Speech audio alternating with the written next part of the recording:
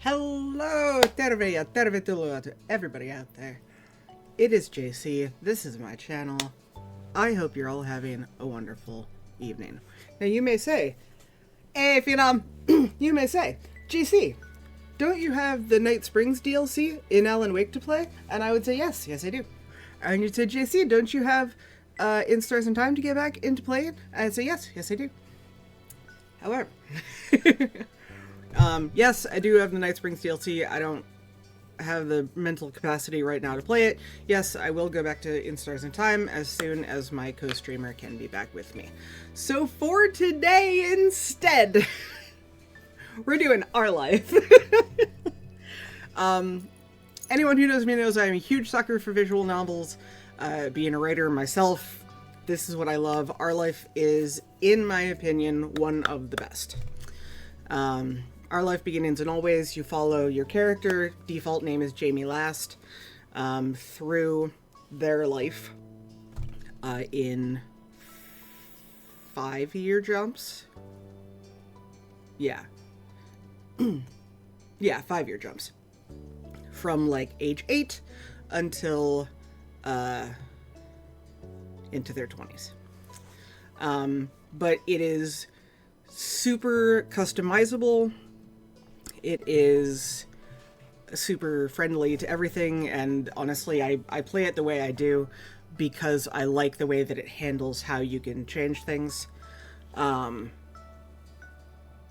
I've had this game on the brain, so we're gonna be playing it. I'm starting a brand new file. I have already played this several times over, so I know the entire game, but it's delightful every time anyway, and I haven't decided which of the 3 characters I'm going to have my heart set on. So, we're going to set this up. I will keep their first name as Jamie, given that the J in JC stands for Jameson, and Jamie is a common enough standard name for me. We will be Jamie Sinclair, because that is my name. And I'm going to start out as a she, because that's how my actual life started out. And like I said, I like how this game handles it. So, we're going to start out using she, her pronouns. You get a chance each step, each time we change age, to change up some of your looks. So you can change like the color of your hair, you can change whether or not you got earrings, you can change, I think at one point you can change whether or not you have braces. You'll see. So, Jamie Sinclair, assigned female at birth, round, peachy face, that's fine. Yeah, we'll go with that. Eye color is going to be gray, because that's what color my eyes are.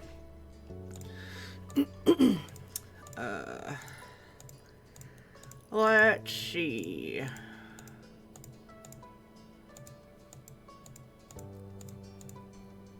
Let's actually go with what I kind of looked like as a youngster.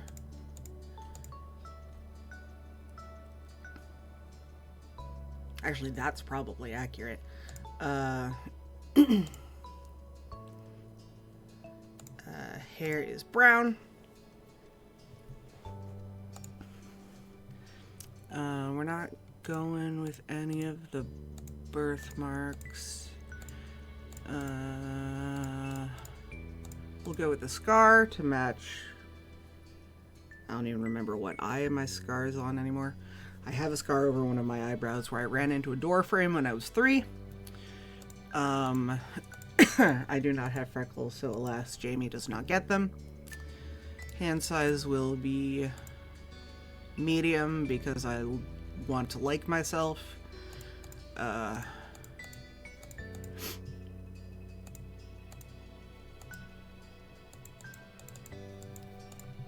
Glasses, because I've had glasses since I was in like 2nd grade and I look strange without them.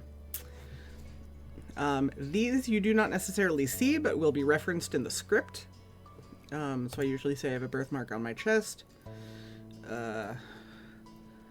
I usually wear pants and shirts. And honestly, that was still true of me as a small child. Accessory types are pretty much anything but hats. So my head is too fat for hats.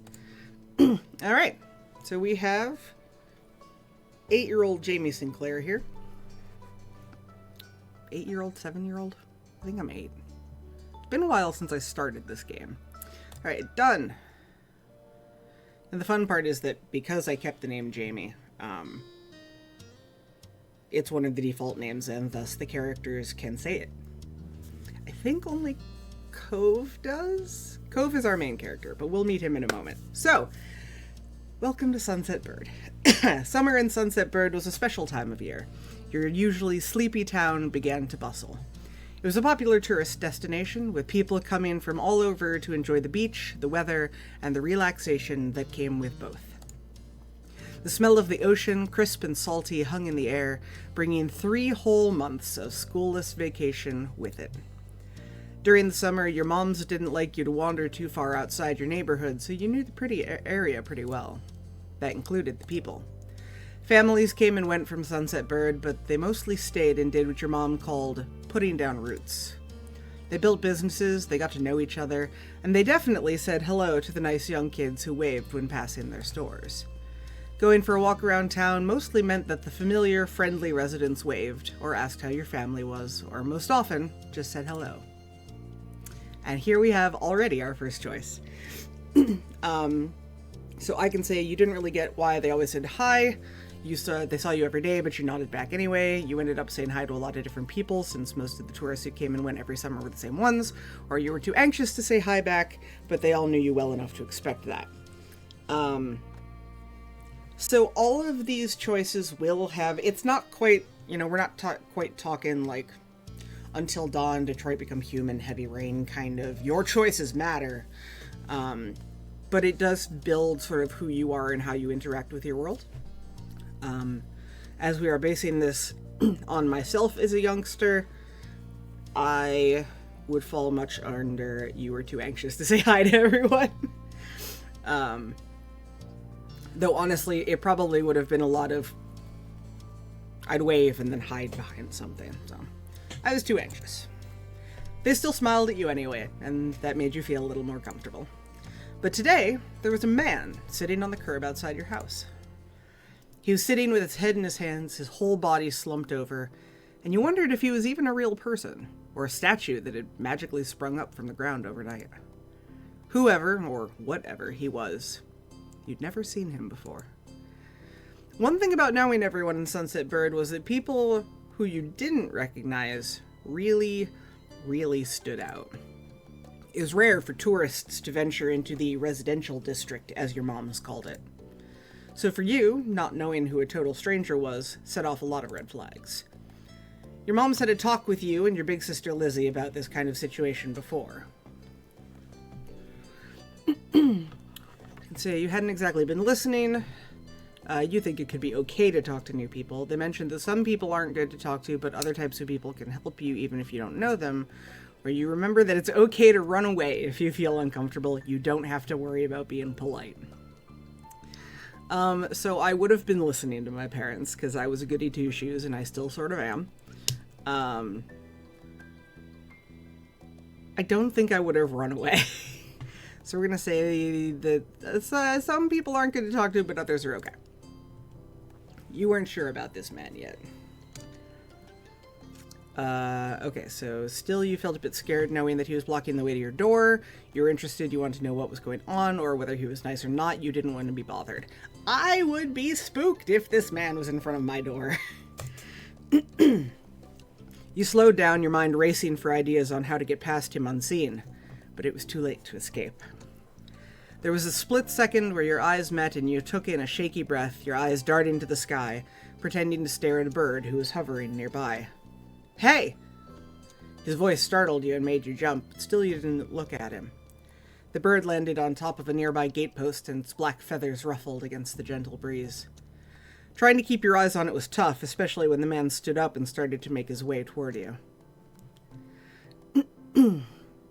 Not wanting to seem too approachable, you folded your arms and stared. Still unsure but willing to be friendly, you offered him a smile. Whole body was frozen.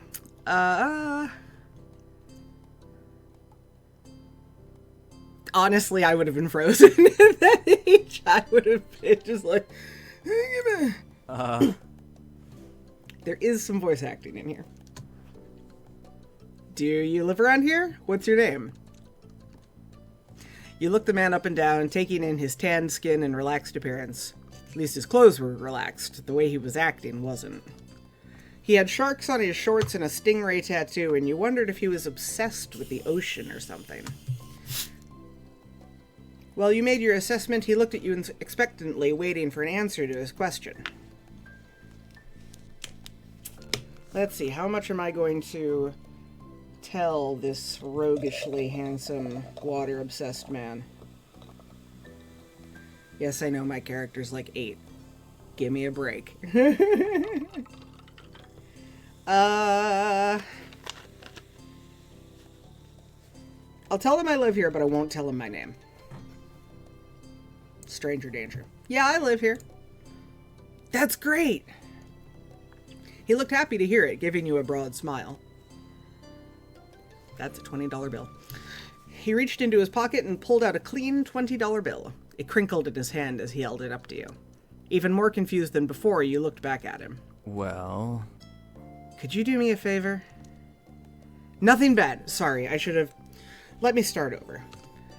He cleared his throat and stood up straighter. From where you were standing, it just made him look creepier. I have a son. His name is Cove, who's about your age. Cove? That seemed like a strange name for an actual living person to you. Or you chewed on the inside of your cheek, this guy was definitely obsessed with water, or you thought that was pretty cool. So I do think it's pretty cool, but I know me at that age. That seemed like an actually strange name for a real person. But definitely the kind of name someone like this guy would give their kid. We moved in across the street. See? He gestured toward the house that had been empty for a year, his watch catching on the late afternoon sunlight and reflecting off the walls. The gigantic for sale sign was finally gone. You must be Jamie Sinclair, right? I met your moms earlier and they told me you were 8, just like him, so... He shook the $20 bill to bring it back to your attention, a hopeful smile tilting his lips at the corners. Can you try to be friends with the boy? Just give it a chance and you can keep this. He's a good kid. You'll like him. Do you mind? But you've got to keep it a secret too, okay? It wouldn't be friendly to say his dad sent you. Cove's dad. So I can eye the man, I can kind of feel sorry for Cove, or did other kids really get their parents to pay for friendships? And honestly, I was that kind of kid, that's what I'm thinking. Had your moms done that for you and Lizzie? Thought made you frown. What do you say? Want to make a deal? Okay, so I can take the money, I can not take the money, or I can piece the hell out.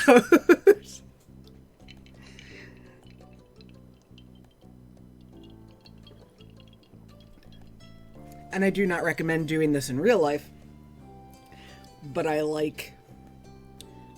also know that I would have been very tempted by this as a child. He already knows my name. He knows my mom's. That's why I never had any friends. It was my parents flubbered up paying enough. It makes sense now. That's the answer. Cliff's got it all figured out here.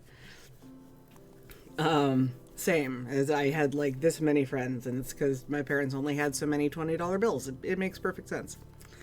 I was a relatively trusting kid.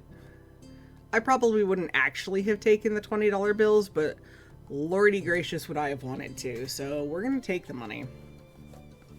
Even though I think it's kind of weird that he's trying to pay me to be his son's friend. I don't need $20 to go try and be friends with his water-named son, but... I'm 8 years old. $20 is a lot of money. You carefully pluck the bill from his outstretched hand, grinning at the thoughts of what you could do with that much cash.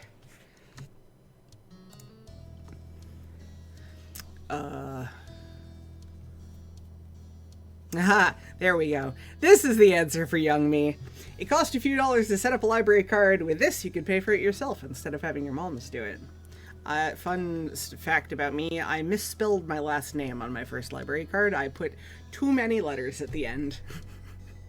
Sinclair is not my birth last name. My original last name has a lot of repeating letters, and I got a little carried away with myself and repeated too many of them. Our other options are all the sweets you could ever want. You could buy a ticket for the newest movie at the cinema. There's a cute stuffed animal you'd seen or you didn't even know. I was a huge reader as a kid. I'm still a relatively... I like books. I like the concept of reading, and I'm really bad at actually doing it. Library card. You enjoyed reading a lot of different books. You could get every one you liked now. And that was just a start, you thought. The sky was the limit with that kind of amount. The man smiled at you, his eyes crinkling at the sides as he did. Great. That's great. I'll bring him by tomorrow. I wanted him to meet and greet with the neighbors today, but... well, I don't know where he's gotten off to. He laughed when he said that, but with the way his face looked, you thought he actually wanted to cry. If you see him, can you tell him to come on home? He's got a pink cast and glasses. You can't miss it. Okay. This definitely wasn't the normal way kids made friends. You knew that, but you're still gonna help. The man smiled and reached out to pat you on the head, paused before doing so, then pulled his hand away instead. Your moms are already checking around for me. Such a thoughtful group you are. Now I better go look too. Can't put everyone else to work while I keep sitting here. I thought he might come back, and... That's not what's important. I have to go. Thanks again, Jamie. So much. He jogged off down the street without another word. You decided to check the hills behind your house.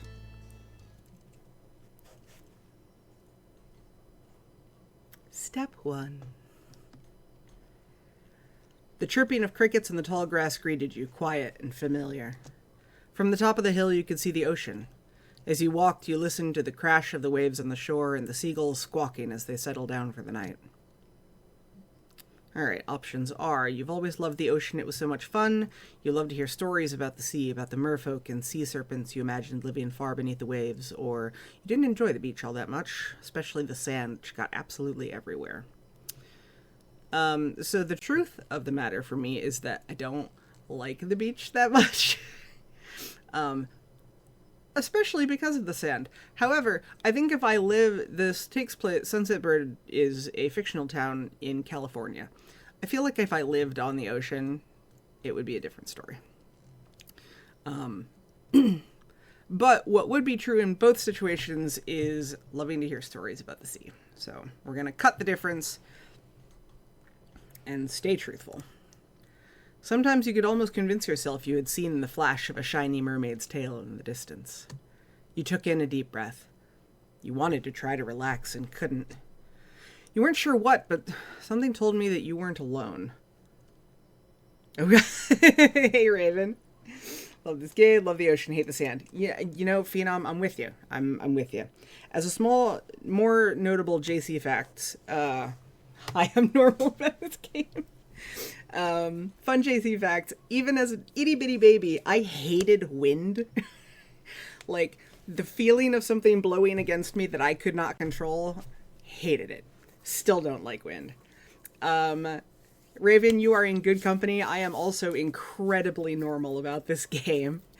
I've played it many, many times, but I'm in the mood for it again. So we're going to hang out in Sunset Bird and we're going to have a good time.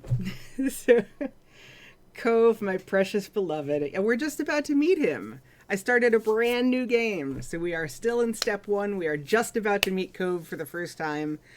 I took Cliff's $20 because I need it more than he does. Speak of the devil and he shall appear. There was a boy sitting at the top of the hill, almost completely hidden within the long grass and white flowers surrounding him. Cliff's a schmuck, take his money.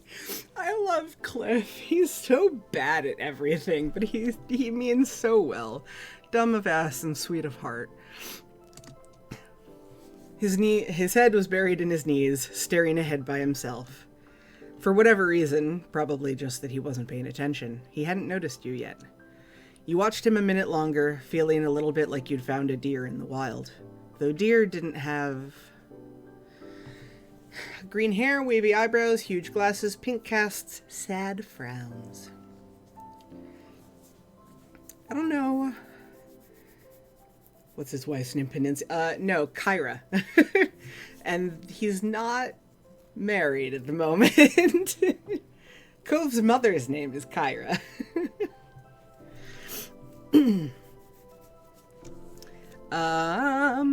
Let's see, what shall we go with? I'm gonna say pink casts. That's usually what I might go to here. But this new boy did. You wondered how he got it. After a few more seconds, you took a step forward, then another. I do want to ask Raven, have you played either of the DLCs for the other two boys? For Derek and Baxter? Then he glanced your way.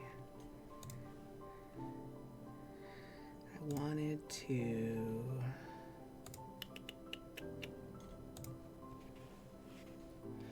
Doop, doop, doop, doop, doop, doop. I haven't ever lived the story, but I'm usually broke when I remember the DLC exists. That's so valid. It's so valid. I own all of them, and knowing me, I will end up playing through one of them, so I will probably keep playing this, so you may be able to stick around and catch some of that cool DLC. Felt robbed that Derek wasn't available in the base game. I swore I married him. Derek is a sweetheart. I said at the beginning of the stream, I adore this game and genuinely think it's one of the best visual novels out there right now. Just between the absolute depth of the characters, plus the inclusivity of how you can make your own character, I adore this game so much. It's wonderful. It's genuinely wonderful. And it's so good. Big agree, wonderful game. It's so good. I actually applied to be a writer for the Baxter DLC. I didn't get it, but I got like a callback for it, which I think was pretty impressive. And the main writer read my Baxter fanfic and liked it, and that's really all the validation I need in life. Did want to tell Lilac that we're playing Our Life, because they will appreciate. Alrighty, let's talk to this big sad boy. I know Cove is supposed to be the focus of the game, but let me smoosh the other hots, please. Big mood. Like, Cove holding my beloved. I love Cove. I have a Cove plushie over on my bookshelf over there, but I am a sucker for Baxter, and I can't help it. I'm so bad. I'm incredibly normal about Baxter Ward.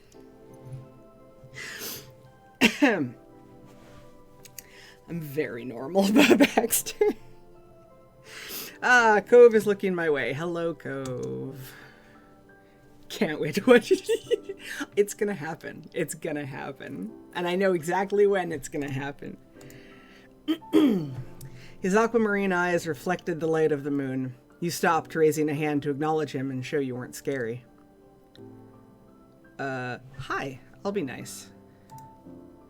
With a start, he jumped to his feet, his hands balling into fists at his sides. He didn't say anything, just stared at you in a strange way.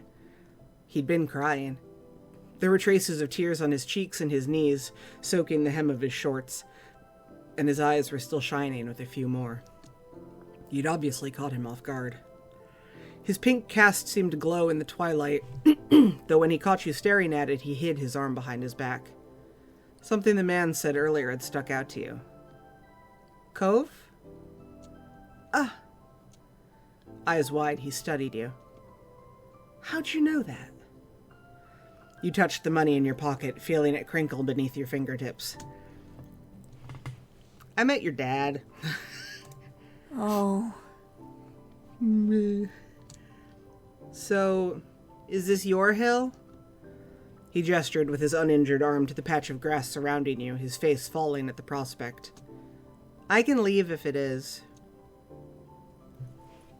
No, you shook your head. While doing so, you also picked at a strand of lint on your leg. What a weird question to ask someone. Oh. He sat back down with a thump, resting on his chin on his knees again. Curious about the strange new boy with the odd dad, you sat on the patch of grass next to him. The pure white flowers that covered this hill rocked back and forth gently as the stars twinkled above. The way they dotted the sky made them seem like flowers, too. The night wind was cool as it traveled over the ocean and up the hill, chasing away the heat from the afternoon sun. Why are you here? A quiet hiccup escaped Cove as soon as you asked the question. Almost like they never stopped, his tears started up with a vengeance. My parents. They don't want to live together with me anymore. The tears fell fast and heavy over his flushed cheeks, sticking in his dark lashes. My mom made my dad leave and he took me with him and now we have a house here and I want to go home. Cove, no, I know. Poor baby boy. The outburst took you off guard. By the time he was done wailing, Cove's chest was heaving with exhaustion. He sniffled and removed his glasses, wiping at his eyes with the back of his hand before he put them back on again. I hate this place. I want my real life back. I want my mom.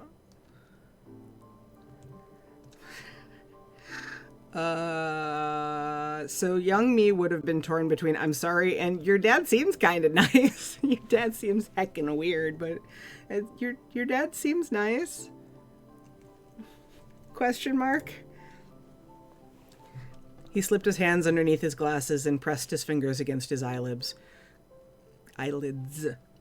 Cove wound himself up again for another long crying fit. It must be hard for Cove, living here without his mom. But at least he still had a parent who cared about him. But, from way off in the distance, you heard your parents. Jamie! Cove? Kids, where did you go? Cove looked at you, tears still clinging to his cheeks. Don't tell them we're here. I want to go home. I want to go back to that house. I was a huge I was a sucker. I would have said I would have said, sorry, I have to. I know me. Stretching as you stood, you tilted your head back down to look at Cove. I can't lie to my moms about where you are, you know? And they're gonna tell him. Slowly, Cove stood up with you, still looking a little reluctant. His dad's voice rang out again. Cove, can you hear me? He looked toward the sound of his dad's voice, silent, then turned away while rubbing his not-bandaged arm. Sorry. I still don't want to go. Then I'll call out myself. Wanting to go home, you raised your own voice. Over here! Cove's face soured. He said nothing, but his thoughts were probably pretty nasty at that moment. Got an ad break.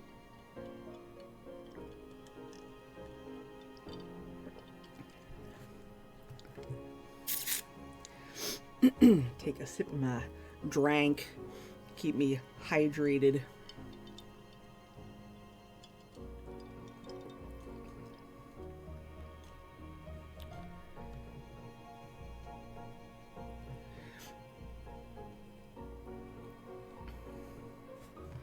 I do love the music in this game.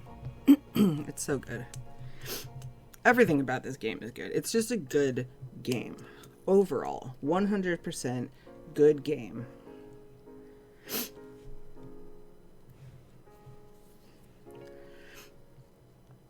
Why does it always feel like there's something on my glasses?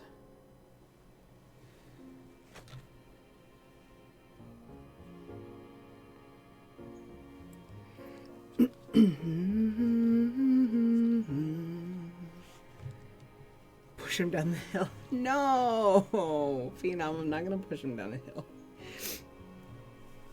That would be so mean. Poor Cove. He's so sad.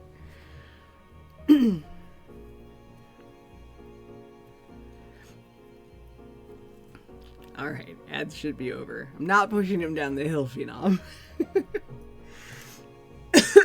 Poor boy. The trio of parents appeared over the curve of the hill. Instantly, all their eyes landed on you, and they rushed over. Both of your moms were at your side in a split second, faces filled with worry. Jamie, you're here after all. We'd been at the park to check for Cove and then heard what happened earlier when you met the new neighbor. I thought you might have gone off further away. Cove just didn't want to go home yet. Mommy gave Cove a small smile, then she turned back to you. Thank God you're both fine. Were you two having fun out here? You looked over at Cove, who was wiggling against his dad's tight hug and pushing at his arms. Where's the DLC where I become the third mom? I know. Pam and Noelani are delightful. I always joke, so my bosses at work are a lesbian couple, and they have a little boy. It's always joke that if Cove were raised by Pam and Lonnie, that would be like my boss and their kid. My bosses and their kid, because he's just as sweet and sensitive as Cove is. I forgot what they actually asked me. Oh, you having fun? Meh. Shrug. He's new here. It was okay. Finally letting go of his squirming, scowling son, Cove's dad turned to the three of you. That's a relief. Thanks very much for finding him. I really don't know this neighborhood. Good thing Jamie knows this whole area so well. Absolutely. We should be getting home now. It's been a long day for all of us. Say goodbye, Cove. Bye. The two of them walked off into the darkness, heading toward the neighborhood. You watched until Cove's bright pink cast until it disappeared. Tell you what, we'll have a proper play date tomorrow, okay? Your new friend's dad wanted to bring him by to see you and Lizzie. How does that sound? It's... Honestly, I was the sassy little kid. Sounds like words. Both of your moms laughed, the sounds overlapping into a warm, familiar chorus. Mommy put her arm around your shoulder and led you toward the path. Satisfied and more than a little ready to go to bed after your long, exciting day, you followed them home. So this is the fun part. So we get to choose what we feel about Cove. As it says, you can feel it Cove, you can change it in later steps. The only difference is, like, at least with these, I believe once you choose Crush, you cannot go back down to Indifferent. And you obviously can't unlock Love right off the bat. So, let's see. As a wee babu, I'm gonna definitely go Nervous, because I was... and still am shy as heck. I'm gonna say Fond. He's my bud. Ready. So begin step 1 at Nervous Fondness. You won't be able to change it. Yes. At the breakfast table the next morning, you finished your food faster than usual. Your sister Lizzie had run out earlier to go play, but you'd stayed put. Today, just like your moms had promised, Cove was coming over to hang out. Excited to see your new friend again, Jamie? You nodded, smiling slightly. How sweet. I'm so happy he moved in. Okay. With that said, are you done with your breakfast? I ate all my food, so I nodded. Good job. He should be here soon. Cleanup began, and then on cue, there was a knock. It was hesitant, like the person wasn't sure they were in the right place. Still loud, though. We need to get a more obvious doorbell. I know. Jamie, could you get it? Wiggling out of your chair without really pushing it back, you made your way to the door. Hey, Sinclair family. Thanks for having us. Mr. Holden, as your moms have called him, and his son were here. Cove looked different in the bright lighting of your living room, and when he wasn't crying.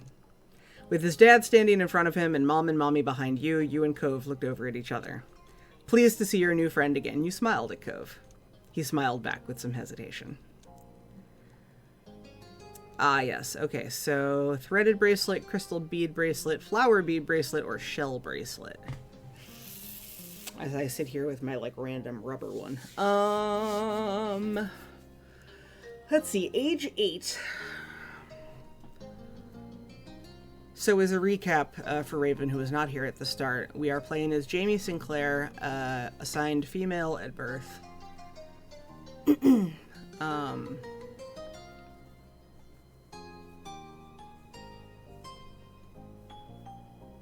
Brown hair, gray eyes, like myself. I'm gonna say threaded because I don't remember when I really started getting into it, but I, as a kid I was definitely into the embroidery floss type bracelets, and I would make them constantly. Do you want to see my room? Okay. Take care. Let us know if you need anything, you two. Have fun, kids. See you. See you later, son. Play nice. Look at how sweet and soft he is. Hello, Cove. You led him to your room, puffing out your chest a little bit at the sight of your treasures. There were lots of stuffed animals, a cool bed, and a window to look out of. It was a great room. You hadn't had anyone to show it to in a while, but you were really proud of it. He leaned in a little closer to one of your drawings on the wall. I like this. I drew that. Me. Me. Cool. You smiled at him. You're proud of that particular piece of art, and you were glad he noticed it. He turned to look around the room a little more, studying the books on your desk and the pictures on the walls. Let's see, started to feel a bit nervous, felt it was kind of awkward, glad for the company. I hope you like my room, Cove. You'd put a lot of effort into making your room as nice as it was. You hoped he didn't say anything bad about it. Then his eyes landed on the tiny box of beach things you'd collected tucked away by your door. He took a step towards it, before hesitating and pointing at it instead. What's that? A hoard of stuff I found on the beach. Oh. Do you have any driftwood in there? Dragging the box to the middle of the room, you and Cove flopped down next to it. Yeah. You gestured to a piece at the bottom, still covered with specks of sand. Neat. This is a good collection. You got the sense from the tone of his voice that he wasn't just saying it to be nice, or to be like Shiloh. He actually meant it. Ah, Shiloh's coming over. Shiloh? My sister's friend. He wants to, meet you. Do I have to see him? It'll be okay, I think. Here, I found this shell in a log, and you pulled out seashell after seashell, explaining where you'd gotten each one and holding them up against the light. There were big ones, small ones, pink, purple, and orange. Most of them you washed off in the bathroom sink when you brought them home, cleaning off the sand.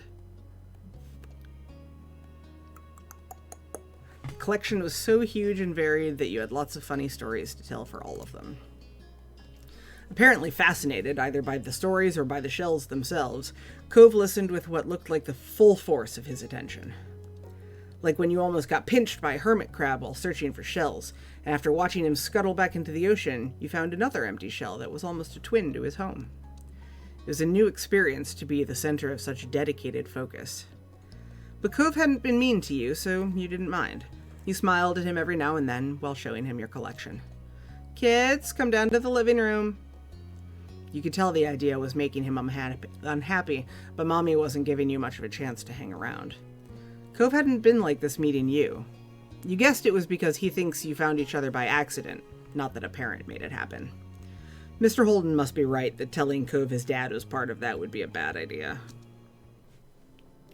Before you knew it, you'd both been escorted downstairs and deposited in the living room, ready for Shiloh's visit. The two of you sat side by side on the floor in your home's entryway. I brought the box of shells. I want to keep looking at them. I'll be nice, and we'll go with, okay, but be careful. I will. You weren't sure if you could trust someone else with your treasures yet, so you stayed next to him while he opened the lid and peered inside. Cove reached in and pulled out a big orange shell. Oh. Like he hadn't spoken aloud yet, he turned to you and held it up, his eyes shining.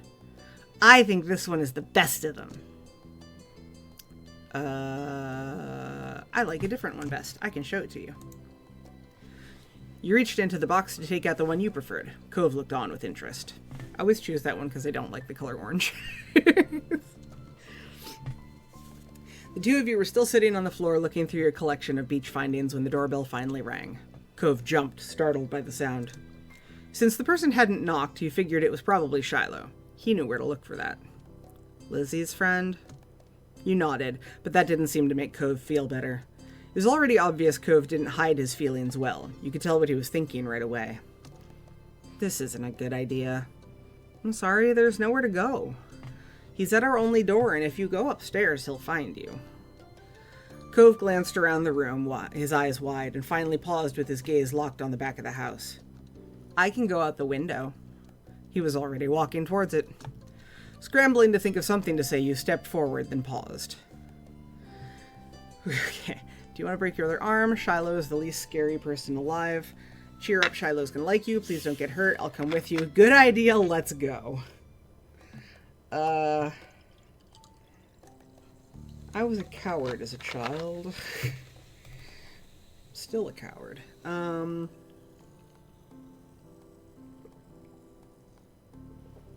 go with Shiloh is the least scary person alive. Every single bunny rabbit is scarier than Shiloh. But I don't want to see him. I don't know him. I encouraged him. Trust me, you'll be okay. Okay. Shiloh poked his head into the living room. It was impossible to know for sure if he'd heard what you'd been saying or not, but you guessed that he had. Hi. Hi, Jamie. And hi, Cove? Cove shot you an uneasy glance. Hi. I'm Shiloh. It's nice to meet you. Yeah. You have a lot of freckles. Right. I do. What are you guys doing? We're looking at shells. Can I do it too? Cove shrugged, then looked back at your box of beach findings. What about that one? The plan for the afternoon, at least as far as you were concerned, was to sit and look at the beach things some more. You weren't really in the mood to do much of anything else, especially if Cove was having fun. You held out a recent find to Cove, a scallop shell that had washed up on shore. It's a pretty color, kind of like my cast. The beautiful glittering pink did look a little bit like the wrap around his arm. Pink is such a nice color. Okay. Oh? Is it your favorite? Not really. What is? Maybe green. Or blue. Might be yellow. Oh. Those are all cool. I guess. I like those colors too. He did say my favorite color in that mix, ergo. Awesome. Both of them smiled. Like usual, it didn't take long for Shiloh to get fidgety. Lizzie was his favorite. Without her around, Shiloh didn't seem to know what to do with himself. And Cove wasn't like your sister. He wasn't that much like you, either. Is Lizzie coming back? Don't know. Where'd she go? I think she's at the beach, probably. Is she playing at her park? Cove's eyes lit up at the mention of the park, and he looked towards you. There's a park? Yep, but it's old. Can you show me? I want to go. He started getting up before you'd even answered, and Shiloh jumped up beside him in excitement. Really? You do too, Jamie, right? The park is fun. Yeah, park's fine, I guess. Sure. Pretty great. Yeah. It's right at the beach, so there's lots of fun stuff to do and lots of sand. It has a jungle gym and a bunch of swings. That sounds like it could be cool. So, are we gonna find Lizzie? I don't know. I never really wanted to see her. I just want to check the park out. Adrift without any direction, Shiloh finally turned to you. Okay. He perked up. Both boys wanted to go. It was only fair. After getting permission from your moms, the three of you were ready to head out. It was a short walk to the park. Lizzie had convinced your moms that it was so short, she should always be allowed to walk there by herself. When you found her, she was hanging on the jungle gym, swinging back and forth. Hey, Lizzie. Her face lit up when she saw you, her big brown eyes going wide. Jamie! Shiloh! Hi! She dropped to the ground and landed with a soft thud in the sand. In a split second, Shiloh had abandoned you two and scrambled over to stand by her. Shiloh, also my precious boy child son. I don't remember if it's in the DLC or not. Because you see Shiloh again.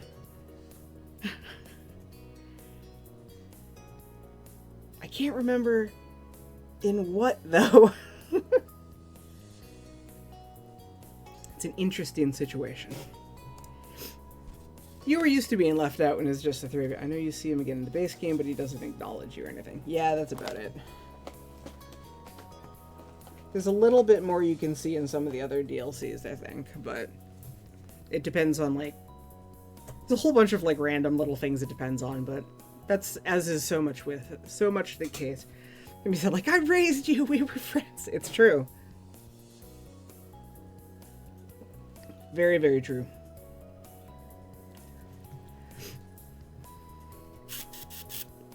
Now Cove was here. You wondered if he would leave too. Who's that? It's Cove. He's new. Hi. I remember. Hi, Cove. Welcome to my park. Nobody ever comes to play here, so this is where we get together. She gestured widely with her arms as if to present the area to the newcomer. While Lizzie continued talking, you took the chance to kick off your shoes and wriggle your toes through the warm sand. Nice, huh? In this neighborhood, I'm the one who comes up with the ideas. You are? Uh-huh. Yeah, I am. Who else could handle the job? Lizzie's the oldest. By a lot.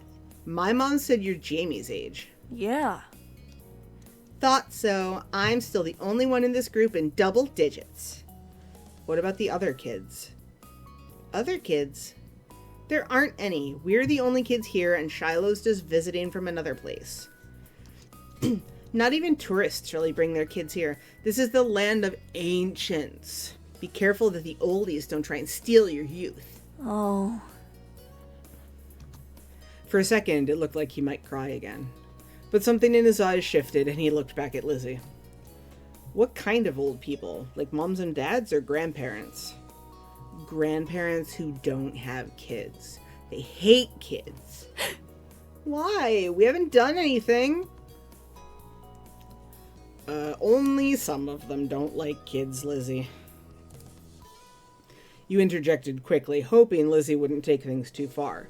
Cove sniffled, his forehead creasing with worry. Lizzie was staring Cove down, but Cove wasn't even looking at her anymore. He didn't seem to care that she was there. He went into his own head. Shiloh was the next one to speak, completely unaware of the situation. I met Lizzie and Jamie in school. You'll see tons of kids there once summer's over. I don't want to go to a new school. I don't want summer to end. Shiloh looked down at the dirt. He hasn't had much luck striking up conversations with Cove. I like summer vacation a lot, too. All the building tension in the air suddenly vanished when Lizzie laughed. At Shiloh's discomfort at how weird she thought Cove was at something else entirely, you didn't really know. But she laughed, face scrunching up. Okay. Welcome to Sunset Bird Cove. Take a seat, put up your feet, and get used to it. You offered him a small smile, and that, at least, looked to reassure him some. For the rest of the summer, Cove was always there. You saw him more often than Shiloh, and on some days when she was in a bad mood or busy, you saw him even more than Lizzie. He became a staple of your everyday life, the way sun and lunch and the beach were. During your first summer, you really liked Cove. He was a fun person to play with, and he seemed to like playing with you too. Of course, that was only the start of things. And now we got the moments. So this is how this game is split up. It is split into 4 parts, and each part has at least 10 little moments. 5 are available, the top 5 are available in the base game, bottom 5 are all, as indicated, DLC. None of them are necessary. You can technically just jump immediately to the end of summer, but that's not really recommended. Because again, your choices do matter, they do affect the rest of the gameplay, and a lot of things happen in here that will affect stuff that happens later on that you will miss out on if you don't. So, let's go through these then. Start with shopping. Come back before it gets dark, alright, sport? The familiar voice drifted across the street and drew your attention away from the snail you'd been watching inch slowly across the pavement. Cove waited in front of his dad, pushing his green hair back off his face from where the breeze was blowing it over his glasses. He looked to be paying only a mild amount of attention as he was being handed a few slips of green paper. It reminded you of when you'd first met Mr. Holden, although he's probably not paying Cove to be friends with himself. Cove's dad seemed to feel your gaze somehow, or maybe you made a noise, because a second later his eyes were on you. He waved you over with a smile. He looked happy to see you, but you still felt a little weird for getting caught. You've got to learn how to be more sneaky. You brushed your hands together to free them of sand, then jogged over to join the two, smiling at Cove first, then his dad. Jamie, hi. How's it going? Good to see you again. What excitement are you up to today, Jamie? Nothing. You toed the pavement in front of you. It'd be nice to tell them about the snail you found, but you didn't know if they liked snails. After you finished answering the question, Mr. Holden's attention returned to Cove, who was preoccupied with folding the bills he had into a tiny rectangle. Sounds fun. It does? You weren't sure about that. You know, Cove was about to hit the stores by the beach. Why don't you go with him? You gave a ready nod, turning to squint in the direction of the stores, like you could see the goods they had to offer all the way from where you stood. Oh, is that okay? Yeah. I don't mind. Great. I'm sure you guys will have loads of fun. Mr. Holden reached into his pocket and pulled out a leather wallet filled with money. You found it odd, since your moms only ever seemed to have cards in theirs. Here. He leaned in and to pass a crisp 10 to Cove, giving him a wink and a whisper. Get something for your friend, too. Sure. Good kid. That's my boy.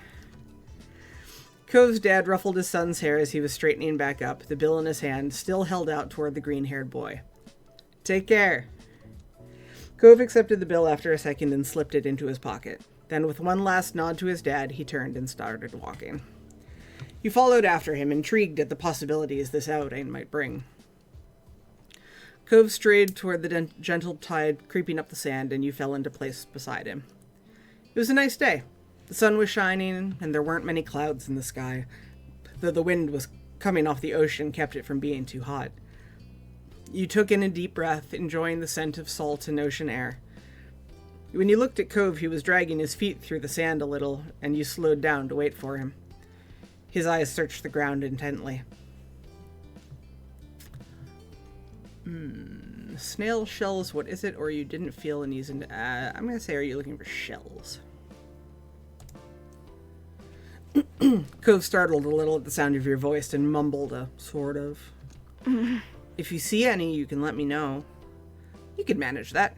You dropped your view to the sand, walking carefully so you didn't step on any. You were good at finding shells. You had a lot of them back home, and always found new ones whenever you visited the beach. The comforting sound of the waves filled the silence with pleasant white noise, and you played a little game with yourself as you walked along, getting as close to the water as possible without getting wet. It resulted in you having to run up the sand quickly when a wave rushed in more than a few times, and although Cove threw a few glances your way, he didn't say a word. What do you want to go to the shops for? I need a new sand pail. Yeah? What happened to your old one? Cove narrowed his eyes, seeming to think deeply for a second. Whoa. It disappeared. What? Really? Cove ducked his head down, lacing his fingers behind his back. Didn't seem like he was going to continue, so you nudged his arm. How did that happen? Well...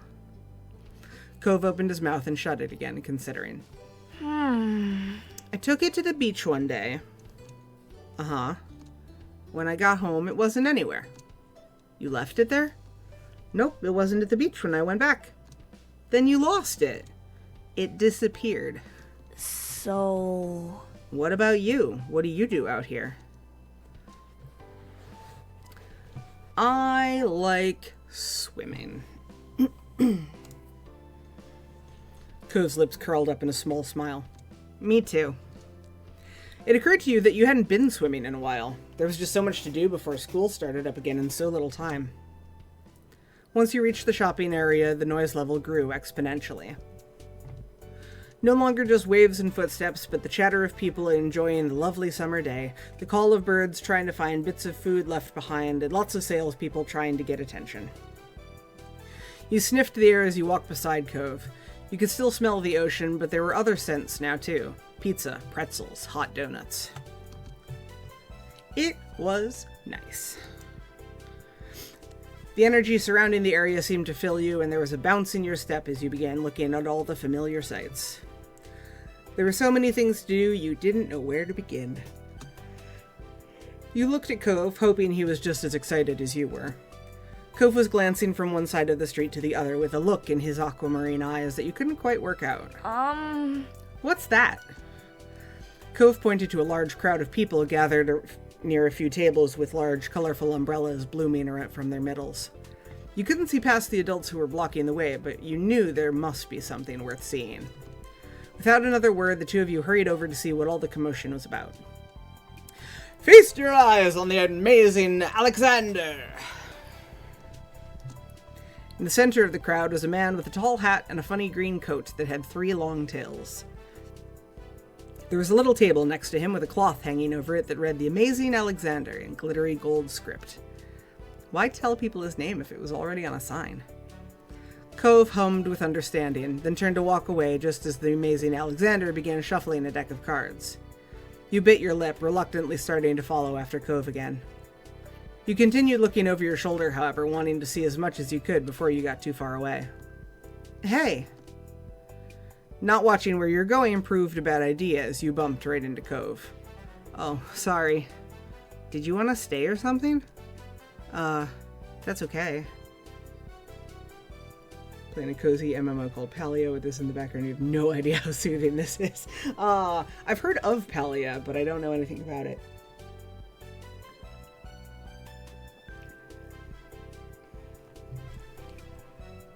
It's a good combination, though. Our life goes with everything. If that's okay. He briefly lifted his arms up off his sides before returning them to place. You could have said so. It's got everything... It's everything I got and this from Dreamlight Ballet, but with the added benefit of I don't pay money to Disney. You know that's valid.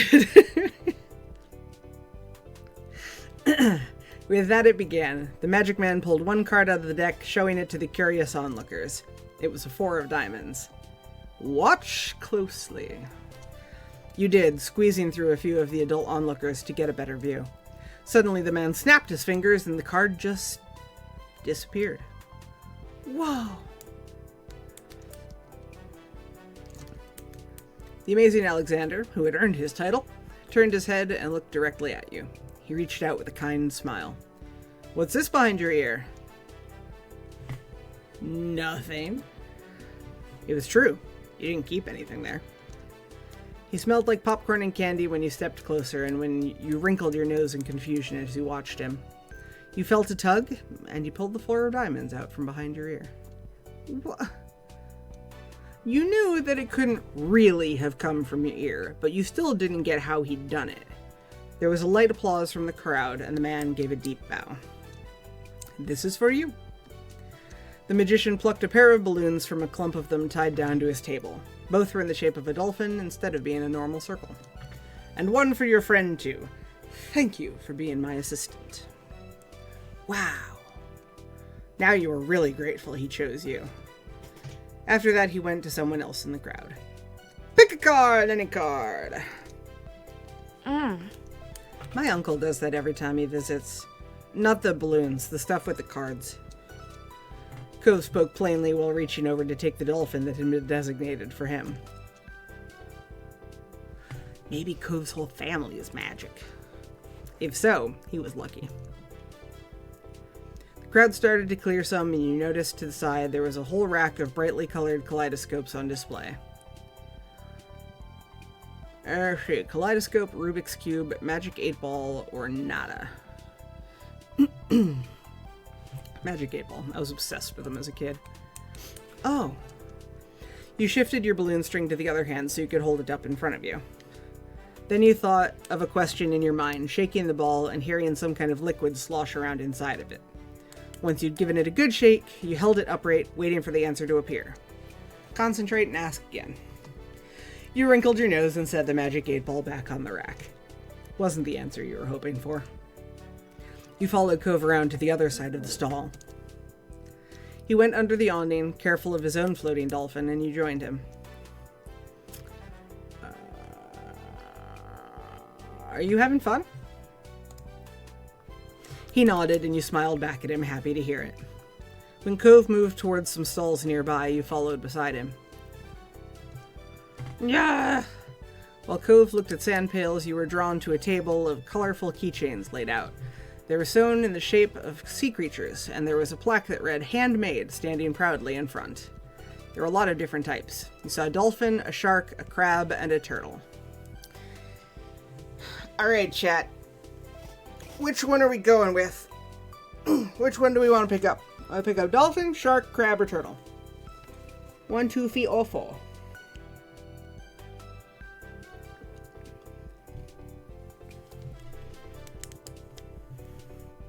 I tend to vary my choices, so I'll leave this one up to chat. It's for Cove, right? No, we keep this one. Cove buys it for us.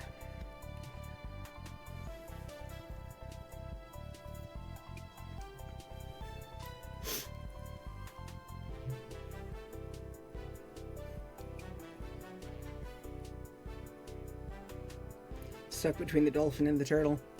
It's valid. We do have our dolphin balloon, so we can match our balloon.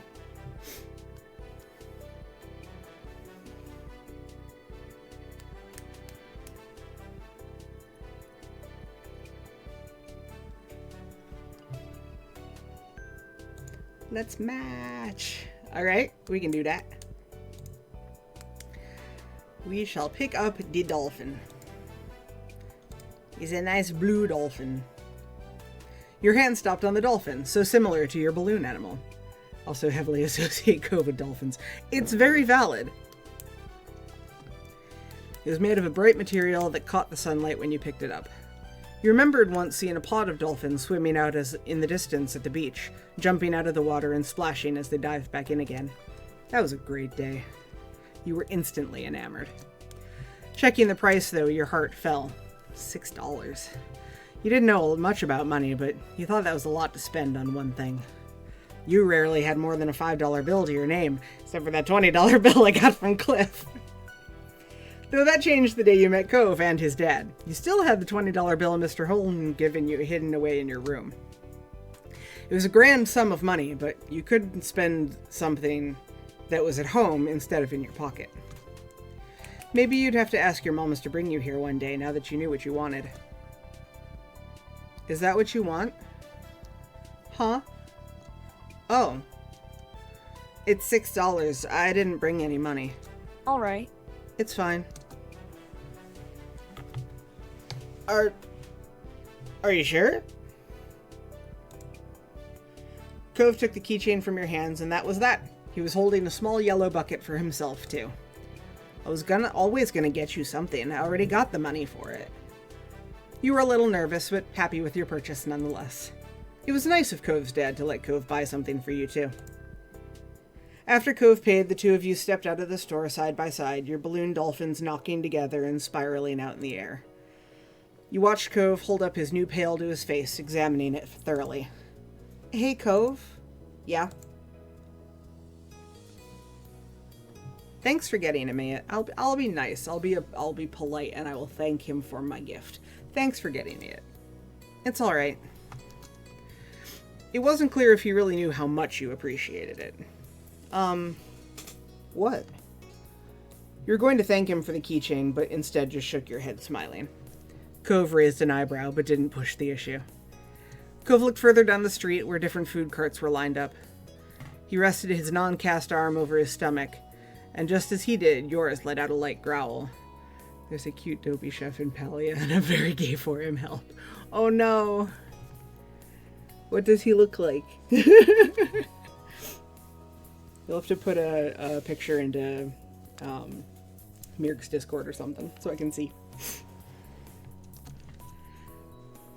Let me get a friggin' screen grab. Yes. You hadn't eaten since breakfast, and all this wandering around, you were definitely ready for some lunch. Let's get some food. Yeah. You two wandered around a short while, looking at all the delicacies that were available. Everything looked delicious, and as the different smells, both sweet and salty, wafted over to you, your stomach growled even louder. After passing up hot dogs, snow cones, ice cream, and pizza, you both agreed on pretzels. Because we're right, and pretzels are the appropriate choice. Cove got something sweet and cinnamony, and you... Cheese! Pretzel with cheese! Nom nom nom nom nom nom nom nom. You licked your lips hungrily as the vendor handed your pretzel over, ready to take a big bite. It was covered in gooey melted cheese, just the way you liked it. It seemed odd to get a dessert pretzel before eating normal food. You found an empty table close enough to the beach that the grit of the sand made terrible noises when you dragged the chairs out to sit down. These balloons are going to make it hard to eat. Cove placed his bucket on the table as he stared at his still balled-up hand that was wrapped around the string. You opened your mouth to agree before an idea hit you. I know. After carefully placing your pretzel somewhere it wouldn't get sandy, you chugged the balloon dolphin out of Cove's hand and tied it in a delicate bow around his wrist. Oh. Cove bounced his arm up and down in place, testing the stability of your knot. After watching his balloon jostle around but remain attached, he smiled, satisfied. Could you help me too? I can't tie it to my own wrist. He repeated the ritual. Cove struggled somewhat with the cast restricting the fingers on one hand and a string already tangled around the other. Okay. Got it. The two of you spent a moment admiring your handiwork, both hands now free to allow easy munching on your pretzels. You bit into the doughy treat, savoring the taste on your tongue with a smile as you looked out over the ocean. After a time, you finished your pretzel. You were done before Cove. It was boring not having anything to do.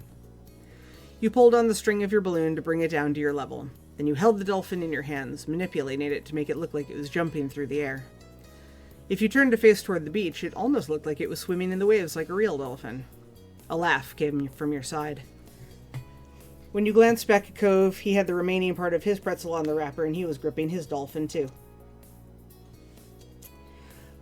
Let's see. Where's the drop? My dolphin's name is Merryweather, and he is the prince of the dragons of the dolphins. Yeah, you can put Prince of Dragons too. You never know. Posted Reth's picture. I want to see.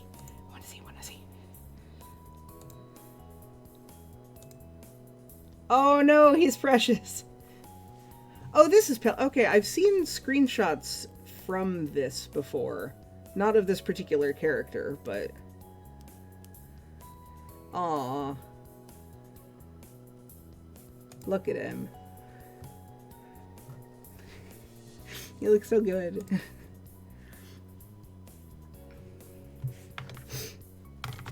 What was I just looking for? I just had... Oh, here we go. He's kind of an idiot, and I love him. That's all the best characters are. 100%. He wears a crown of seaweed, and all his friends are merfolk. Oops. Boop. Every now and then he'll make friends with a kid and let them ride on his back. You sighed, wishing you could meet a real dolphin like Merryweather. What's yours?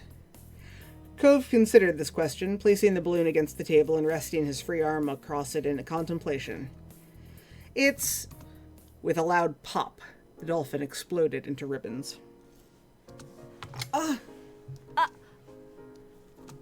Oh no. For a second, all Cove did was gape in shock like you. Then his cheeks puffed up, squinting his eyes, and you saw tears start to glisten. Jamie, it...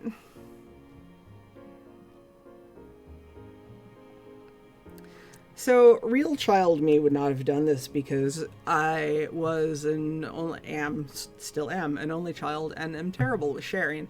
But Game Jamie is going to be nicer because Game Jamie has a sister. And I'm going to offer to give Cove my balloon. Merryweather loves all. You looked at Cove, then up to your balloon, bobbing gently in the air above you. You can have mine.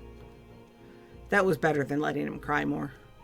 Cove sniffled, glancing up at the balloon, then back at you. No, it's yours. I don't want to take it from you. Oh, sweet. It's okay, really. Cove shook his head. Even though it wasn't your fault, you felt bad. Still, the offer seemed to lift Cove's spirits, and that was good. The passing of Cove's balloon was the last major event of your adventure. In the end, the two of you headed back late that afternoon. You separated on the beach, and while Cove went straight home with his brand new sand pail in hand, you decided to sit for a while. You watched the waves and the sunset fiddling with your new keychain. Another summer day was drawing to a close. I'm a bully. Why are you a bully, Phenom?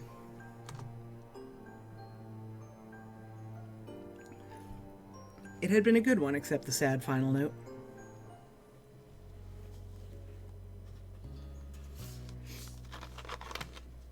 You be mean and just laugh at Cove who lost his balloon.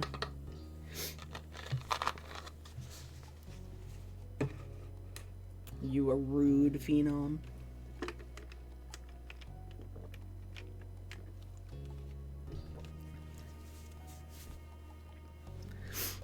Let's see. I suppose we can just go in order. I'm playing chess and my opponent refused to resign, so I made 7 queens and made him wait. Well, yes, that would do it. I didn't know you could do that in chess. I know very little about chess, so. One sweltering summer day, you were in your living room with Cove, listening to the sounds of the birds chattering outside the window while you lay across the rug on the floor. Cove's dad had dropped him off earlier, and your moms had left the two of you, along with Lizzie, to play amongst yourselves. It had been too hot to go outside in the afternoon, at least according to Mommy, so your sister was starting to get impatient waiting for her golf class that evening. The three of you had had trouble finding something fun to do. The beach and the playground were off limits, and you felt that it was too warm for anything like playing with your fuzzy toy animals. Then suddenly a light came to Lizzie's big brown eyes and her smile spread wide across her face. Having an idea gave her a new wave of energy. Since we're stuck inside, we should be adults. They don't play outdoors anyways. They're always inside and telling everybody they're too busy to play. Why? Good question, Cove. Duh. I said why, and it'll be fun. Duh. What do they do inside that we don't, besides use the phone a lot? Excluding small huff, Lizzie decided to ignore Cove. What do you think? Do you want to? I don't know. Please, Jamie, when have I ever had a bad idea? Whenever we play with you. I wasn't asking you.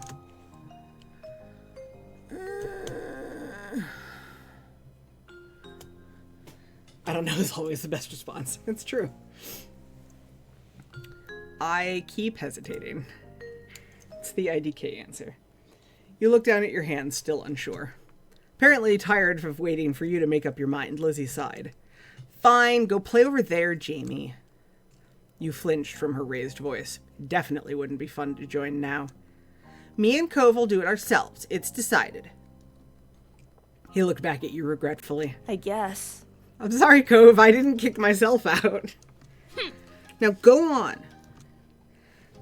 Nodding goodbye to the two of them, you trailed off to find something else to do. Like you promised, Cove stayed put with Lizzie for the next couple of hours while you read a book. This is me. I read a book. You could hear them talking as you sat with the book by the window. You opened the picture book in your lap and immediately got lost in the story. It was about a little donkey who grew up on a farm, making friends with all the animals and pretending to be like them. You liked the part where she swam around in the pond with the ducks. It always made you laugh. You finished the book and went to get another, but before you could choose one, you noticed that Lizzie and Cove's voices were getting much louder. Curious about what was happening, you craned your neck to hear them better. At first, you mostly only picked up Lizzie's high-pitched shouting, giving orders, telling Cove what to do, yelling about sports and the Olympics. That was pretty typical for Lizzie, so there was nothing new there. But you started hearing Cove more and more as time went on. It sounded like they weren't having a very good time. I'm gonna go see what's going on. I'm a nosy little bitch. You abandoned your cozy reading spot to go check what was happening with them. Are you okay in here? From up close, you could see that your sister was red-faced and pouting, while Cove mostly just looked confused. Neither one paid you mind. Cove. Shut up, Cove! You're being so unreasonable. I don't get what you want. This game doesn't make sense. Ugh. It does. You have to be realistic. I said that. But you're not. The argument was so high-strung that it was making you a little bit uncomfortable. You had no idea what to do to make them stop at this point. It seemed like the two of them would just keep working each other up as long as they could. Had the two of them been arguing like this the whole time? Thankfully, like a greeting card angel, Mom walked into the room. Lizzie rushed to her, hanging onto the hem of her shirt and poking her tongue out at Cove. Lizzie, Jamie, it's time to get ready to go. You alright with that? Sorry you have to leave already, Cove. Their mommy said she'll walk you home so you won't be left in the cold.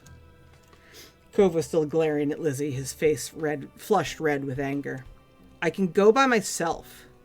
But bye, Jamie. There's still a harsh edge to the brief farewell, but you knew it wasn't you. You knew it wasn't you he was mad at. Without giving Mom a chance to stop him, Cove stood up and stalked out of the room, shoulders drawn tight. Huh? Okay. Worried, Mom turned to look down at you and Lizzie. You two were playing nice with our new friend, weren't you? I told the truth. They were fighting, Cove and Lizzie, for the whole time. Your sister's jaw dropped, looking betrayed, as Mom put both hands on her hips. Elizabeth! I told you to be kind to him. He's having a hard time right now. Lizzie's mouth closed back up, replaced by a tiny frown. I know, I tried, but he was... That's enough. No buts. We both know you can show someone a great time when you put your mind to it. We are going to apologize to Cove and his dad over the phone when he gets home from work tonight. Lizzie hung her head, dragging a foot across the ground in front of her. Okay, Mom. Good girl. You caught pieces of Lizzie sulking to herself about it, how it was his fault too, but it was over. All right, we better get a move on. Let's go. Come on, kids. Nolani, where did you leave the car keys? Mom hustled you all out the door, and you noticed during the car ride to golf practice that Lizzie was quieter than usual. She was usually the first one to request which music to listen to in the car, but she didn't say a thing. Your parents noticed she wasn't in a mood to be bothered. They gave her space, and Mommy just asked what you'd like to listen to. I picked my favorite song. Eventually, Lizzie came around and started singing along with you. You both knew all the words, and your moms even sang along too. When the car ride was over, you spent the twilight hour watching Lizzie hit things with other girls her age. You didn't know much about golf, but you could tell that she really liked it, so you sat with your moms and tried to puzzle it out. It was nice sitting outside after being cooped up in the house all day, and you stretched out your legs to let the last few minutes of sun warm your skin. When the sun was finally out of sight, dipping behind the horizon, you all got ready to leave.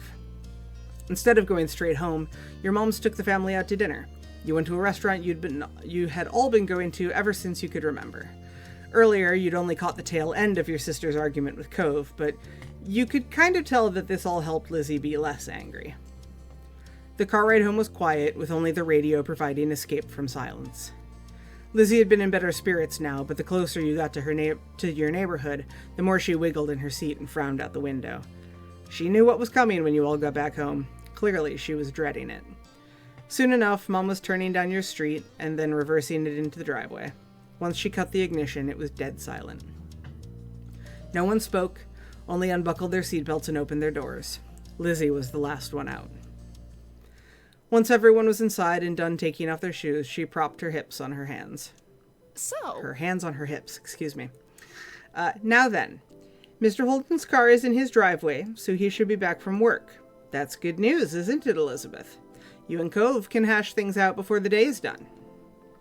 Lizzie didn't complain or put up a fight. Her head ducked so she didn't have to meet anyone's eyes. She nodded once. Good. Let's move this to the kitchen. Mom went over to the house phone, the rest of you following behind her. Mommy put a gentle hand on Lizzie's shoulder as they walked side by side. You watched them from the back.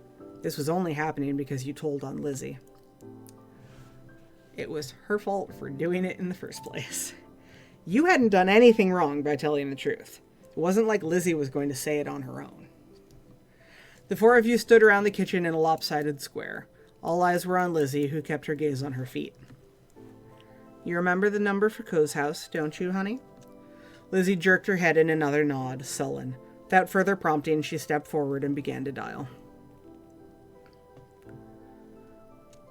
Mom reached over and pressed a button on the base. Suddenly you could hear the phone ringing. She'd turned on the speaker.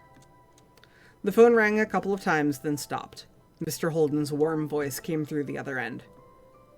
Evening, Holden residence. Lizzie looked over at Mommy, unsure. She nodded encouragingly. Hi, Mr. Holden. It's, Lizzie. Can I talk to Cove? Absolutely. Lizzie Sinclair. What a surprise. But of course, you can say hey to the boy. He sounded cheery as usual, though definitely meant it when he said it was a surprise. You thought hard and you were sure that your sister had never called Cove's house before. Mom spoke up before Mr. Holden or Lizzie could say anything more. Her arms were crossed over her chest, her lips pursed. Hi, Cliff. Noelani, Jamie, and I are here too. Good evening. We're sorry to bother you so late. Hi, Mr. Cliff. Hi. Gang's all here, huh? Something the matter? His voice grew a bit concerned. Mommy was quick to reassure him. No, well, yes, but it's going to be okay. Lizzie and Cove got into a bit of a fight today. We were hoping that the two of them could talk and make up. Is it a good time for you and Cove? What? A fight? Cove didn't tell me anything about that when I came home. It does explain the funk he's been in tonight. He chuckled lightly. Despite that, he didn't seem like he really thought it was funny. Anyway, it's good. You didn't catch us at a bad time. I'll go grab him for you. There was some shuffling on the other end. He must not have gone far because you could still hear him calling out. Cove, there's someone on the phone for you. After a beat of silence, there was more muffled talking from Cove's dad. Come on, bud. Lizzie called just so she could talk to you. Are you sure? Jamie's on the other end listening too. Don't you want to say hi? It took a bit of back and forth, though the conversation seemed one-sided since you couldn't hear Cove properly. Eventually, Cove took the phone from his dad. Hi. Hey, it's Lizzie. Yeah, I know, Dad told me. Cove's tone was defensive. Lizzie turned to Mom, scowling. One stern look from her, though, and Lizzie turned away. Sorry. I just called to say I'm sorry for not playing nice with you today. I won't do it again. Lizzie's eyes were downcast, her voice low. You could tell she felt uncomfortable apologizing to Cove in front of everyone. She was still being genuine about feeling bad. Cove must have realized that too, because he sighed quietly. Okay. I guess I'm sorry too. A sense of relief washed over everyone at his acceptance of the apology. Mom uncrossed her arms while Mommy's shoulders relaxed. Lizzie's eyebrows raised up. You wonder if she thought that he'd refuse her apology. Dad, can I get off the phone now? You couldn't see him, but it was obvious Cove felt awkward about the situation. He had come off uncomfortable the entire time, really. Yeah. Yeah. You can go back to your room if you want. Be sure to say goodbye first, though. Bye, Lizzie. Bye. Bye. Bye, Jamie. You perked up at the mention of your name. You smiled, even if he couldn't see it. Bye, Cove. With that said, Cove must have handed the phone to his dad and left, since Mr. Holden spoke up. That's a relief. All's well that ends well, as they say. Thanks for arranging this. I'm sure he appreciates it. As Mom replied, Lizzie tugged on Mommy's hand to catch her attention. Can I go now, too? Good job. Sure, sweetie. Thank you very much for apologizing to Cove. Mom flashed a brief smile at Lizzie and nodded her agreement. Given permission to leave, Lizzie scurried off toward the stairs. She seemed to be feeling much better with the incident behind her. Mom and Mommy returned to the phone, taking it off the speaker. They continued talking to Mr. Holden. You couldn't tell what about. You were glad that was the end of it all. Lizzie and Cove might not get along, and probably still won't, but they weren't mad at each other anymore. Mom and Mommy weren't upset either. Everything was finally back to normal. With that thought, you retreated to your own room with a spring in your step. Yay! I'm so eager to get to the next step. But we're gonna go through this. We're gonna do it right.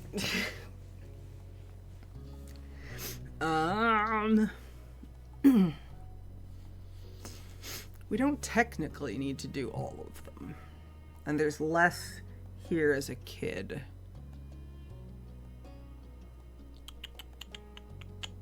So at least do the DLC ones. Let's do the library.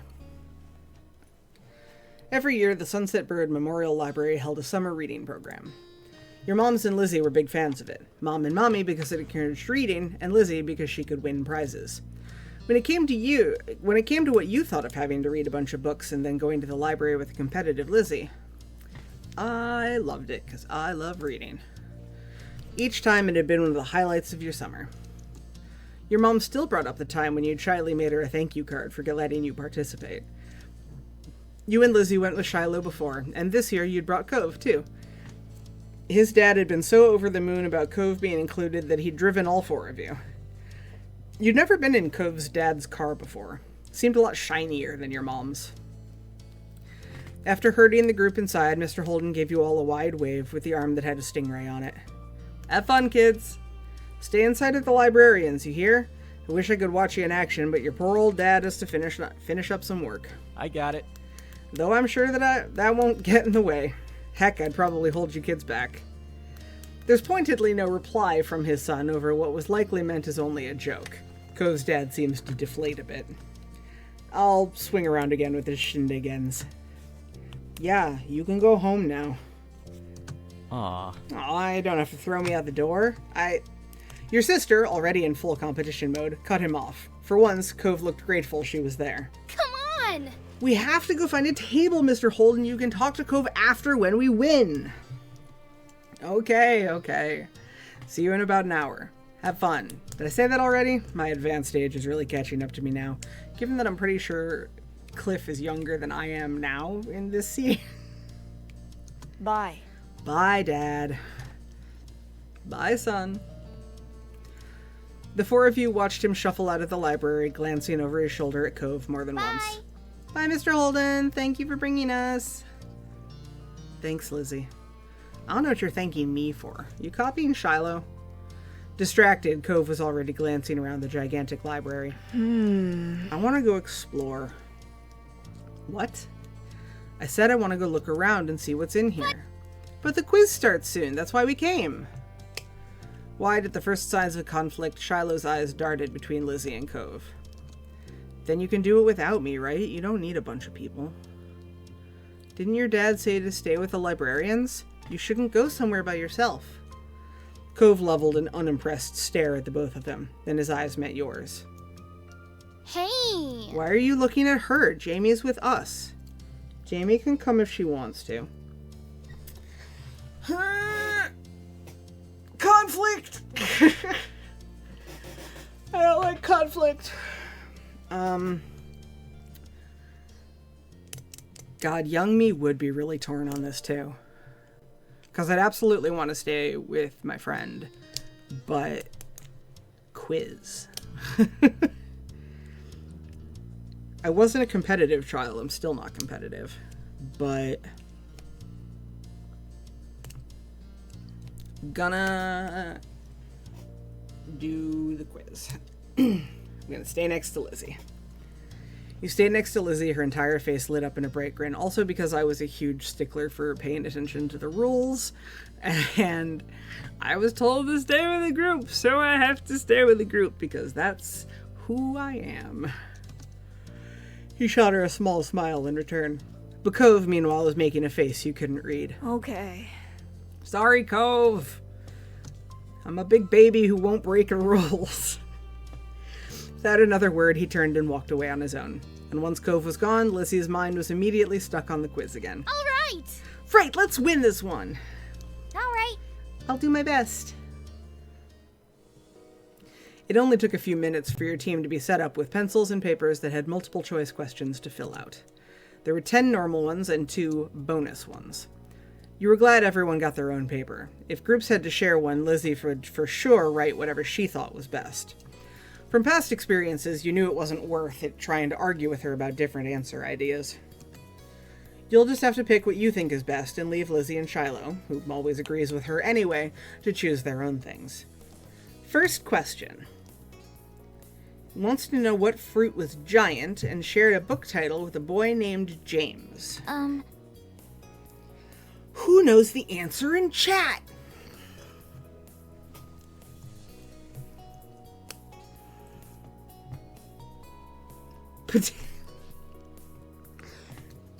I don't believe a potato is a fruit.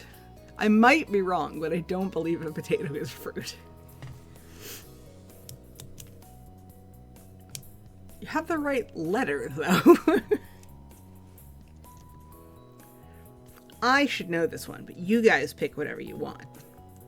Starting answer you marked on the quiz was, see, potato's not even an answer, Phenom. It's a tomato, a peach, or an orange.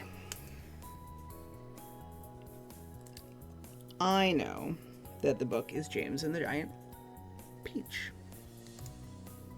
Giant Peach.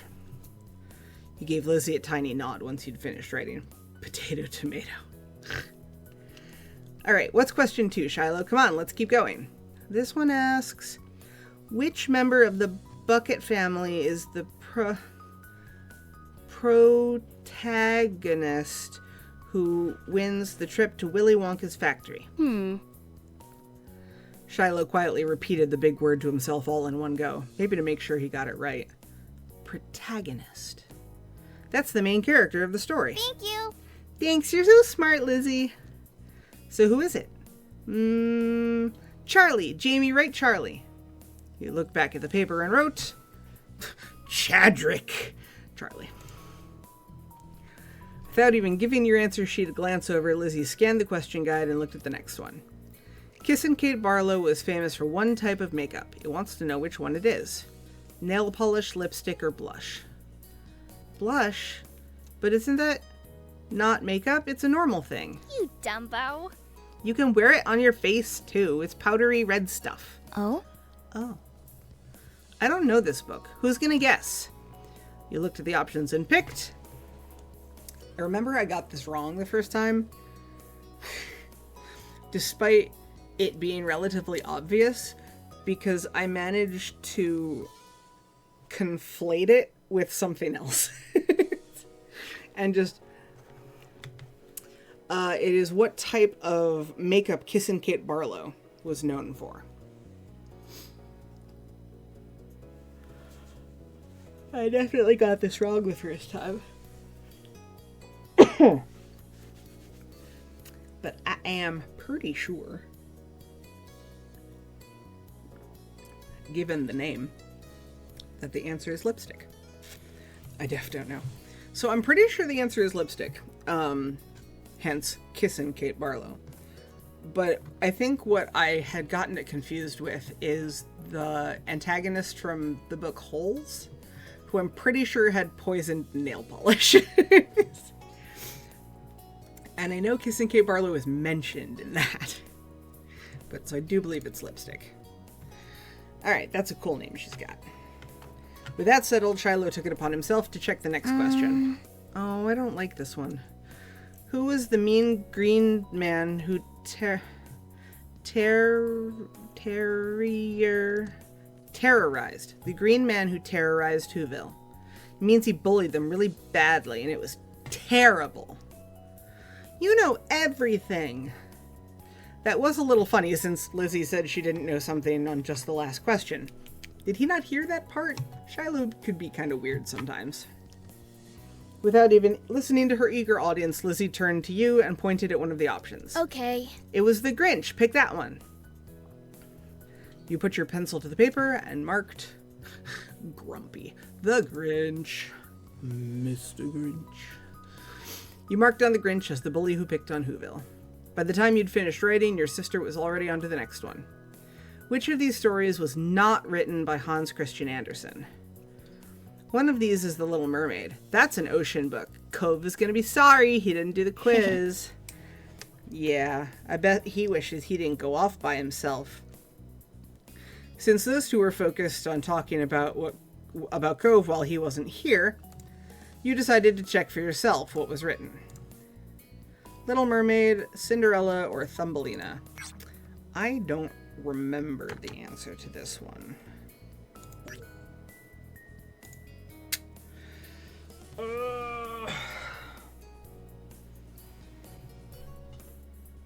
I want to say it's...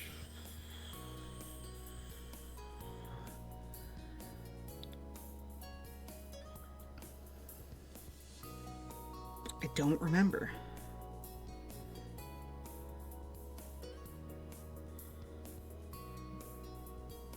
So I think it's Cinderella.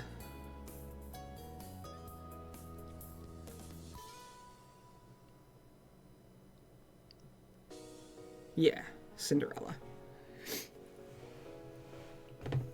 Because Cinderella is not like one story. It's sort of a generic story that's told a lot of different ways. Cinderella. Cinderella was your choice. Okay, now what? It's question 6. We're so far.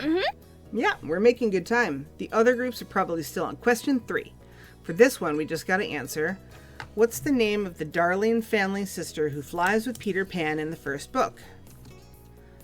Joe sounds like Jojo. That's a good name. Your cat's name? Who would name their book character after your cat? I think it's Wendy. All right. Right, it's got to be Wendy. I was only saying you went with Wendy. Wendy was made up as a name for Peter Pan. Lizzie wasn't showing any signs of slowing down. She went right into the next one. I know. Cub, Tiny Bear, and Baby Bear. Which one is from the Goldilocks and the Three Bears? That's easy. Lizzie confidently marked down a choice. This time she hadn't declared her thoughts out loud. Shiloh moved to right as well, stopping only briefly to check over Lizzie's shoulder, just in case. You're certain he wanted their quizzes to be exactly the same. Friends always match. That's what he liked to believe. You decided the best sounding answer was... Baby Bear. Baby Bear made the most sense to you. Hey, this next one's only a question. They're all questions, Shiloh.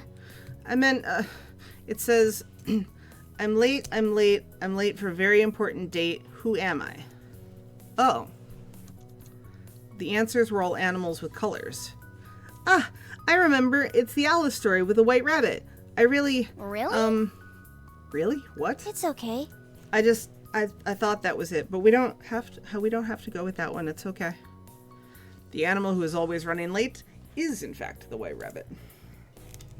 Lizzie watched you finish writing and bit her lip at the next question.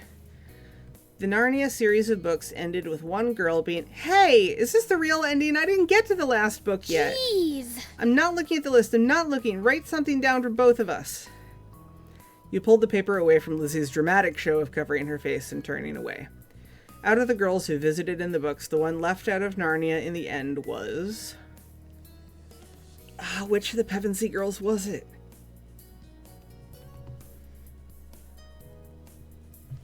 I think it's Susan? Oh, God.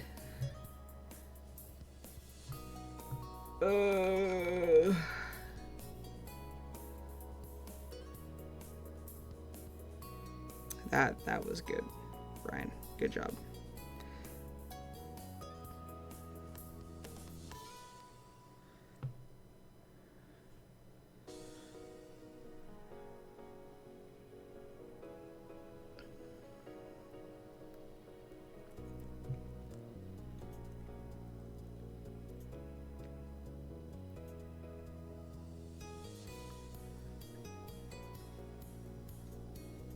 I do think it's Susan because I think it's because she's the older of the two.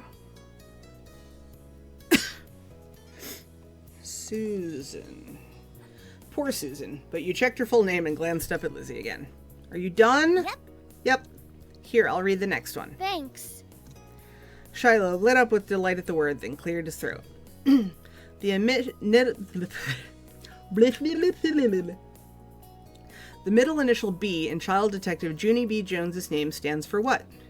Your older sister slumped forward with a sigh. There's so many different book questions. No one could have read them all. Sorry, Lizzie. You guessed that the B in Junie B. Jones stood for Beatrice. Junie Beatrice Jones. The other two put something down as well. This next one is a bonus question. We're almost done. Oh yeah, we can make up anything we missed on this one or the next one. It's not really a book question, though. The sun being blocked out by the moon was a phenomenon called... They put some astronomy books on the bonus reading list. I haven't gotten to them either. Right? But I think it's a solar eclipse. It blocks out the sun, right? Yeah. Yeah. I think so, right?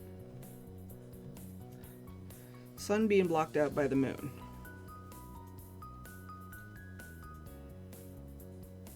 Yeah, it's a solar eclipse. Because that's what we just had. Like the other month or whatever. With the glasses. Because you could see the moon go over. Yeah. Solar eclipse. The sun being blocked out by the moon was a phenomenon called a solar eclipse, you decided. Your teammates had kept on trucking forward to reading the final bonus question. What? This one is even less on our reading list. Huh? How? Fill in the remaining letters to complete the title of the book that's a classic of English children's literature. The Secret G. Game, guest, garden. I have no idea. Why are all these last questions so bad? Shiloh glanced down in his lap and started twiddling his thumbs. You think he wanted to apologize again, but the words were left unsaid. From the list of G words, he went with garden. I was in that musical.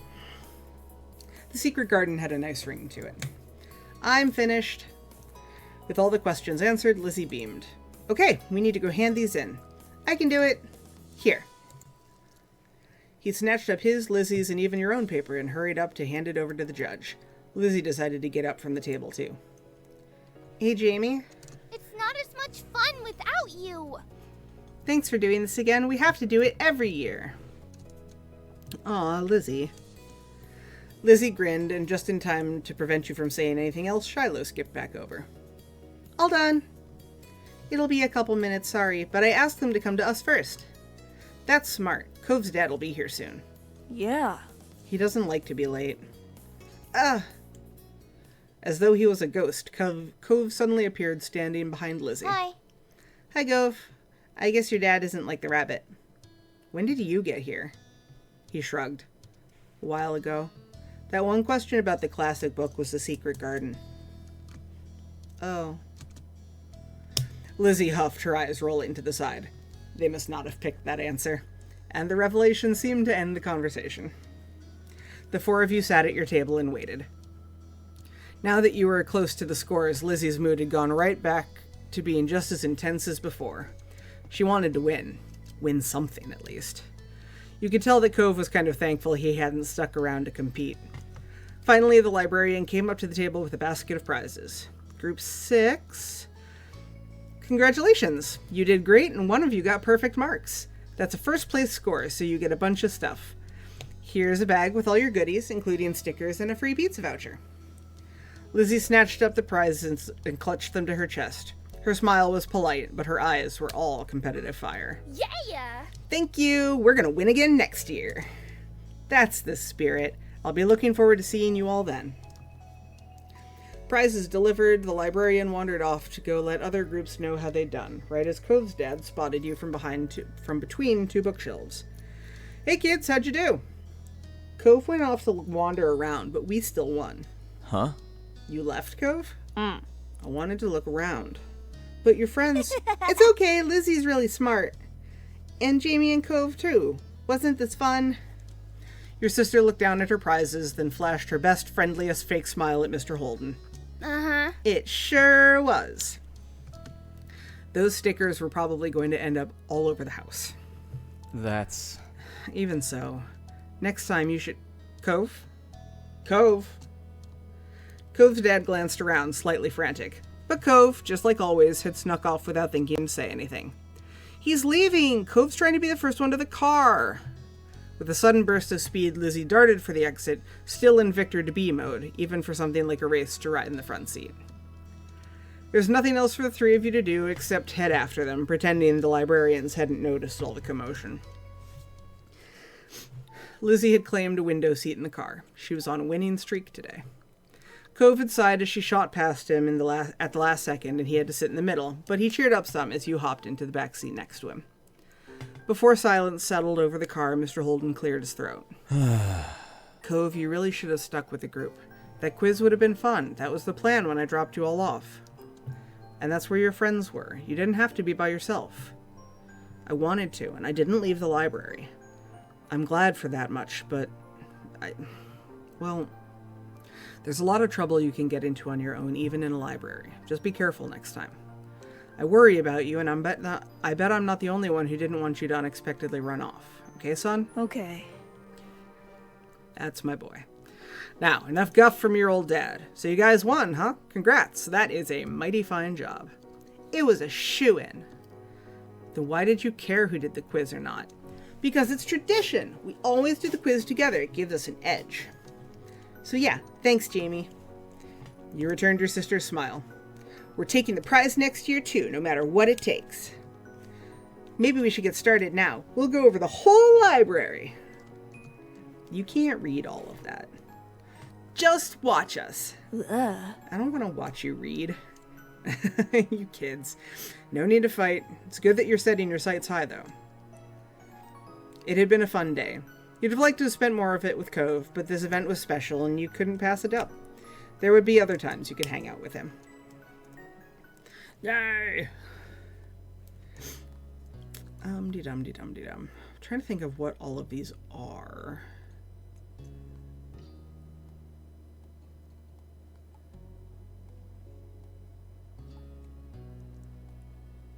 Time is it? 8:55.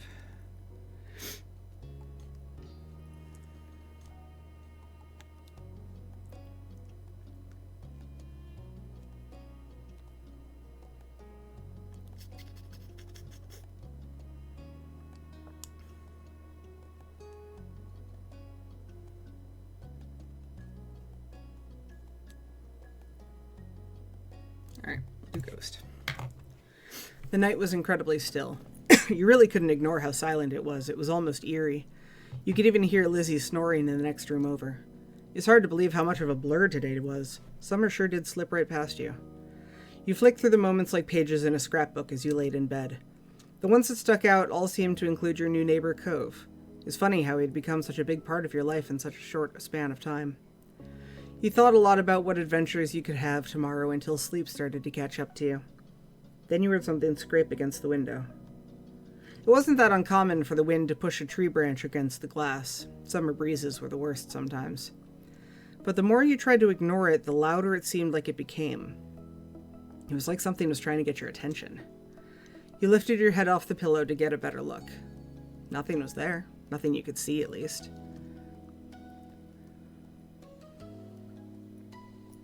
I will investigate the sound. You practically jumped out of bed and crept down the stairs to go outside. Your mums were still awake. They stayed up so late, it seemed.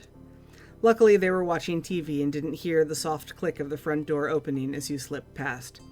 Which doesn't make any sense given the layout of this living room, because I'm pretty sure the TV is, like, here. And the door has got to be next to it, so they just, like, not see. I don't know. You looked around the neighborhood for a few seconds, checking over each individual house. It looked normal, but didn't feel that way. You knew you weren't supposed to be out here right now. It scared me. You didn't know what had come over you.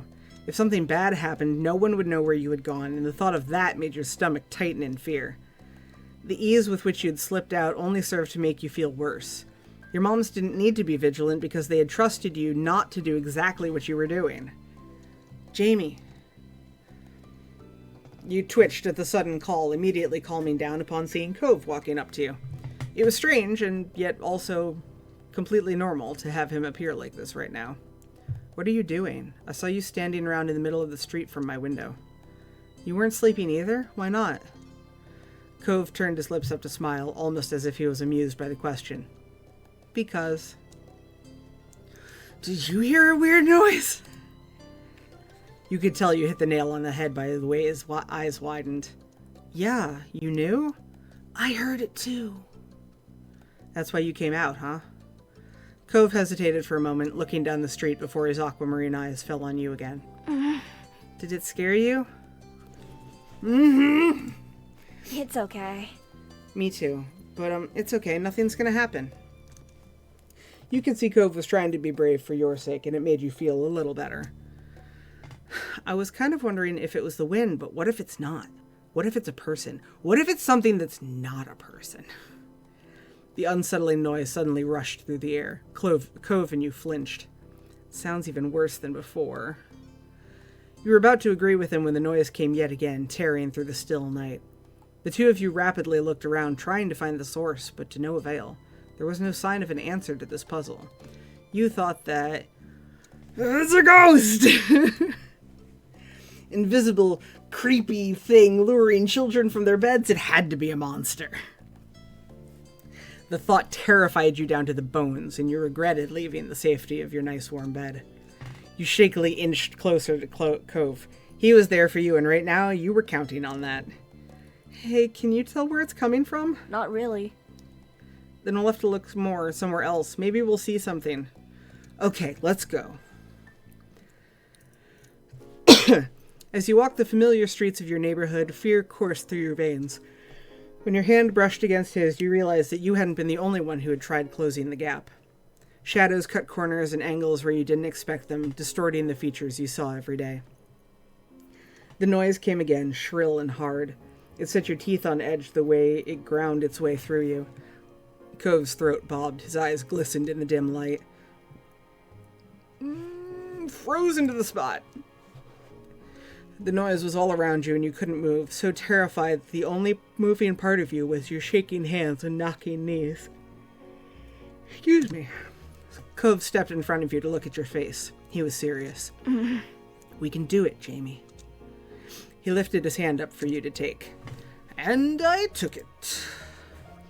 You carefully slid your hand into his, and though your palms were both clammy, you held on tight. You couldn't explain why, but it made you feel stronger, and you felt like you were ready to continue on now. Cove shut his eyes and pressed his lips together. Your fingers locked around each other even tighter. So... Where did you want to check? The hills behind my house. You and Cove ascended the hill, lit only by the stars in the night sky. The wind rippled through the grass and ruffled your hair. Without the sun's light to translate what you were seeing, every bush in the distance looked like a creepy figure or towering monster. The noise was just as loud here as it was in your neighborhood, with just as little indication behind the cause. Run away! A bolt of fear streaked through you, and although you wanted to stand your ground, you just couldn't do it any longer. Cove! You pulled him along, and the two of you ran side by side back to the neighborhood. You both bolted back in the direction of the neighborhood, your feet sinking into the dirt and then stumbling over grass until you reached the sidewalk. Finally, you bent over to catch your breath, deeming it safe. Your hands were still shaking, but you took a moment to look up and down the street. It made you shudder to think of what might have been out there, watching you through the dark. That was enough adventure for one night. You and Cove instead kept going down the road toward home. The two of you came to a halt outside your front door. Never before had it looked so ominous. You wrung your hands nervously. Would your absence have been noticed? Do you sneak out a lot? No. First time. Yeah, I've never tried to do it until now. Thought so. How did you know? I hadn't seen you out of my window this late before. That was fair. Though it could have been possible that you were just so good at sneaking that this was the first time he had caught you. Are you worried about getting caught? No. He was so forthright that you believed him completely. But your dad, won't he get mad or sad if he catches you? He's never happy with what I do. Oh.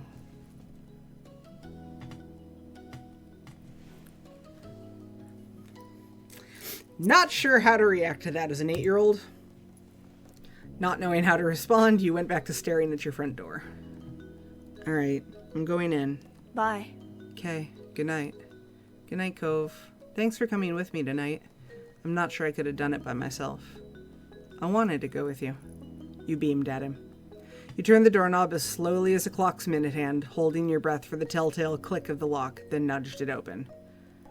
When all that happened was the door opening, rather than the blaring alarms that you'd feared, you melted with relief. Back inside your house, you were surprised to find your mom still watching TV. Weirder still, it looked like they were on the same show as they were watching before you left, yet you were positive you'd been out investigating for hours. Perhaps you could use their distraction to your advantage. If you could just get up the stairs, you would be safe from suspicion. But how could you get there?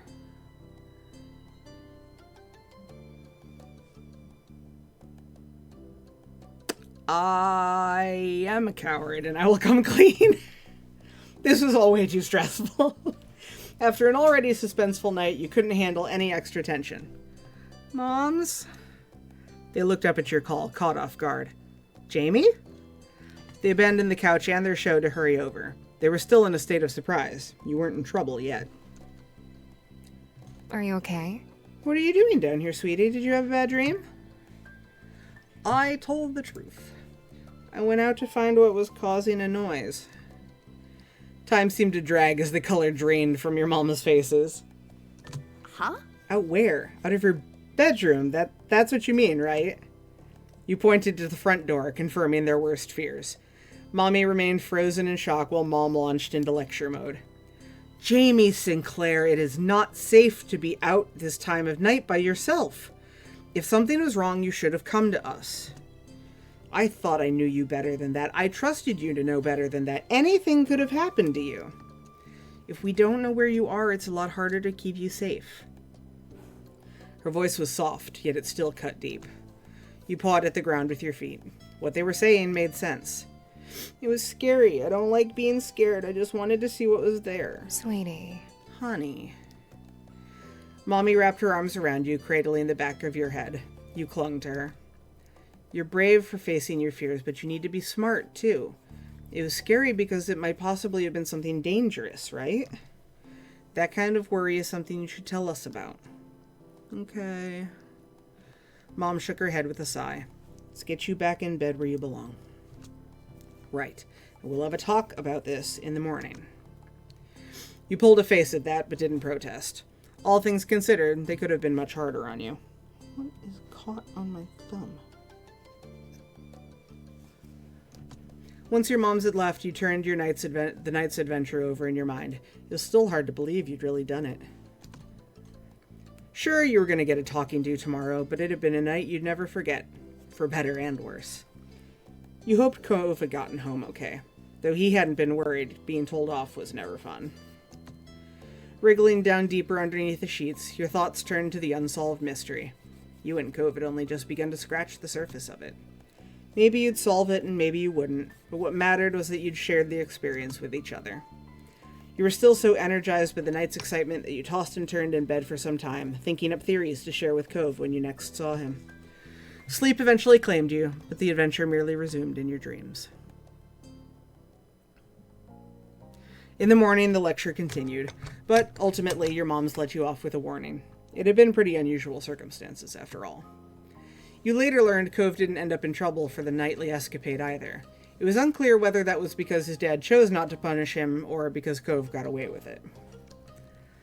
As for the sounds that started this all, the adults around were convinced it was nothing more than the wind. For your imaginative mind, that wasn't nearly enough.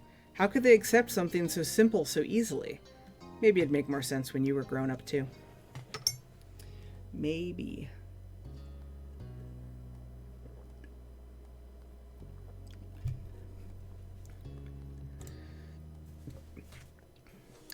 You'd been brought along to the big park today, which did an excellent job of living up to its title. The park near your house, with its lonely playground equipment, wasn't even a quarter of the size of the expanse of grass and trees that lay before you now. As it was in the next town over and too far for you to walk to by yourself, you didn't get to visit it much, so you soaked up the environment. Another difference between this park and the one in your neighborhood was that this one had visitors other than you, Lizzie, Shiloh, and Cove. Today it was the busiest you'd ever seen it, thanks to a community get-together luring people in from all over the local area with the promise of barbecue and fireworks. Your family and Cove's were just two of many. What seemed like dozens of cars were parked up already when you had arrived. You saw Cove hesitate as he took in the growing gaggle of strangers. Gaggle of geese! By your mommy, Lizzie bounced on the balls of her feet, barely containing her excitement. Let's see. Crowd made you nervous, couldn't wait for the fireworks, look forward to meeting kids, you'd rather have stayed home, your tummy wanted food. Even if it was bigger, this park wasn't as special as the one back home. I couldn't wait for the fireworks, despite the fact that as a child I did not like the sound of fireworks. I enjoy the visuals. It's gonna be so cool. Mommy had told you that the people running the community event weren't charging for it, but she wanted them to get something in return, which is why you'd not been allowed to touch the beautifully iced cupcakes, which she had carried on her lap during the drive over. It was a special treat for them. I have such memories of cupcakes in this game. Every time the car made a turn, she clutched the box tight enough for her knuckles to strain, much to everyone else's amusement. Mr. Holden's contribution to the party, a huge pack of juice boxes, was tucked under his arm after being retrieved from the car's trunk. You'd bet there had been no such dramatics around that cargo getting here in one piece, but the boxes did lack the beautiful shimmer of Mommy's treasured cupcakes. Okie dokie. Everyone all set? Should be. Cove, did you put sunscreen on before we left? Yeah, I always do. You don't need to tell me. Mr. Holden deflated, his attempt for caring for his son rebuffed, but he triumphed with a smile. Good kid. I don't want you getting burned. Or dehydrated either. It'll be a busy day. Well, Don't think there's going to be any risk of that second part. Mom nodded at the tables up ahead, laden with all kinds of food and drink. She was right. There was plenty to go around. The parents headed over, with you, Lizzie, and Cove trailing after them. A bunch of grown-ups were clustered around there chatting, but you were more intrigued by what was on the tables. Some of it was familiar: chilled meat, sliced vegetables, big bags of chips. But there was a lot you didn't recognize. Your moms had said that you weren't to touch the food until they said it was time to eat. I'll listen to the rules. Felt that was important. You saw that Mommy and Mr. Holden had deposited the food and drink they'd brought. Mommy gave the cupcakes one final worried look before turning to you with a smile. Since that's the topic of hand, how about we freshen up with something to drink? Yeah! That'd be great. Along with the ones out, there was a giant ice cooler on the ground, stuffed with full of cans of soda, boxes of juice and milk, as well as bottles of water. Your drink was...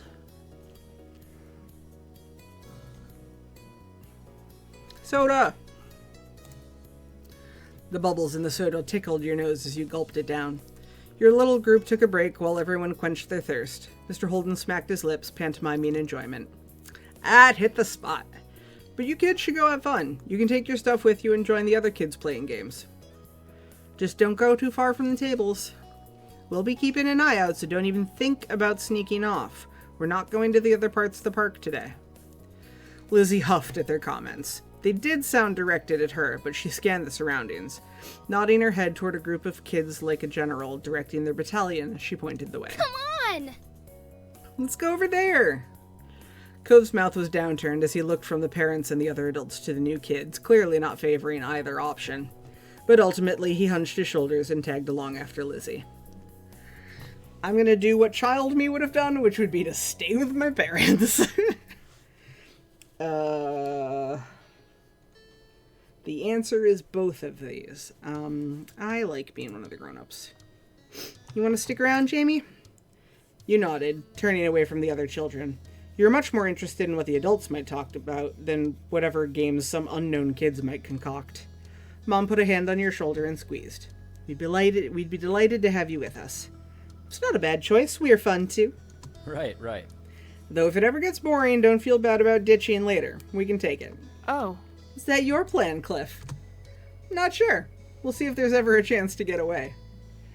The parents laughed together, and you smiled along with them, even if it didn't seem as funny to you as it did to them. It wasn't long until your moms had spotted people they knew, eagerly greeting them and striking up more conversations. Lots of these people seemed very keen to ask after you, too. A few of the faces were ones you knew. Many you didn't, but you found an unnervingly high number of those who claimed to have met you before. Your mom said to chip in and help you out, letting you know that this was so-and-so from such and such, and you last met them when you were in kindergarten or preschool or even diapers. You had no idea you'd had such a wide social circle as an infant. All these people appeared to want to talk about the same things. How much you'd been doing, how you'd been doing lately, if you were having fun at the event, and how much you had grown. I started feeling shy after all the attention. It was safest close to Mommy, who patted your head soothingly as people interrogated you. You kept your answers clipped, hoping that they would get tired of talking to you and leave you be. As your moms launched into a discussion with someone about the town's infrastructure, whatever that was, your eyes started to wander around. You spotted Cove's dad. He was close by, exchanging a series of questions and answers not unlike the ones that had been posed to you. Instead of asking if he'd grown or what school he was in, they were asking if he was new here, when he'd moved to town, what he did. You felt sorry for him. At least you had your moms to bail you out and stick by you when needed, but he was facing the barrage of questions all on his own. The process repeated itself some more. He didn't have the same rapport with people that your parents did, probably because he was still so new in town that he didn't know anyone yet. You saw that he struggled with one question in particular, if he was unattached. It didn't crop up in every conversation, but when it did, he fumbled for an answer before giving a response that didn't clear much up. Something about unavailable being a better word to talk about that sort of thing with him. What was the difference? Mr. Holden was fighting his way through the very question at the moment, shifting from foot to foot. It's just gonna be me and my son right now. Ah, there he is. Hey, buddy. Cove's dad brightened immediately at the appearance of Cove. You could relate to that. Excited, you turned to find Cove pushing his way past the long legs of adults like an explorer venturing through a rainforest. The woman Mr. Holden had been talking to cooed as Cove approached, holding her hand to her mouth. Oh, he's adorable. She crouched down and waved to Cove. Thanks. Thanks, Cove is a good one. Cove glanced from his father to the stranger, his face impassive, then marched past without sparing them a word. It was only when he joined you that a slight smile lifted his face.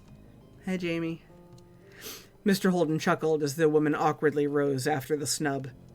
Good, but not exactly chatty. Did something happen, son? Don't you want to play where everyone else is? Cove shook his head. Not really.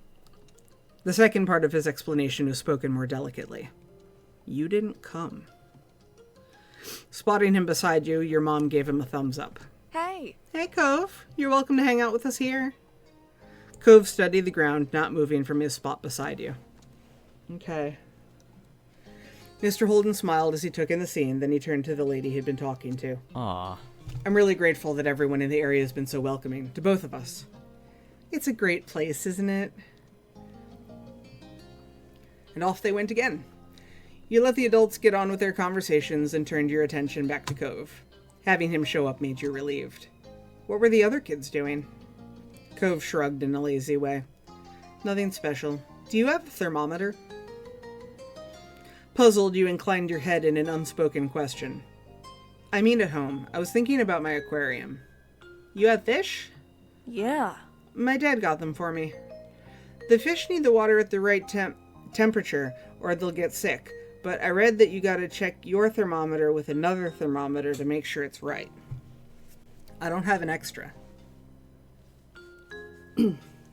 I'll ask my mom's. Can I help you test it? The notion of you and Cove running experiments together was exciting. Maybe you could even borrow some white shirts from somewhere and pretend to be scientists. I'm not sure if you can come over.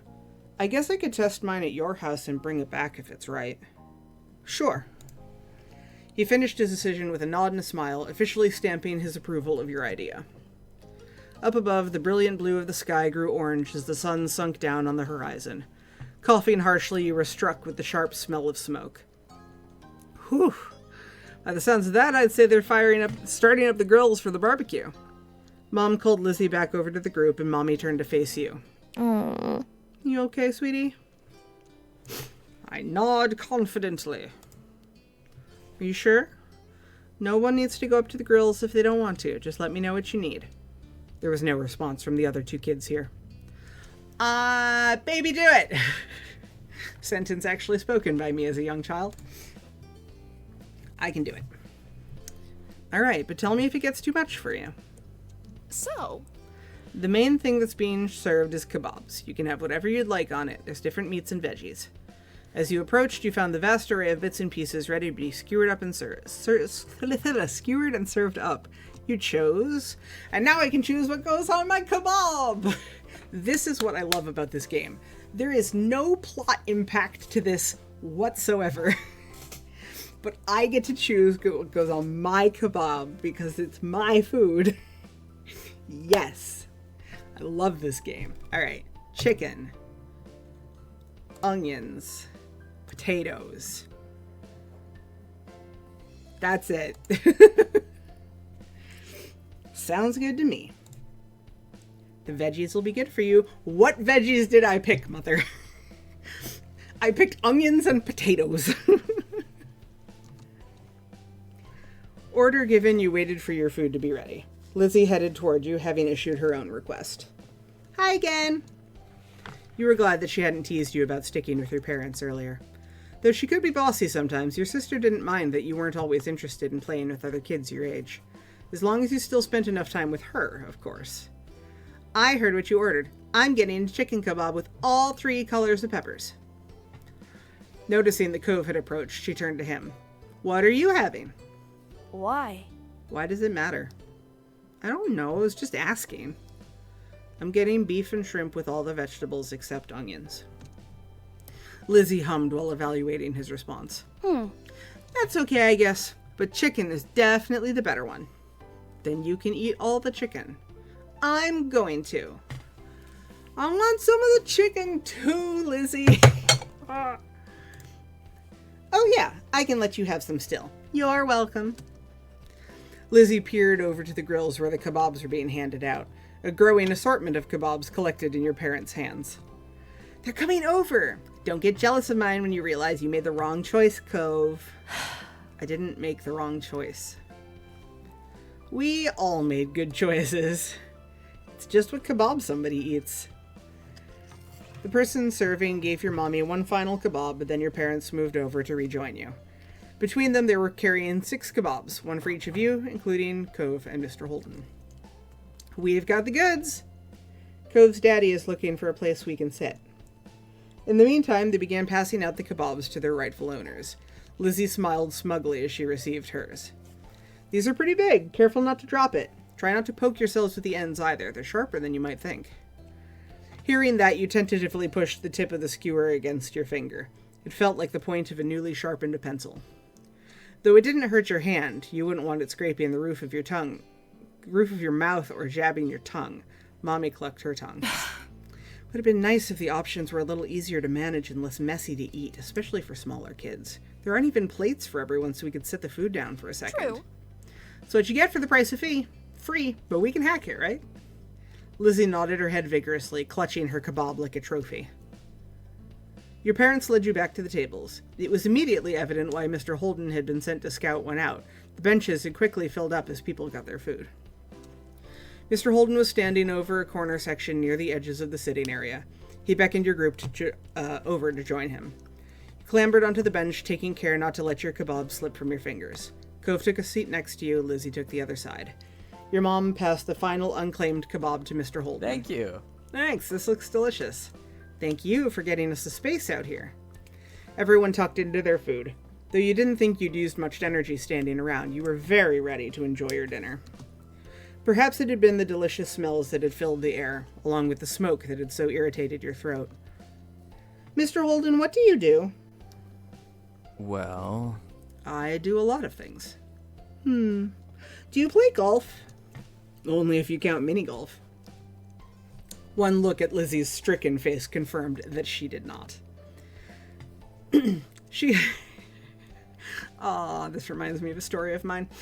She could enjoy the occasional round at a mini golf place, especially if she had an audience to impress. But your sister took her passion very seriously. Even then, it's been years since I gave it a shot. Cove groaned at the feeble pun. Mom chuckled. You weren't sure if she was responding to the joke, Cove's annoyance, or Lizzie's offense. Don't worry about it. Just as well, she'd be dragging you to the green every week. That's because I've got dedication. You need a good drive or two to get far. Mr. Holden nodded, clicking his tongue in appreciation. Cove looked from his father to your sister, lost in the conversation. Outclassed in golf and wit. I don't get it. More golf stuff. You should really give golf a try. Maybe I'll even teach you some tricks. Don't try to change my dad to be more like you. Lizzie gave Cove a dirty look at the accusation. Mommy felt the need to move the topic ahead before it got heated. Oh, nice. That's really sweet of you, but I'm sure Mr. Holden is busy. He might not have time for another hobby. Yeah, I don't think I'm made for that. Still, the offer is appreciated. Why? Then tell me something you really do already. You just go away every day. I like scuba diving, though with the business that's more work than play these days. Surfing and reading, snorkeling. It's a good thing you live by the beach. Don't I know it? I have nightmares about moving inland. No way. That's not a good joke. What I love is that I'm pretty sure somewhere I've seen that I've been involved with the Discord for GB Patch Games who made the game. I'm pretty sure it's been confirmed somewhere that Cliff, Mr. Holden here, is actually like somewhere on the asexual spectrum, which is delightful. The sun had been setting when you got your food, and by the time you'd finished, night had truly fallen. Your sticky fingers were the only remaining evidence of your meal. The kebab had been a great combination, more than the sum of its parts. The seasoning of freedom to choose every ingredient yourself was what made it something to remember. Rising from the table, Mommy held up her water bottle. Okay, now that the food is gone, you've got to wash your hands. Okay. Jamie, Lizzie, please hold them out. Lizzie complied, coming over and cupping her hands together in front of her. Mommy splashed some water over her fingers and Lizzie rubbed them together, working off any residue. Here. Mom passed her a paper towel from her purse and Lizzie used it to dry off her hands. Your turn, Jamie. I hold out my hands. I wash my hands, Mama. Copying Lizzie, you washed your hands, taking care to clean every crevice between your fingers before wiping them dry. Nearby, Cove had taken his own course of action, wiping his hands on his pants and leaving a stain where his fingers had been. Mr. Holden shook his head. Come on. Let's clean that off, pal. He scrubbed at the fabric with a scrunched up napkin. Dad, it's not that bad. When everyone was cleaned up, or as clean as they could be with the limited facilities, Mom spoke up. Let's go. Let's go make one last check at the coolers and restock on drinks before the fireworks show. No time! We have to get a good spot. Everywhere's going to be taken.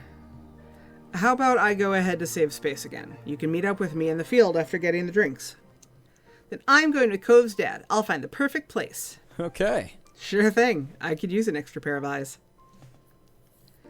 Mommy shook her head ruefully at Lizzie's even more enthusiastic than usual attitude. That's fine. All right. Me, Cliff, and Lizzie can go find a place to sit. Pam, Cove, and Jamie, do you want to go get the drinks? Okay.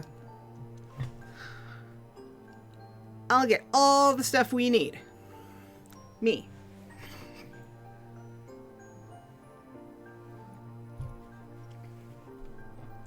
As Mommy, Lizzie, and Mr. Holden headed off into the wide open field where the fireworks were being set up, you joined Cove and Mom in returning to the cooler where you'd picked up drinks earlier. Even as you approached, you suspected you wouldn't find much in it. Where it had originally been stocked to the brim, it was now half empty. The ice, which had cushioned the drinks and kept them cool, was largely melted, with only a handful of pieces floating like tiny icebergs. Slim pickings. The drinks that remained looked to be bottles of plain water, but you caught a glimpse of something more colorful in amongst them. Mom rummaged around in the cooler, excavating a couple of juice boxes from the bottom in the process. Aha. Jamie, Cove, you can take one of those if you want. The perks of helping.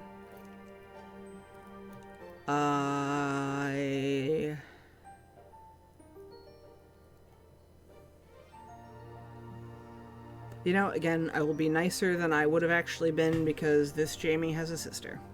Took a juice box to share and a water bottle for myself. Cove hesitated but decided to take a juice box for himself. When you're each loaded up with your chosen drink, plus an extra bottle or two for someone else in the group, Mom's phone started to ring. She juggled the water bottles over into the crook of her arm and looked at the caller. It's Mommy. Hold tight while I get this.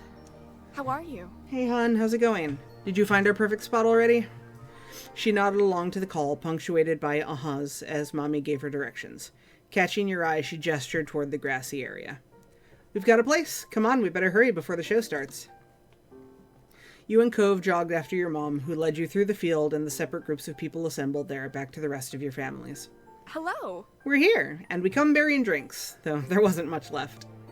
The three of you handed over the spare drinks. You held up the extra juice box. I brought this for someone. How sweet. You're so thoughtful, Jamie. Thank you.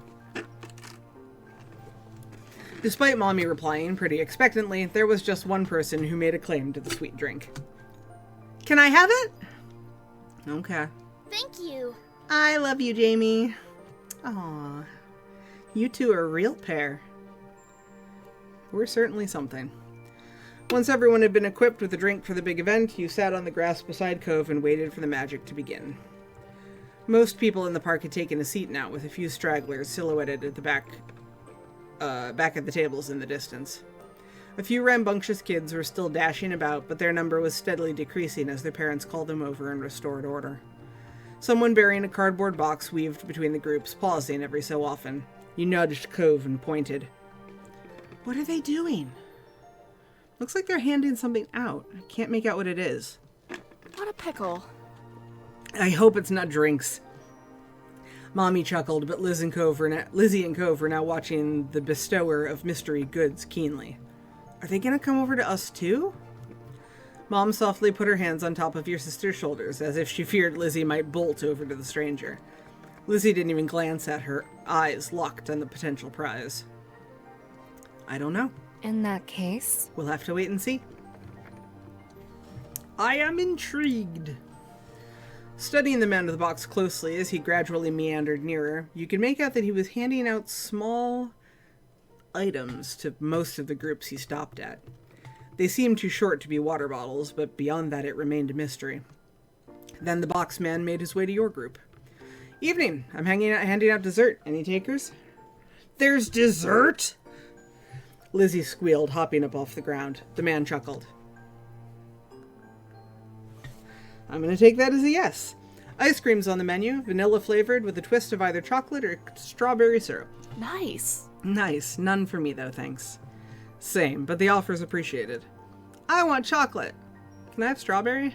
And a strawberry for me, too, please. Now you are going to have to make a decision. Chocolate or strawberry.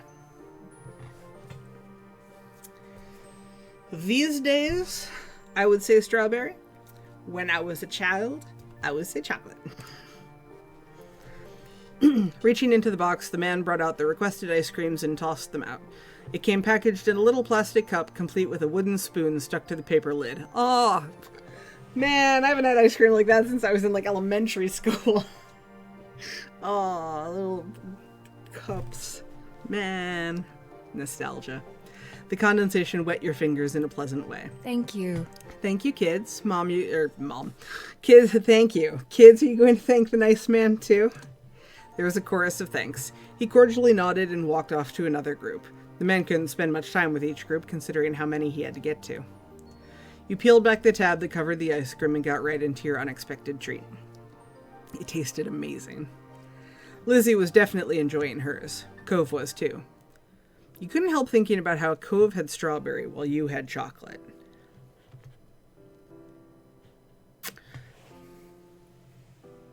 So, actual child me would have been terrified to say word one to Cove. This Jamie gets to be a little more bold. Can I try yours, Cove? He looked around awkwardly. What? I want to try the strawberry one. He smashed his lips together tightly, but nodded and scooped out a chunk of ice cream before holding it out to you. You took it gladly, and it was gone in one bite. I will be nice. I will let him try mine in return. Oh, okay. You caught a bit of ice cream, making sure it hit the chocolate swirl that distinguished it from Cove's, and held it out for him. He nibbled at it. Oh. Mommy was gazing at the two of you. Her mouth was an open smile as if she was about to say something else, but Mom tugged on her collar. Don't embarrass them. Hey, if you're sharing, I'll take some. You don't need it. You both have the same flavor. So? So what? No. Not sharing with you, Lizzie. Lizzie stuck her tongue out at the both of you and turned her attention back to her own cup of ice cream. Lizzie munched away happily, but it ultimately didn't succeed in monopolizing her attention. Eyes wide, she looked at her mommy and pulled on her pants. Please? I didn't get strawberry. Can I have some of yours? Of course. Of course, sweetie. Lizzie cooed with excitement as Mommy presented her with a dollop of the ice cream and syrup mixture. Licking her lips, Lizzie lapped it up. Mommy, come on now. Lizzie has all the ice cream she needs. She simply laughed and pinched Lizzie's cheek, then dug her spoon in again and held it out to you. I just can't resist. Jamie, would you like some of mine? She's got a whole cup of ice cream to eat already and already had a bite of Cove's. I think that's plenty. I forgot that I picked she, her pronouns. Like, why are you calling me a she? Oh, right. But that's not the same as getting a little extra from your mommy. I accept. You ate the treat being offered, much to Mom's chagrin and Mommy's delight. Cove watched the exchange silently with a blank expression. Mom, on the other hand, shook her head, a fond smile on her face. Well, you better at least give me some, too. You could have gotten your own if you wanted ice cream. What? The kids have ice cream already, and they're getting some of yours to boot, and I have nothing? Now is when you decide to be firm? Laughing, Mommy fed some ice cream to your sulking mom. She can never actually follow through with being tough. There. All better now? Yes. Good. How about you, Cliff? Would you like some?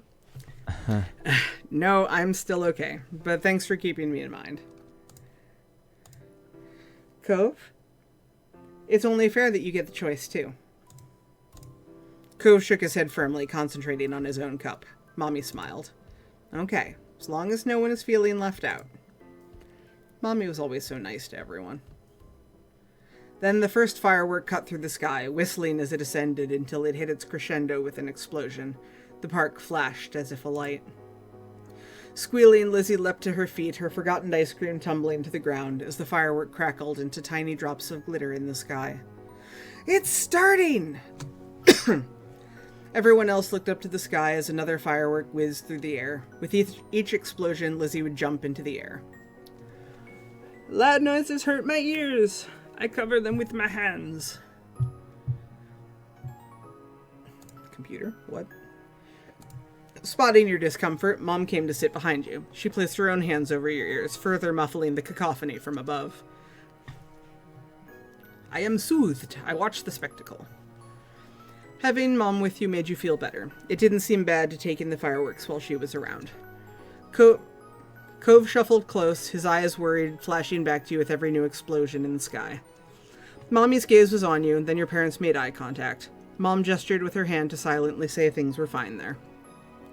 Mommy smiled, then hopped to her feet and joined Lizzie in jumping up in tandem with every crack of a firework. They had a little party together. Mr. Holden watched the fireworks scene impassively. He did smile at you and even gave a thumbs up when he noticed you looking over. The fireworks continued, some twisting like the coil of a spring as they arched in the air, others shooting straight from the ground and shattering into a million tiny specks. Every color that got its spotlight in the show, every color got its spotlight in the show, from fiery reds to eerie greens and blues that could rival the ocean. You eventually noticed that at some point Mr. Holden had let Cove perch atop his shoulders, or more likely, Cove had to be persuaded to give it a try. Still, Cove's face was covered with a wide smile that matched his father's own. You imagined the view from way up there was pretty impressive. It was also nice that they were getting along for once. The show built up to a grand finale that boomed over the park and filled every inch of the sky, the twinkling lights representing the full spectrum of the rainbow. As the final glittering embers dissolved into the night, you released a deep breath. The afterimage was still burned on your retinas, leaping up behind your eyelids with every blink. Within a minute, the image had been lost, but it was burned deeper still in your mind. You'd been so focused on the show that your foot had gone numb beneath you, and it was only when you attempted to stand that you felt the tingling sensation of blood rushing back to your toes. Cove was on the ground again. You flashed him a grin, which he immediately matched. Getting to share the experience with a friend made a fun night even better. Though the sun had gone down long ago, the air on your bare arms was warm.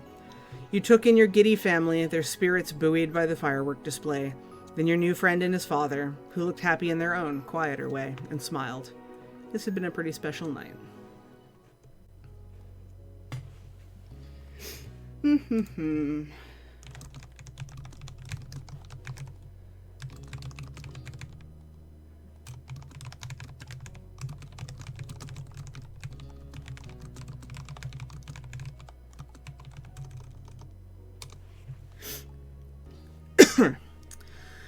Okay,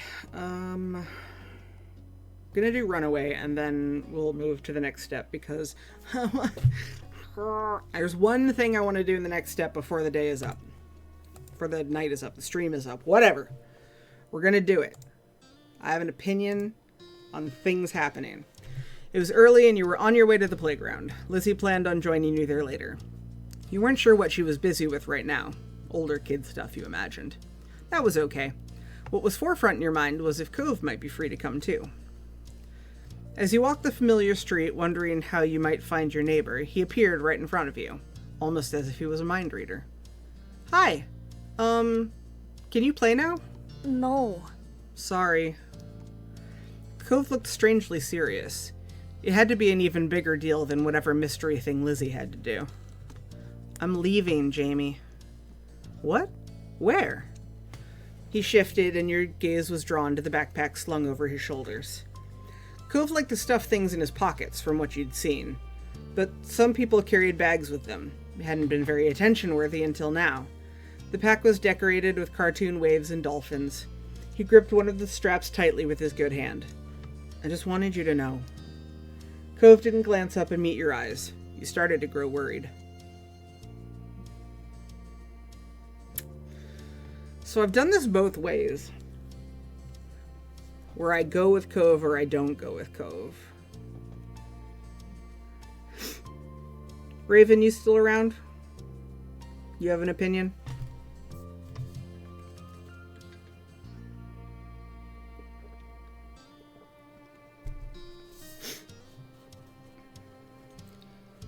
So should I follow Cove or not follow Cove? What you thinking?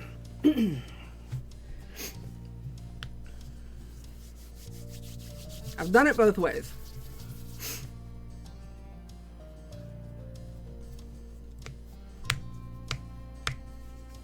How nice have we been to Lizzie?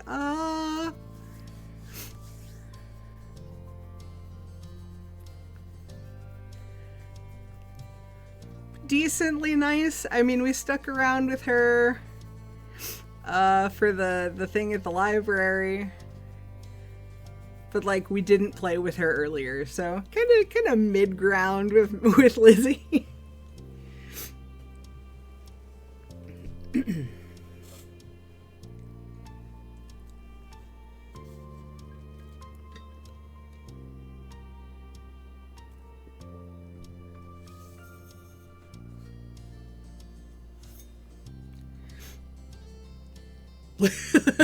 Lizzie can deal with it.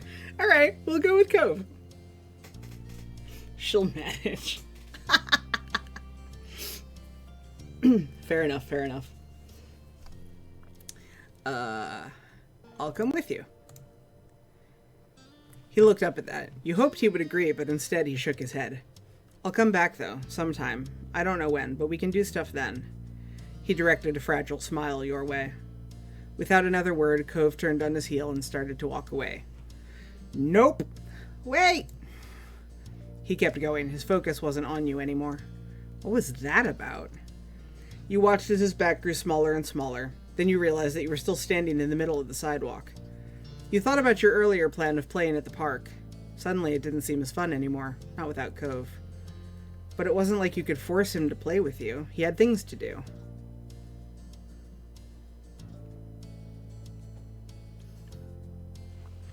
Stayed there.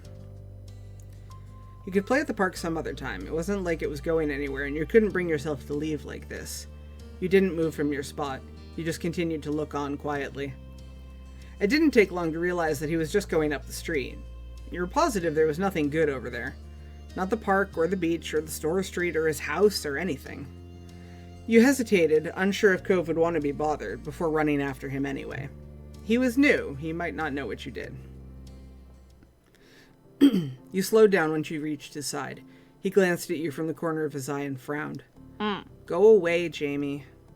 But there's nothing out that way. His mouth twisted further. He didn't appreciate your warning. I'm still going. Why? What are you doing? Walking. Why can't I come with you if you're just walking?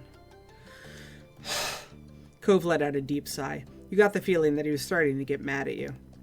I told you I'm leaving. I'm going to be gone for a while. I still want to go with you. You can't. Why not? Cove came to a sudden stop. You almost kept walking ahead of him because you weren't expecting it. My dad doesn't know. If you come, you'll get in trouble when he finds out. You felt a knot start to grow in your stomach. You're not supposed to be leaving? His expression was grave. He shook his head. Dad isn't home right now. I left him a letter so he won't get confused when he gets back. But you can't tell anybody about this, okay? You can pretend you never saw me. I still want to go. I don't care if I get in trouble. Don't do it all by yourself. Cove's hard expression wavered. You could tell that he hadn't expected you to say that. Really? You don't think it's a bad idea or something? I think it's a terrible idea, but that's why I'm going with you. I don't know, but if you're doing it anyway, I should too. His lips curved into a smile. Okay. Okay, you can come. You grinned, pleased that he gave in so easily. You thought it might take longer because he was so set on going alone. You turned a bit in the middle of the sidewalk, and so did Cove when he saw. You pointed over your shoulder with a thumb. Let's go to my house first. I can get my backpack. We can't, sorry. Don't I need one? It's not that. I don't want our parents to catch us. Your mom could think it's weird we have bags. They might ask. We don't have a lot of time anyway. He motioned to his backpack, patting it with his hand. Its front bulged out slightly. It's okay. Don't worry, I packed snacks. It'll be all right. You wished you could bring your backpack along just to be safe, but his explanation made sense. All right, we can leave. Cove smiled. He seemed to be in much better spirits than when you first ran into him. You were glad. He wasn't always this upbeat. That was fine, though. Otherwise, he wouldn't be Cove. But you liked seeing him smile. Cove took the first step, and you mirrored him. As one, both of you ran up the street. You were off into unknown territory. I haven't gone with Cove in a while. This is fun. You ran through the first few neighborhoods like that, your feet pounding on concrete. Whenever one of you got tired, you'd take a break for a minute. The moment there was a sound, you'd be off again in case someone you knew might realize what you were up to. Because of how cautious you were, the two of you didn't run into anyone, not even other kids enjoying their summer. It was like you two had become criminals, always worried if someone was on your tail. As tense as it was, you were still glad when you got the opportunity to take a proper break. Cove waved for you to stop once you got out of the residential district. The houses disappeared, broad storefronts taking their place. You were all the way in the business part of town. This was the first time you had come here on foot. Before, one of your moms always drove you to this place in their car. Cove leaned up against a nearby tree and wiped sweat off of his forehead. You braced your hands on your knees, breathing hard. You looked over at the road ahead. We're so far. A strange expression flickered across Cove's face at your words before he nodded. You spoke again, still huffing. My mom's bring me and Lizzie here for shopping. Yeah. I've never been here before, not without Dad. He looked pleased by that. We're doing good. It's not even nighttime. I'm still not sure. You thought it was right to have gone with Cove, but being so far from your neighborhood made you feel even more weird about what was happening. Clearly, Cove wanted to keep going. For how long, though? He couldn't want to keep walking forever. Cove slid his backpack off and unzipped it. You watched curiously as he stuffed a hand in and searched for something. To your delight, he pulled out 2 juice boxes and offered one to you. Here. Thanks, Cove. The 2 of you took a moment to unwrap the straws and poke them into the special circle part of the box. The juice was warm, but still good. You sighed contentedly after your first sip. Your throat was beginning to ache from how dry it had gotten. It really had been a while since all this started. As you took another sip of your juice, your gaze drifted to Cove's bag. He hadn't closed it yet. What else is in there? There's still a few juice boxes left. He peered inside and began to list off all the items as he spotted them. I got some snacks from the kitchen, too. Chips, muffins, bananas, candy. That was already a lot, but he kept excavating more. I also took a couple clothes, a flashlight, a first aid kit from my dad's bathroom, and a blanket. Oh, and some money my dad gave me a while ago that I haven't spent yet. Your mouth made a small O halfway through his lengthy list. You brought a lot of stuff. I wouldn't have thought to grab a flashlight or first aid kit. I told you I was going away. You didn't know what to say to that. The little smile Cove had been wearing earlier was gone by now, like it had never been there in the first place. You watched as he zipped up his backpack and slipped it on. He started walking without a single glance over at you, though he still did take small, unhappy sips of his juice. For some time, the 2 of you went forward in complete silence. The more ground you covered, the more serious Cove seemed to become. He hadn't looked at you or said anything in a while. He'd just taken your empty juice box from you and stowed away in his bag. That was it. You knew there had to be more to all this. The sun dislodged itself from its place in the sky, dipping lower and lower. The street lamps came on. It was as if they were anticipating nightfall. We'll keep going. Cove's going, so we're going. Even if it was late, you weren't ready to turn back, and neither was Cove. The 2 of you continued to trudge past the storefronts. Silence fell over you 2 again. You had no idea how to break it, or if you even wanted to. People had said this was a really tiny town, but to you, it felt absolutely gigantic. Eventually, the business part of town ended too. There was no sidewalk anymore, only a long expanse of road. You walked on the grass instead. Not even that was enough to stop him. Onward was your only option. Your journey stubbornly continued. The hunch you had about Cove's possible destination soon became a certainty. There was only one way out of town, after all. Your feet hurt, you were tired, the 2 of you didn't have any parents with you, but somehow you had reached the very edge of Sunset Bird. That's what the sign told you. You'd lived in Sunset Bird forever, and it was a very rare occasion that you'd see this sign. Most everything in your life happened inside the city limits. The endless road ahead seemed scary in a way. It paralyzed you. You glanced at Cove. You had made it here just before nightfall, but now what? Outside of town, there was nothing. How would he get to where he wanted to go? Cove, however, didn't falter. He kept walking. As he neared the sign, he finally stopped. That was a relief. He took off his backpack and sat down, crossing his legs beneath him. You lowered yourself beside the boy as he zipped his bag open and rummaged through it a grin. Whoa. What snack do you want? You were almost taken aback by his voice. It had been a while since you last heard it. Pursing your lips, you recalled the snacks he'd listed off earlier. I want a muffin. He pulled out 2 muffins. After passing you your food, he took a big bite out of the top of his muffin. You peered over at your friend. He stared at the path still ahead with a solemn expression. You turned away. The sun had set some time after both of you had finished eating. Now it was dark, apart from the faint moonlight. You watched as Cove grabbed the flashlight from his bag. What are we gonna do, sleep out here? I guess. He was speaking defensively again. Cove flicked the flashlight on. A beam of light cut through the darkness, weakly illuminating the area you sat in. You pulled your knees up to your chest, wrapping your arms around them. You weren't cold. Summer nights were still sort of warm. You just felt like it. Can I ask something? Cove's focus didn't waver from the road, but he nodded. why do you want to leave Sunset Bird so bad? At first, Cove was quiet. You started to think he wouldn't say anything. Then he spoke. My mom called today. To check up on me and stuff. She asked what Sunset Bird was like and how I was doing. It was okay. But when I asked if she'll come here, Mom said she couldn't.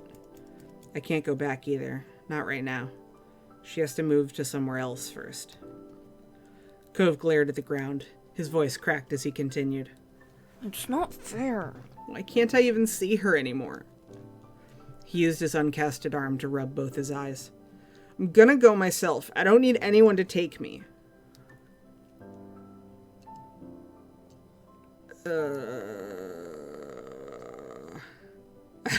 Real child JC would have started crying at this point. Do you know how to get to your old house? He just wanted to see his mom. Maybe you would have had the idea to run away too if you were Cove, but that doesn't mean it'll work. She's not there. They both left it. She's staying with somebody until she moves somewhere else. Where's her friend's house? Cove was silent for a moment. You'd poked a hole in his perfect plan. Then he shook his head like he was trying to clear it. When he spoke some more, it was mostly to himself. If I don't go see Mom, then she's... Fresh tears glistened in Cove's red-rimmed eyes. He stubbornly tried to blink them away, but they slipped down his cheeks. You frowned at the sight. No matter what, you hated seeing him cry. Cove? Mom doesn't call that much. And I haven't seen her in so long. Cove hiccuped, wiping his face on the back of his arm. His glasses got shoved up awkwardly as a result. If I don't go, she'll be gone. She'll forget about me. She wouldn't do that. How do you know? She's your mom. She loves you. Your mom's always said that, so it must be true for Cove's mom, too. Cove sniffled. He seemed conflicted. I'm not sure if that's right. You were at a standstill.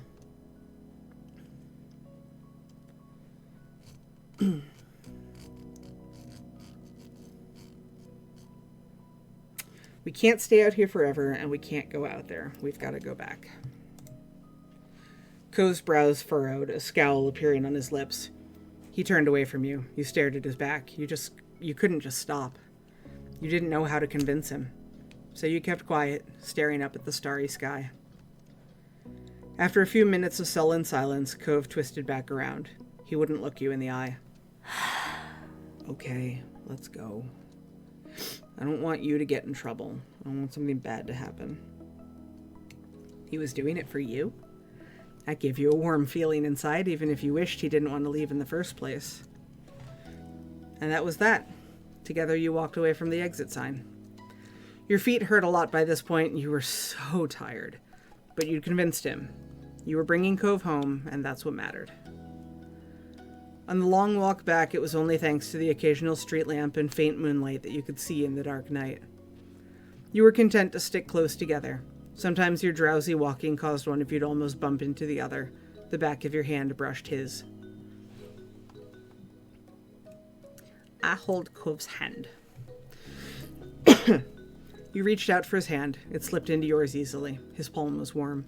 Cove glanced at you, looking surprised. Then he smiled. His fingers curled around the back of your hand. The two of you continued down the street, hand in hand. You weren't sure how much time passed. All you knew was that one moment you were fighting the drooping of your eyelids while shuffling near Cove on the sidewalk, and the next you were snapped back to attention by the blaring beep of a horn. Cove froze. You whipped around to see a car approaching you. It was difficult to make out who it was. The headlights were so blinding. Instead of continuing down the road, the car slowed near where you sat. The window rolled down, revealing the face behind the wheel. It was very familiar. Mom! She shouted back, and not just because there was some distance between you and her.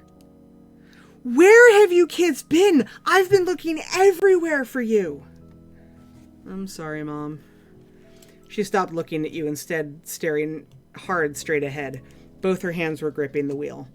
In turn, Cove gripped your hand tighter. This was hard to face. Guilt ate you up from the inside. All right. Get in. Let's get you to home. That, at least, made her showing up worth it. Your feet were aching like crazy from all the walking you'd done today. You yanked open the side door, slipped inside the back seat, then clambered over so Cove had enough room to climb into. He followed in wordlessly, tucking his backpack near his feet. Your mom looked at you and Cove from the rearview mirror. The two of you had us extremely worried. That wasn't a good thing to do. Not at all. Shamefaced, you both nodded as one. Sorry. Sorry, Mrs. Sinclair. Sorry, Mom. She softened immediately. Not enough to actually let it go, though. You'll have to apologize to everyone else, too. With that, Mom started the car up again and you were off. For the rest of the car ride, no one said anything. You thought all of you were pretty tired. In fact, you must have dozed off at some point because you woke up to the sound of the engine stopping. When you opened your eyes, you realized Cove was looking over at you. He was tense. We're back. You yawned and got out of the car. Cove came out after, putting his backpack on again. Mom locked the car door and motioned you two towards the house. She opened the front door and let you go in first. Mommy appeared quickly. She must have been waiting nearby. There was a phone in her hand. It worried you, thinking about who she might have been talking to. The tight line of her shoulders relaxed when she saw you and Cove. Oh, thank goodness you found both of them. Yes, I did. They were walking down the main street together. What were you two doing there this time of night? Do you have any idea how far that is? How unsafe? You peeked at Cove. He still looked exhausted. His eyes were puffy and there were dried tear tracks stuck to his cheeks. I had to see my mom. Jamie didn't want me to go alone. Your own moms shared a look. You weren't sure what it meant, but they always did that. You wondered if they could read each other's minds. Since they were communicating telepathically, you stole a glance around the house. Lizzie wasn't anywhere in sight. Where was she? She must have finished whatever she was doing that morning ages ago. Where's Lizzie? Your sister's in her room, fast asleep, the way you should have been. She went out earlier to look for the two of you when she accidentally found out you were both missing. She tried to pretend otherwise, but you made her sick with worry. Said she checked all the hiding places she could think of, but couldn't find either of you. You and Cove exchanged remorseful glances at that. Mommy noticed the discomfort. Okay. You two must be sleepy. You can sit down wherever you like. Mommy smiled warmly and motioned to the living room. Cove looked up at her, then lumbered over. You followed close behind. The living room wasn't far or separated by a wall, so you heard your moms talking softly. He wanted to go see his mother. Poor thing. Well... That explains it, at least. Still, I'm not sure it excuses it. It was so dangerous to go off into town like that. He's having a hard time right now. You can't expect a child to handle it maturely. True, it can't be helped. But that's enough of that. We should tell Cliff and the others that he's here before the panic gets out of hand. There could be riots. Is that all right? I'll call, then go to the front and tell everyone's still out there. You keep an eye on the kids. Make sure they don't take any more trips today. Got it, hon. Cove just sat there on the couch, setting his backpack down beside him. He stared at his hands. This is so weird. What is? Everyone was looking for me. They all know I tried to leave. I kind of want to run away and not come back this time so I don't have to see them again. Please never run away again. Cove looked guilty for even suggesting that, despite it not being serious. I won't. Not for real. When it seemed silence would descend upon the two of you again, the front door opened. Your mom was back with Mr. Holden close behind her. He made a beeline for the couch, his gaze trained on his son. Cove? Oh my God, are you all right? Strands of his hair had fallen out of his ponytail. His eyes were darkened, like he'd been crying too. Cove stared up at his dad, his own eyes wide behind the frames of his glasses. He really hadn't expected it to be such a big deal. I'm okay. Good, that's good. I'm so glad to hear that. He clasped a hand on his son's shoulder, attempting a smile, but the corners of his lips twitched and spasmed as if they wanted to wilt into a frown instead. Cove seemed to have that effect on him. Mr. Holden turned to you, still smiling weakly. I'm so happy you're all right too, Jamie.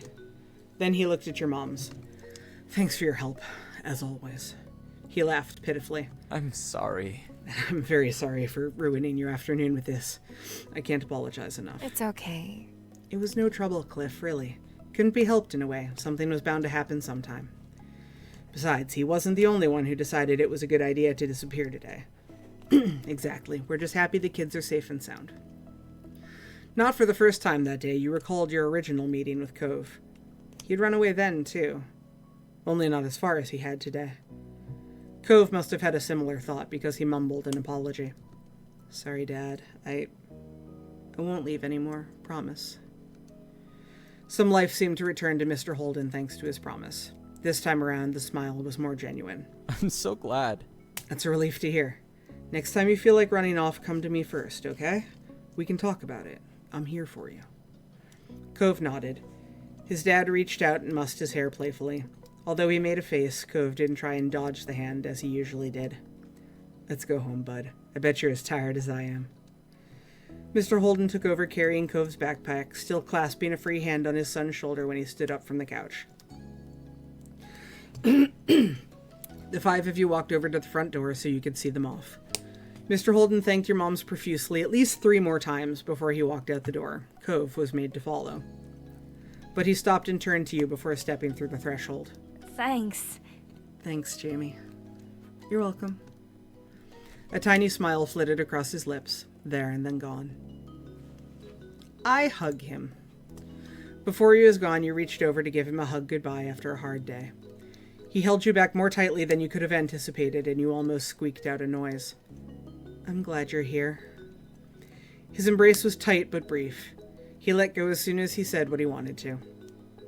And with that, Cove left. Mommy closed the door behind them. You were practically dead on your feet at that point. Your fatigue must have been obvious because your mom sent you right to bed with no more discussion on what happened that day. Once your head hit the pillow, your eyes slipped closed on their own. Your eyelids were so heavy you couldn't open them again until the next morning. You woke up much more at ease than you had felt when you were last conscious. It was almost like it was a dream. But it definitely wasn't. Your mom's faces when you saw them assured that. After breakfast, you were sat down and your family went over yesterday's events in full. They were none too pleased that you joined Cove despite knowing he wanted to leave. As punishment, your moms took away your TV privileges for the next few days. Lizzie was annoyed she couldn't watch her shows with you around, but she adjusted. Whenever you expressed disappointment, your moms reminded you that they weren't punishing you for no reason. It was dangerous to go out on your own so late and without telling anyone. You could have gotten hurt, or worse. As upset as you were, you understood.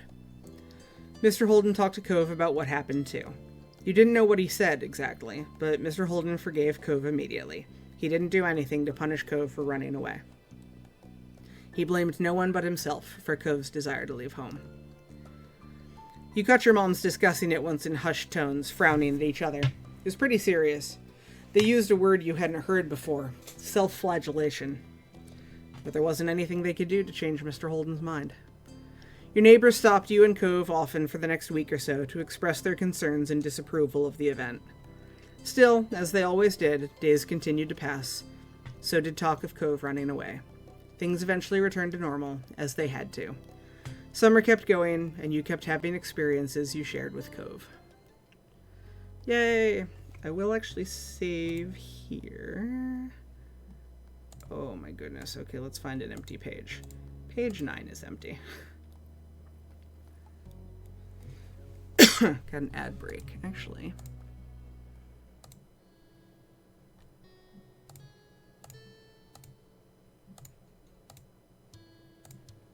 Yeah.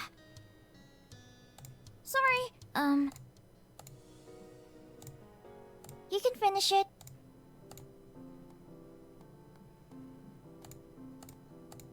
I'm sorry.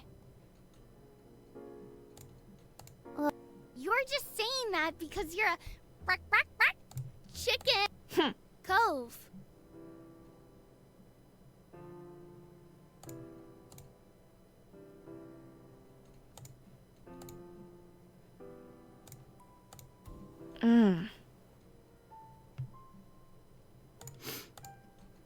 Sorry. Yeah. You Dumbo. Sorry. Ugh. Yeah. Okay, cool.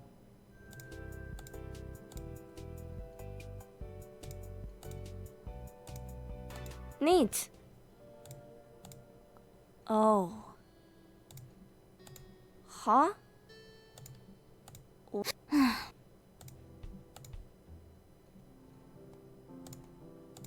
Hmm.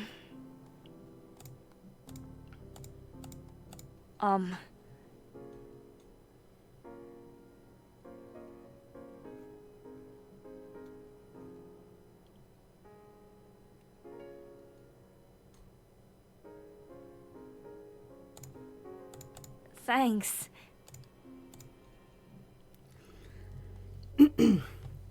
Yeah, so I'm ducking through some of these. I forgot the sandcastle was the first place that you could tell Cove that Cliff gave you the money. All right. Oh my goodness gracious. There, Okay. there. Duh. How have I not seen some of these before? Gee. Let me skip. Hi. Cove, come with us to catch fireflies. Hurry up! I walk with him. We shall giggle. Oh, How is it even possible that I have done dialogue here? Try again, Cove. I stay very still. I learned that Pelia has romances, and both a dorky chef and a grizzled older dude are romanceable, and I am a mess. Oh no! I would Sorry. be. I would probably right. be a mess over a dorky chef as well.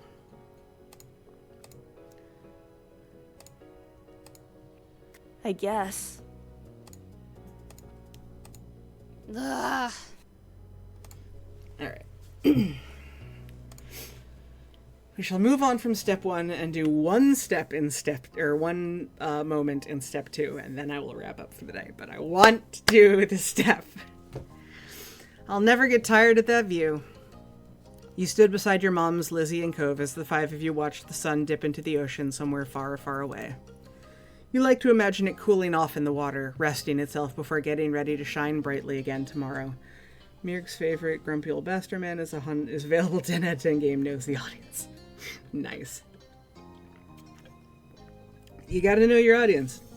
Grumpy old bastard men have to be romanceable. Personally, I'm going to just take Cliff out of this game and I'm going to make him his own game. So we can all romance Cliff.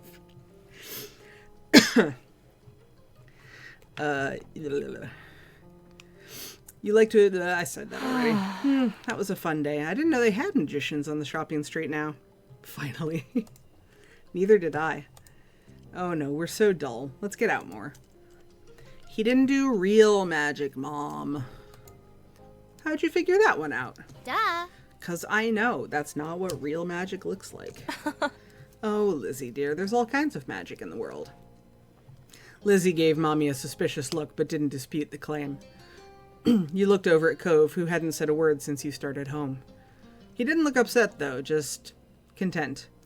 You're aware he still hadn't quite warmed up to your parents. Well, we can't sit out here all night. Time to hurry home and get cooking. Who's helping with dinner? Lizzie immediately let out a groan. Ugh. Mom, summer's almost over. The protest was obvious. You could practically see school on the horizon. You certainly didn't want to spend your last bits of freedom cooking dinner. You could do that any day. We have to keep playing before it's too late. Mom raised a brow, the corner of her mouth lifting before she pursed her lips. You make it sound like it's the end of the world. It practically is. You nodded vigorously, thankful that you had your sister on your side. Surely your joint effort would wear your mom down. Please. Soon we'll have homework and reading to do. We can't do work now. Too. Lizzie made her case and then stomped her foot into the ground. You mimicked her, feeling that would add something to the argument. Well... Now. Oh, come on, Pam. I can help you with dinner. Mommy leaned in for a hug, and you knew that you were very close to victory. Okay. All right. But as soon as dinner's ready, you lot are coming inside, understood? Yes, Mom. Yes, Mom. Cove, dear, you're welcome to join us as well. You sent him a small smile, which he returned.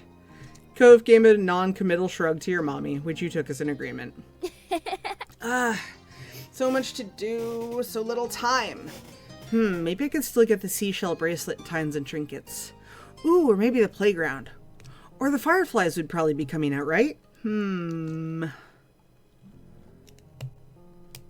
can't go too far. Lizzie pouted at you as you pointed this out. Mom said to be back in time for dinner. It won't take that long. I know! Jamie. A strong gust of wind made you shiver. Lizzie huffed as she wrapped her arms around herself. Rude. Doesn't the wind know that summer's not over yet? That's all Lizzie said before abruptly turning on her heel and heading off in the direction your mother's had gone. Where are you going? I'm going to my room. I have lots to plan if I want to make the most of tomorrow. You thought this over, looking off toward the water again. Lizzie didn't wait, and before long she was disappearing off down the road. Meanwhile, Cove was going in the opposite direction, heading for the beach. I'm following Cove. Cove gave you a smile that you couldn't help but return. Cool. He made a little gesture that you interpreted as follow me, and then started heading to the waves. Cove knelt down, picking up something you quickly identified as a smooth rock. He reared his arm back, then tossed it out into the water. Alright, how good at skipping rocks are we going to make Cove? We're going to say that he is good at skipping rocks, or is he not?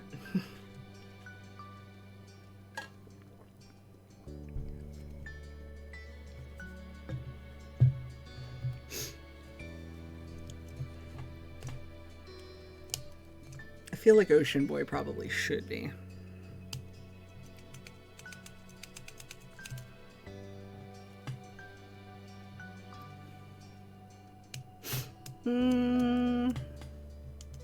It's a good. I will make him good, but not great. It was a good toss. That was pretty neat.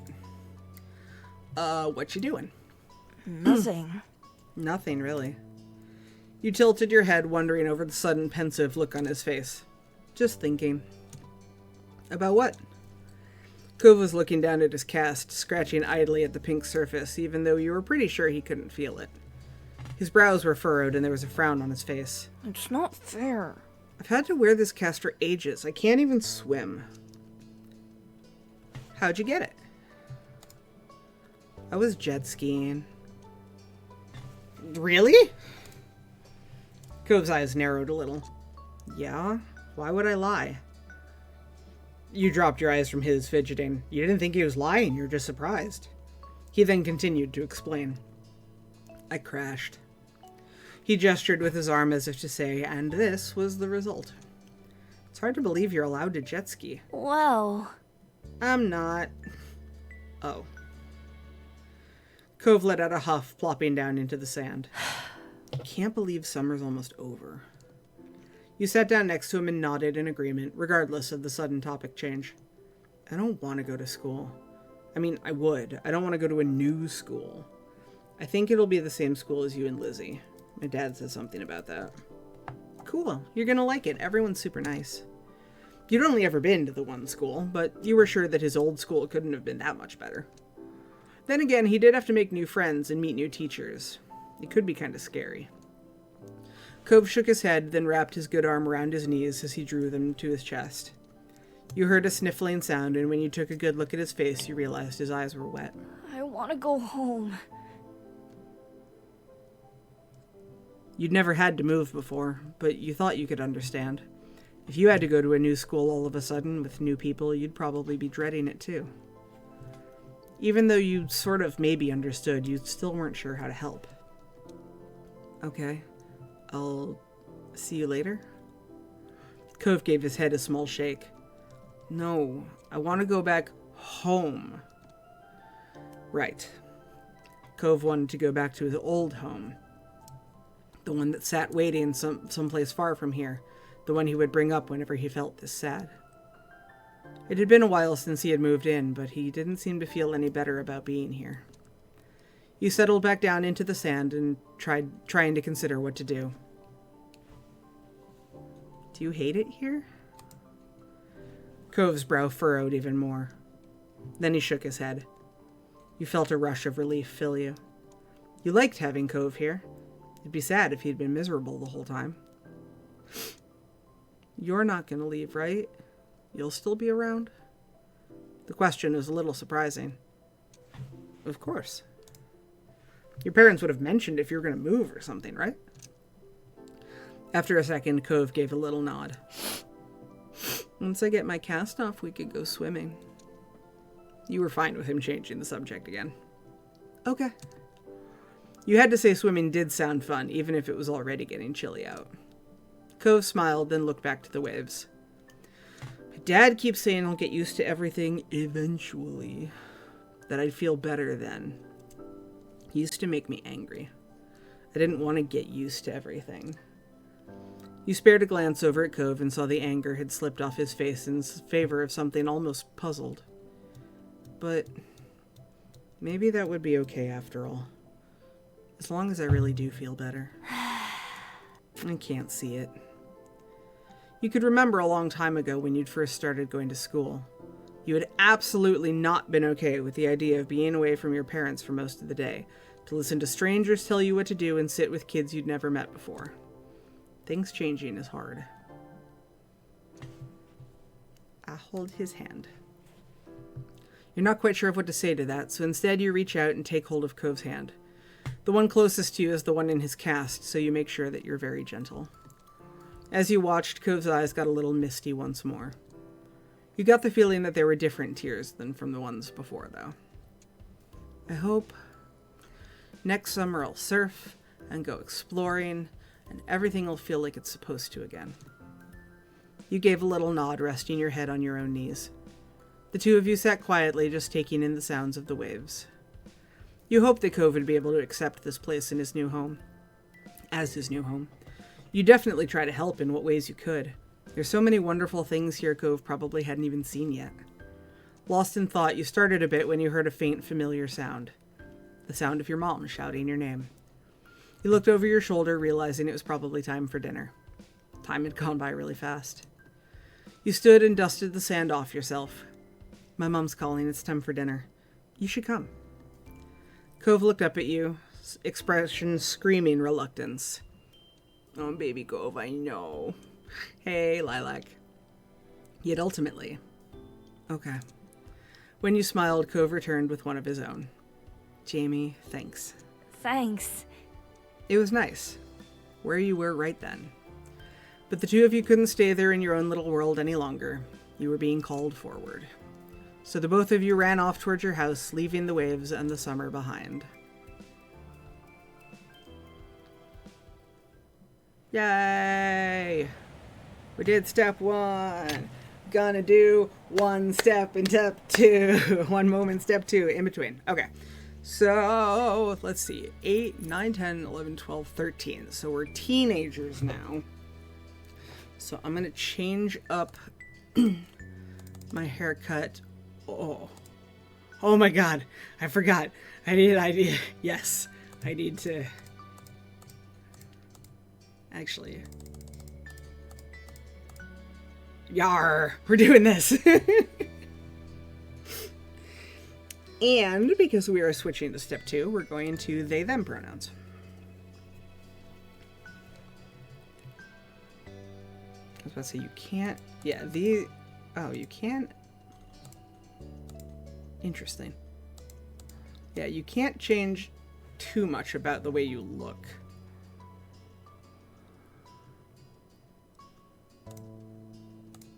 Ah, okay.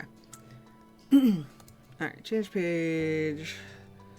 Doop, doop, doop, doop. That can all stay. I'm not going to give myself braces this time. I'm so excited for the next... Oh, for OL2? Yeah. I am as well. Once we get through this, I may play through the demo that's available I think I've got the one that's available through the Kickstarter, but I don't think we're allowed to stream that yet. But I do think that GB just updated the public demo, and I haven't played it in a while, so... But I want to get through this one first, because... why am I gesturing over here? The chat is over here. You guys are over here. Raven here in chat, Creepy Ghost Boy, is also a big Our Life fan, so... so we'll get through this one. Raven has also not seen the additional DLCs for Derek and Baxter, so... so we're gonna do this one. We'll play it through. I already inevitably know which route I'm taking because this is me. Though this is one of the games where, like, I have my number one pick, but I am always tempted for everything else. And actually, Raven, what I will probably do is... It's Baxter. Yes, of course it's Baxter. And actually, we can... Hold on. I'll be relaxed, and I can have a crush on Cove. Yeah, that's fine. Yes, let me see... I actually don't have to change anything, but actually, I'm giving him glasses, though. That's fine.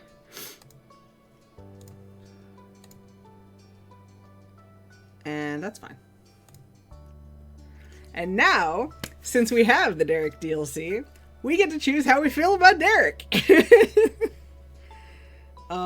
I adore everyone in this game. It can be the same or different to how you feel towards Cove. You can have crushes on everyone! Actually, I'm gonna have a relaxed crush on Derek as well. That's me! Yeah, exactly. What I will probably do, the vast majority of the moments in step 2 are, it's all the same ones that you usually have for Cove, and then Derek has his own 5. There's only one that overlaps, and it's the one that I'm going to do.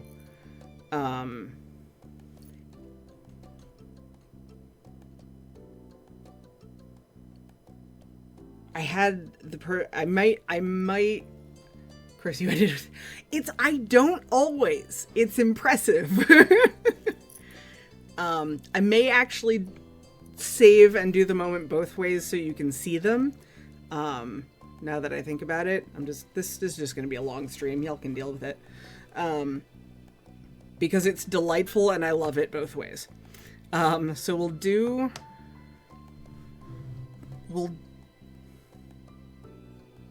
I'll save, we'll do Coves.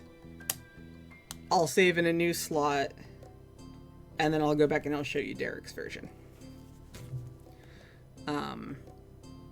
But I do want to continue with if you do Cove's version for later on. This will make sense. August ended, September began, it was time to go back to school. Lizzie groaned and complained the entire first week. She hated going to classes, still there were interesting things to do that couldn't be done anywhere else. You weren't sure how Cove felt about it. He was enrolled that year. That was like a sign Cove would be staying in Sunset Bird for a while. At school, he was alright, but kept his distance from the other kids. From what you saw, anyway. Whenever he could, Cove stuck to you like glue. He didn't mind that much what you did to pass the time, as long as it was together. Sometimes it was like things were exactly the same as when you'd first met. But other times, as you got older, you couldn't ignore how the feelings had changed in meaningful ways. That year, the divorce of Cove's parents was finalized. You overheard your parents talking about it, saying Cove's dad got full custody. At first, you worried that meant bad news. It had made Mr. Holden cry, apparently. Then you found out it meant Cove would keep living with his dad. He would only stay with his mom a few weeks of the year. Parallel play! Cove cried too, for different reasons, he thought. It seemed like Cove and his dad might move again, but Mr. Holden decided to stay after all. Mom asked him about it once. He had said he didn't want to uproot Cove's life a second time. Mr. Holden tried to get Cove to like Sunset Bird more. He kept encouraging his son to go out and see the place. Sometimes Mr. Holden volunteered you to spend time with Cove. He seemed very confident it was an effective strategy. Cove never brought up to anyone about what happened with his parents and withdrew whenever it was brought up. It was hard for him, yet nobody knew how to help. Eventually, Cove stopped crying on his own. You couldn't understand what had changed, but you hoped that you could help him feel better still, since even without the tears, he looked sad. Maybe one day he could say out loud what he felt inside. After that, it felt like things had gone back to normal, except what was normal didn't stay the same. Years passed, and suddenly you were in middle school. You weren't a kid anymore, you were 13 years old. That officially made you a teen, even if your sister didn't agree. The toys and crayons that used to litter every free space in your home had been packed away somewhere, replaced with new hobbies. There were other changes, too. Cove's cast got taken off. It was weird to see him without it initially. Underneath the pink plaster ended up being a long, thin scar that snaked across his forearm. Cove's chest puffed out in pride whenever someone drew attention to it. He also went through a major growth spurt. He was the tallest student in his class for 2 years in a row. Cove will probably hold that spot again next time. In class, people knew him for more than just being tall. He also stood out because of how well he did on tests, and in other academic situations. Over the years, he began opening up more, too. You saw him talking amicably with other kids or neighbors from time to time. And the only kid that came to visit the neighborhood when you were little, Shiloh, well, he was gone. He and his mom moved back south because of her work, just 1 year after Cove came to Sunset Bird. It had been really upsetting when he left. Lizzie was inconsolable for weeks. But nobody talked about Shiloh anymore. It was a long time ago. You learned some heartbreaking things became less sad. Oh no, bye Shiloh. You learned some heartbreaking things became less sad the further away they were, even if they had never gotten any better. That was sad in its own way. Things at home were different too. You still lived in the same house and all that, but it wasn't how it was before. Ma dyed her hair purple, wanting something new, and liked it so much she kept dyeing it. You remember calling her Mommy as a kid, but something like that seemed awkward nowadays. You were much too old for the word. Lizzie felt too mature for her nickname too. She insisted on everyone calling her Elizabeth. So you did.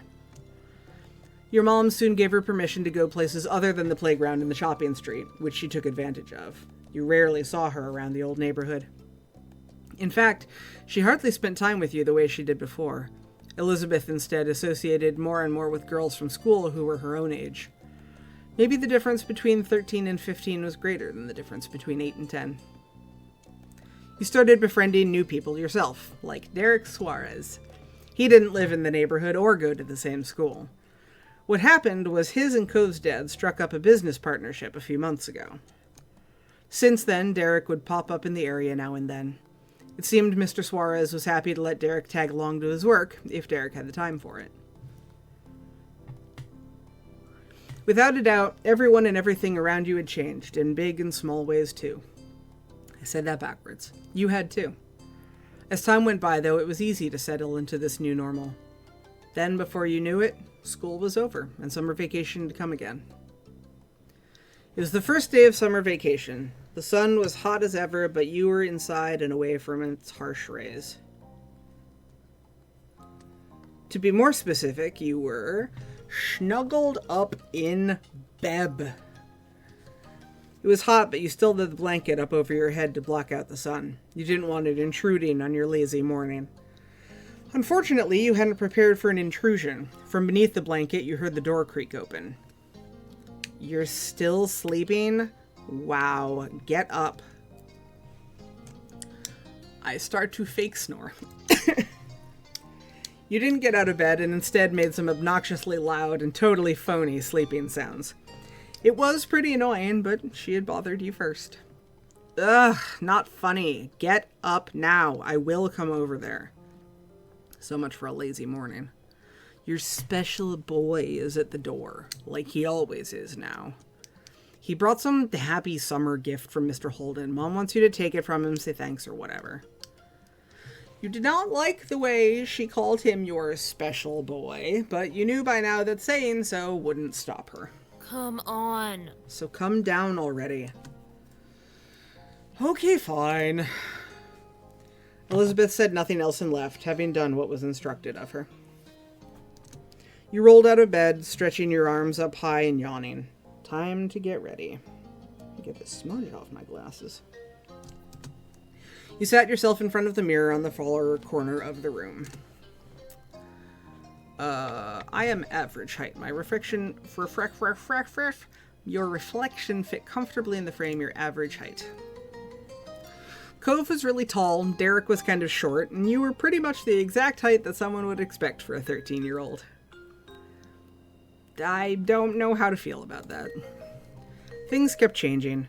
With your height you actually had, and what the impression of that... With the height you actually had, and what the impression of that height was based on your age, it was confusing. Then you put the finishing touches on your outfit while ruminating on the situation. Careless as they had been, Elizabeth's words piqued your curiosity. You planned on going over to see what Cove was up to today, so this worked in your favor. It was when you spotted your reflection that you realized you were smiling wide. You're looking forward to seeing him. You left your room, taking an easy time down the stairs. Step 2. You spotted Mom first, reclining on the couch. She held a magazine in her hands, which she was perusing through. Morning, Mom. She looked up at your greeting, a smile instantly appearing on her face. Thanks. Good morning, Jamie. Thank you for coming down. Ma's at the door with Cove. He can't stay over today, unfortunately. Why don't you go and thank him before he leaves? You nodded and made your way to the front of the house. Just as she said, Ma was there making conversation. She must have heard you because she looked over her shoulder. Oh? Look who finally made it. Morning, sleepyhead. Ma reached forward and you knew she was about to pat you on the head. She was taller than average, so you were little in her eyes despite being a typical size for your own age. I push your hand back and I laugh. Ma could be so ridiculous. You thought, but that was okay. Ah, you're the last one down today, you know that? I was going to stay in longer, so you're welcome. Yes, thank you all for gracing us with your presence this fine day. With a small laugh, Ma stepped aside. Cove was just as you remembered, exactly as you came to know him to be. Look at him! He's so soft! He leaned uncomfortably to the side in your doorway as the longer strands of his hair idly drifted with the breeze. His features were pinched in embarrassment and he shifted from one foot to the other. He was holding what must have been the much-talked-about gift. At first glance, you figured it must be a bouquet of flowers. Then you gave it a real look. No, instead it was carefully cut fruit. It made a lot of sense that it was actually from Cove's dad. You had to suppress a laugh at this showing. You couldn't imagine many folks buying that sort of thing for their own personal enjoyment. That kind of arrangement was built for the presentation, likely to impress whoever was inevitably going to receive it. It seemed no matter how long he lived here, Mr. Holden would keep going out of his way to be neighborly, and Cove would always be roped into participating. He's so soft! At the sight of you, Cove smiled, but there was some nervousness to it. Hey. You smiled back. You couldn't help but thinking to when you first met Cove and how you became such good friends. Lately, though, you were starting to have different feelings for him. Hey, it's nice to see you. Yeah. You too. His grip on the base of the gift tightened and your heartbeat sped up. Even if neither of you had spoken about it, both of you were aware something new was growing in your relationship. It was already shaping up to be another long summer. The best part was that the two of you already had plenty of time to spend together and explore what was developing. His awkwardness over the task started to creep back in, so Cove nudged the gift closer to you. He was ready to be relieved of it. Your hands brushed over his just slightly when you took hold of the base. He flinched enough for you to know with certainty that he noticed it happen. You couldn't help but smile to yourself. And with that, the gift was accepted. I hope you and your family like this. It's a pretty good gift. I think so, anyway. He smiled earnestly. Dad spent a lot of time picking out the best size and design. There were so many options to choose from. Thank you. Could you tell your dad we love the gift? Yeah. Mr. Holden's behavior really was different from any neighbor you'd ever had, though after 5 years you were used to his antics, and you'd since made up your mind on what your opinion was. Ad break, oh no!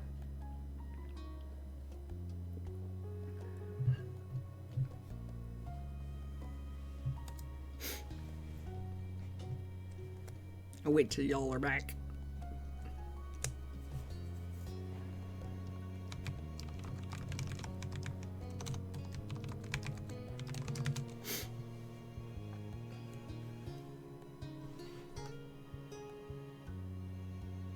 I like that I have a subscriber tab. Hello. Back. Excellent. I noticed that I saw the ad break thing and I was like, wait a second. Because this is still one of my favorite choices in the game. Where it's like, what's my opinion of Cliff Holden? My answer to this question has never changed. It has been the same answer. I caught it late. You're fine. Cove was being soft and adorable. I took the gift and now we're standing inside. That's all that happened. And now we're going to say that Cliff Holden is kinda handsome. 'Cause he is. He is great and kinda handsome because he is. Though there were some things people didn't like about Mr. Holden, you didn't mind them and liked them quite a bit. And even if he was Cove's dad, you couldn't pretend like he wasn't a nice-looking guy. That was good, too. But it was something you kept to yourself. Listen, I'm gonna make my own dating game, and I'm gonna date Cliff. It's gonna be delightful.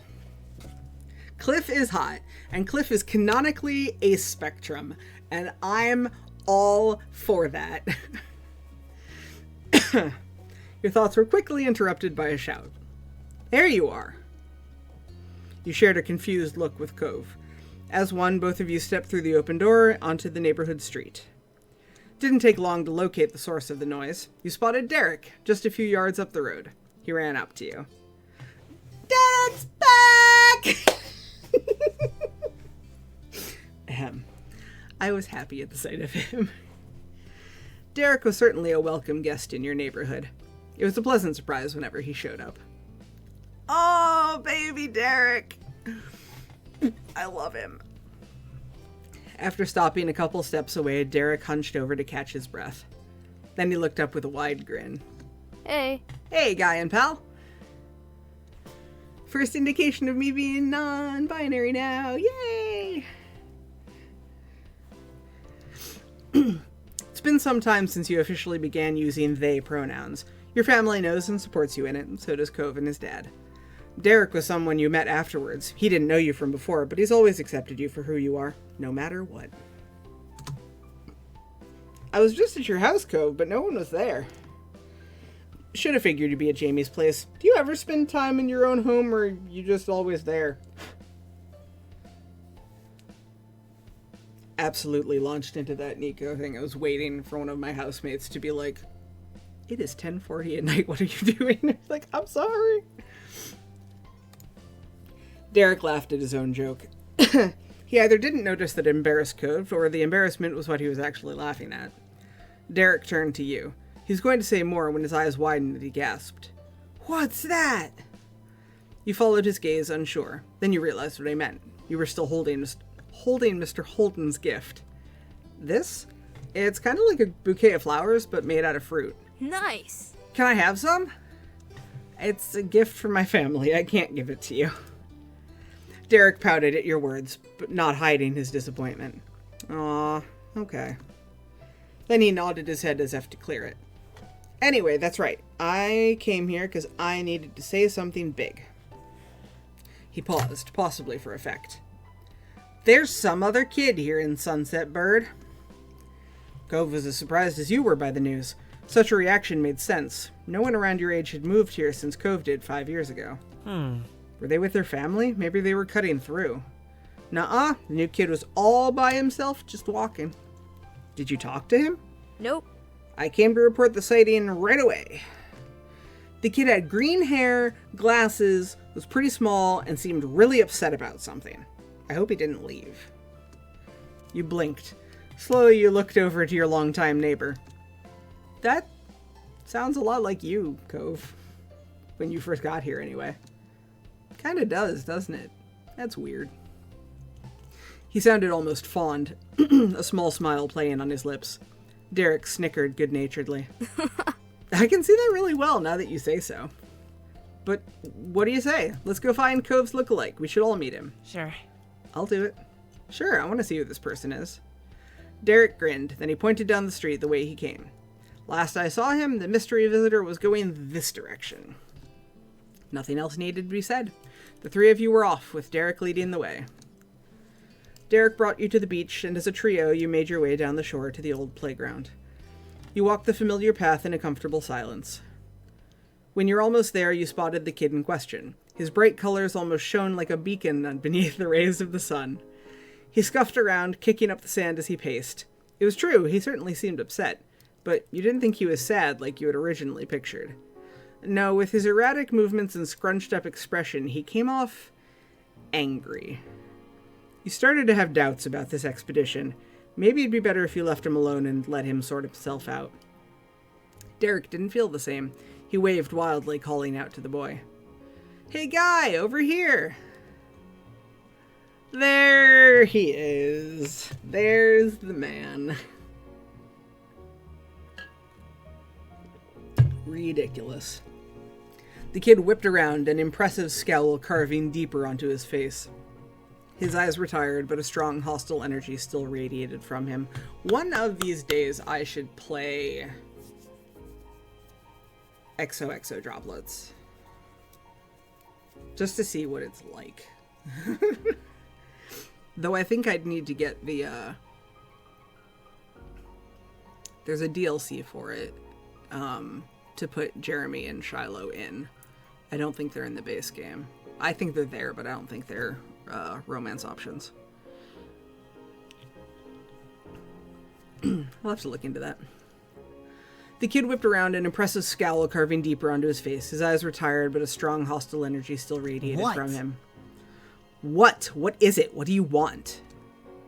The sharp tone made Derek flinch. He shifted on his feet. What's your name? Jeremy. Was that it? No. I'm Derek. That's Jamie and Cove. We were just walking around and saw you. We wanted to say hi. There aren't a lot of kids our age in the neighborhood. Yeah, so you know it's cool to see someone else here. Strangely, Jeremy grew furious by your response. If steam could erupt from a person's ears, it would have happened then. They did bring me somewhere stupid. Of course, I knew it. What? My parents. They're the ones who brought me. I didn't walk to this town. Can you not figure that out on your own? Right. My dad brings me to Sunset Bird too when he has to come for work and all that stuff. It's not bad. That earned him a glare from Jeremy. Derek winced beneath it, glancing away. It was a struggle to remain friendly with this Jeremy guy. I mean, I probably wouldn't want to come here for a real vacation. I wouldn't want to come here for a real vacation probably either. That's an understatement. This doesn't count as a vacation. It's a waste of time. A chore. My parents' family is nearby, and we just had to come see them. Ugh. If they're your parents' family, doesn't that make them your family too? I guess. That's a pretty good reason to come by. Did you want to go somewhere else? No. Jeremy crossed his arms with a huff. He turned away. They should have gone by themselves since they cared so much and left me at home. But I am not allowed to be by myself. Pfft. It makes no sense. They're the ones who don't know how to do anything and I'm the kid?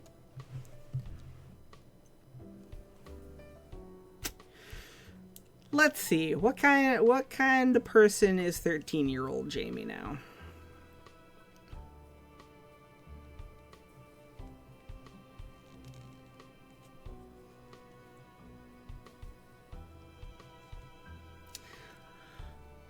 We just said hello. You don't have to keep complaining at us. Wow! Why did you decide to talk to me, huh? Did I ask for that? No. Did I want you to come over and start flapping your gums at me about dumb stuff? No. Probably sassy. Yeah. Now you're gonna whine because that this isn't what you wanted? Too bad, it's not my job to care. You turn to Cove, lowering your voice. Two of you aren't that similar after all. Jeremy must have had good hearing, though, because he caught the private exchange and scoffed. Stupid. Of course we're not similar. My eyebrows aren't stupid. Cove's cheeks flushed crimson at the insult. You couldn't be sure if it was out of embarrassment or anger. Maybe both. Come on. How can you say that when you've got a bowl cut?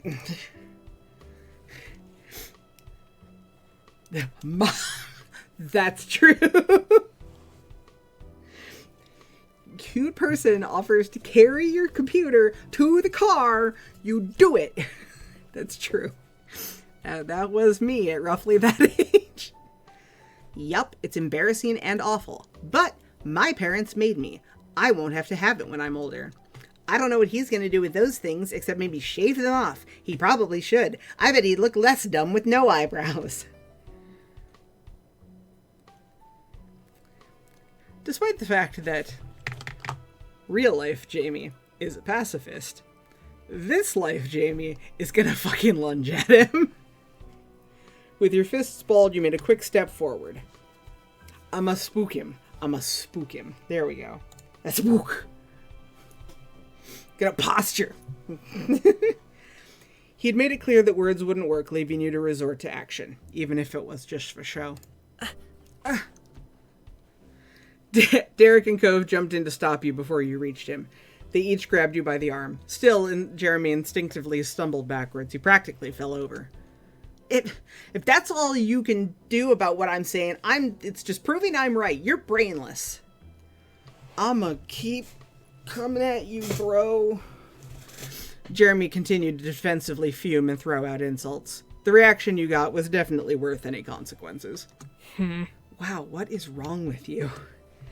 Instead of taking offense, Jeremy only parroted Derek's words back in a nasally voice. Wow, what is wrong with you?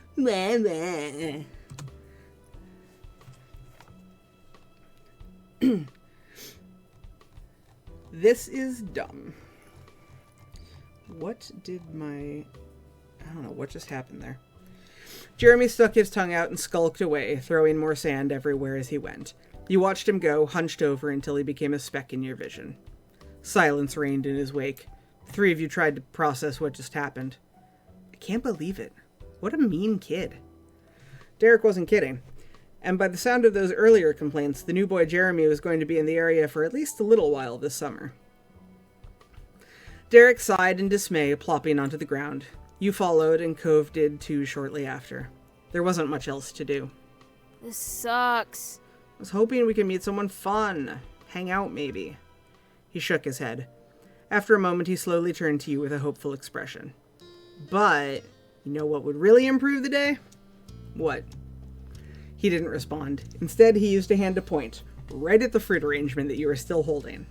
You'd completely forgotten about it during the mini-drama that unfolded. You'd gotten used to the wait. Glancing over at Cove, you noticed he was eyeing the fruit. He must want some too. I'm supposed this for my family. Not supposed to just give it to people. I need to save it. Okay. He sagged, still staring at the glistening fruits, but he didn't insist further. Yeah, it is a gift for the Sinclair family after all. They should be the ones who get to have it. Sorry for asking. It's fine. Quiet once more descended upon your group. Cove turned toward the ocean, a peaceful expression on his face. Hey, you two remember the land before time? That fruit thing makes me think of it. The dinosaurs all liked the leaves that were shaped like stars. Tree stars. Yeah. Yeah, chomping leaves looked so delicious when they did it. I am going to answer this question honestly. I've never seen it. You should! It's great and really sad, but still great. Plus, it's about dinosaurs. Derek didn't say anything further about dinosaurs or otherwise. For the next few minutes, the three of you watched the waves crash onto the shore. Hey, Jamie. Yeah. The two of you met eyes casually. Were you seriously gonna hit that guy? No. I just knew he'd get all scared over it. Phew. That was pretty bad, Jamie. The reasoning is rock solid. I mean, I thought it was cool. Ugh. Ugh, you're both crazy people. You knew when Derek said things like that, it wasn't serious. He liked you and Cove. Yeah. Derek then leaned back on his arms. He contemplated the sky with a content sigh. So, you both ready for summer break? Yes. Yes, I am. Cool on you. Wish I could say the same. Feels like there's a lot to plan for. What about you, Cove? Are you ready? Yes. Before you could say anything else, the light atmosphere was shattered. Hey! Jamie! Hello? You glanced over your shoulder to see your sister. She strode closer and closer, appearing none too pleased. I've been looking all over for you. Ma said you and Cove ran off with the thing Mr. Holden bought for us. She leered over at you with arms folded. So, where is it? It's fine, and right here. You turned your body to face her and held up the bouquet, proving that it was in one piece. She inspected the fruit arrangement with a small frown. Okay. Alright, looks good. But if all you're doing is sitting around, you better take it back to the house now. It's not just for you. She grinned tauntingly, slyly glancing at Cove, who sat right beside you. Even if you are the one person who counts to the delivery boy, this was up to his dad. Seemed everybody was in a mood to tease you and Cove today. I've never not eaten some of the bouquet, really? I generally play this attempting to play relatively close to how I would be in real life. And I absolutely would have been the wet blanket that was like, no, it's for present for my family. I wouldn't have run off with it, is really the problem, so. Within moments, Cove's cheeks flushed red. He picked at the hem of his shirt, suddenly finding it very interesting. He always became nervous when Elizabeth would strike at your relationship. Get going. This wasn't okay just because you hadn't done anything yet. Oh no, I think I hear the mean kid coming back. We better get out of here. Elizabeth blinked, confused, and looked around. what? What kid? I don't see anyone. Derek didn't bother explaining. He just launched to his feet and ran off. I didn't know not to eat with it. Yes, you can actually save it for your family. It is true. Cove hopped up too, gladly taking the opportunity to exit the situation. He followed after Derek, but he sent you a look from over his shoulder. You turned to watch Elizabeth. She stared back, brow raised. Nope, I'm running. Without a word, you two got to your feet and bolted down the beach. Unimpressed, Elizabeth rolled her eyes. So immature.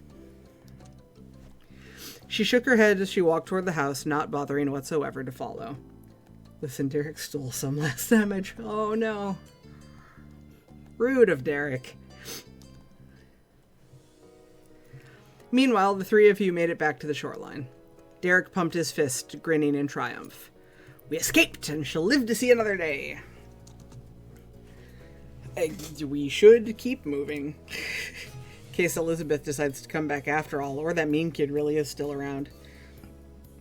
You chuckled together, walking further down the beach side by side. Actually, it might have been Cove. You and I had different coves. Oh, possible.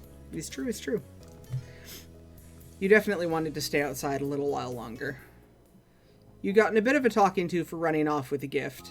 Twice, even if you hadn't eaten any of it. But Elizabeth was also asked to be a bit more patient in the future. In the end, the four of you had split the bouquet and the event was fully resolved. After that, Derek had joined you in the living room. He'd elected to stay outside for extra time so you could face the potential scolding from your family without him witnessing the embarrassment. Derek was a guy you could count on. The dust had settled from the prior events and your moms went back to their room, so Derek was just taking it easy until his dad arrived. Mr. Suarez was meant to be there any minute to get Derek. Derek preferred not to sit and instead took long, lazy strides in a circle around the edge of the rug.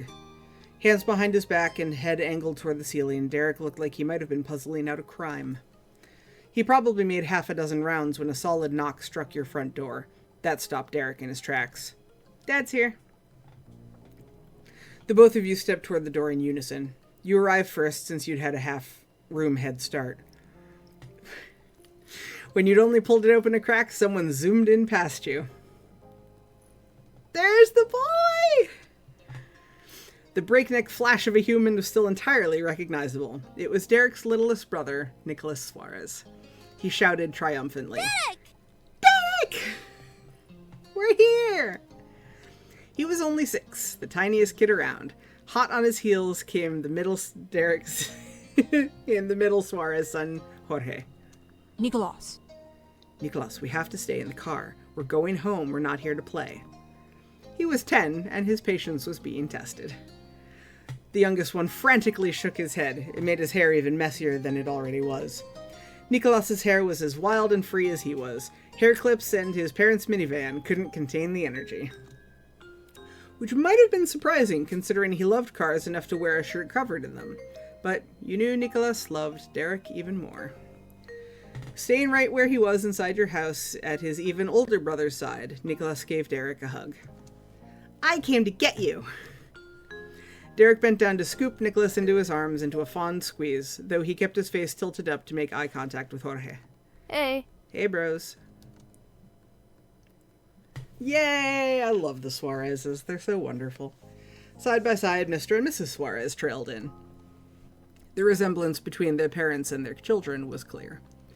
Derek and Jorge were the spitting image of their father. Jorge was even sometimes called Junior, while Nicolas was a mama's boy. Good evening. A good evening, Jamie. Hello. You'll have to forgive the three-ring circus visiting town. The boys just had to come. Don't worry about that. You're welcome here. The frown that had been stuck on Jorge's face finally eased up a little. Oh, how kind. Goodbye. But we can't stay. Thank you for letting Derek visit and tell your mothers I said hello. Okay. I do love Derek. He's such a good older brother and relatable. It's like, it's so true. He's such a good brother. He's so good. They're all so good. All the boys in this game are so good. So many emotions. Come on, boys. All 4 of you now. Let's give the Sinclair family their house back. Coming. Yes, Mom. Half the group trotted forward with only a word. Except Jeremy. Jeremy gets better once he's older, kind of. And, you know, dependent on your save file, he gets better too.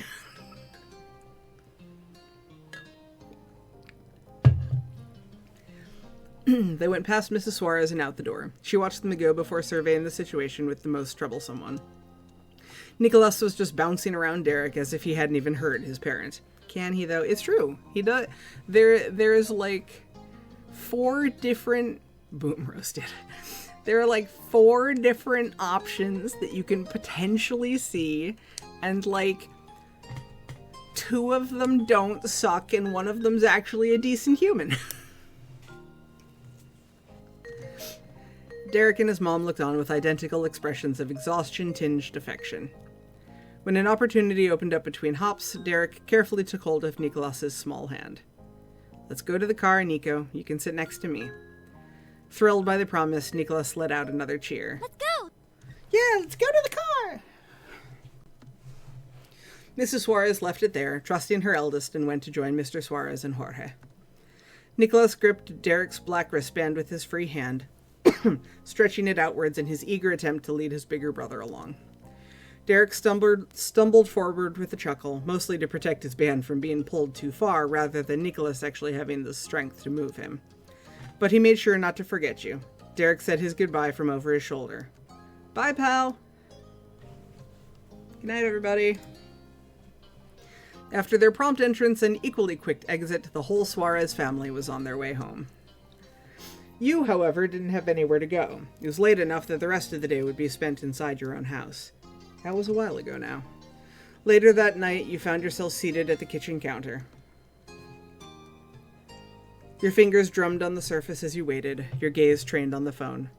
You were waiting on a call tonight, specifically from your cousin Leandra. You didn't want to miss it accidentally. Your uncle, aunt, and Lee used to live many hours away. Your families only saw each other a few times a year for big occasions. A while back, though, they'd moved and were closer to you than ever before. You now hung out regularly. Lee! With school being out, you're positive she's going to want to come over a lot. The two of you were the same age and got along well. She used to be really fond of Elizabeth, too. But now that your sister had become allergic to interacting to her own family, it tended to be just you and Lee who spent time together.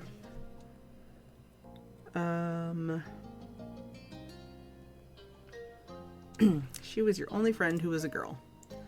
You weren't a girl yourself, so maybe that was why.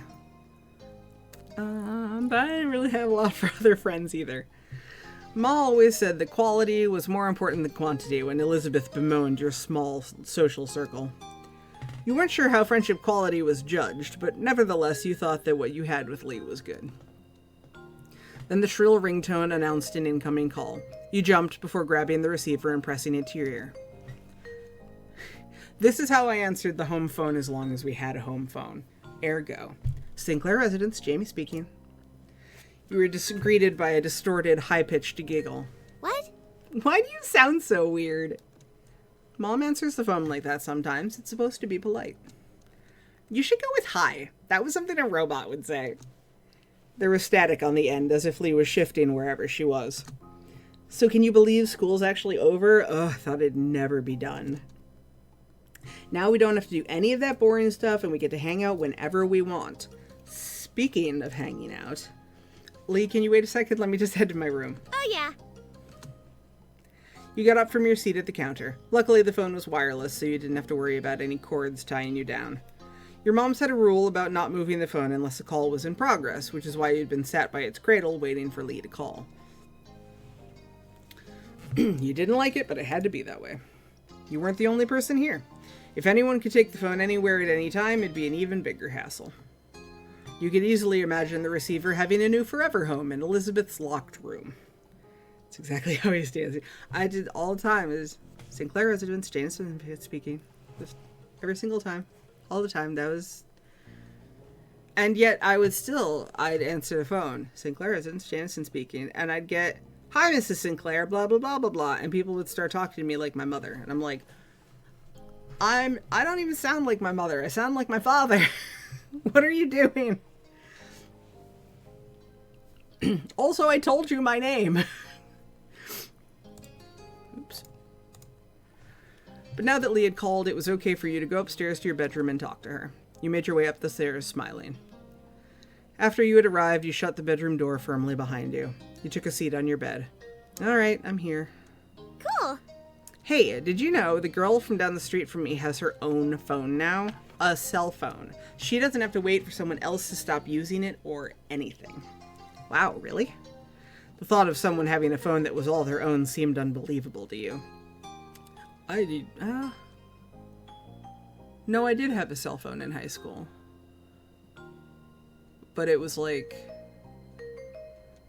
a Nokia. Like old school Nokia. And then I got a flip phone. When did I get my Razr? It must have been in high school. Because I got an iPhone once I was in college. Sir, I'm 12. I'm 13! Yeah, I don't know why. But it was consistent. I had whole conversations with my mom's doctors, despite the fact that I answered the phone with my name and not hers. Right, I wish I had one too, but my parents said I couldn't get my own phone until I'm more grown up. I wish they'd change their mind. We could call each other every single day and no one would be able to stop us. How great would that be? But wouldn't I still be using a home phone? My moms would be able to stop us if they wanted. Lee laughed. You didn't put a damper on her imagination. Oh. Oh, then you have your own phone too. That works. She sighed dramatically. I bet I'm not going to get one till I'm all the way in college. Squeezing the phone between your shoulder and ear, you puffed up your pillows and made yourself more comfy. It's strange to think of a time when normal school would be over and you'd have to choose whether or not to go to a college. School was such a big part of your life right now.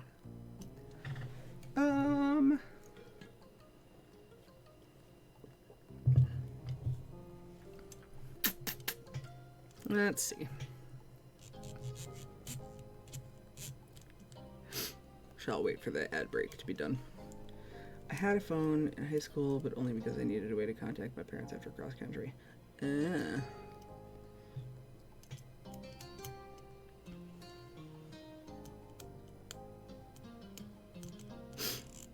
had a cell phone despite not really needing one.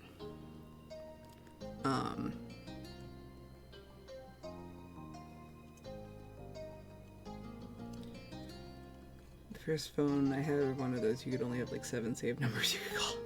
I do remember those phones existing. I never had one of them.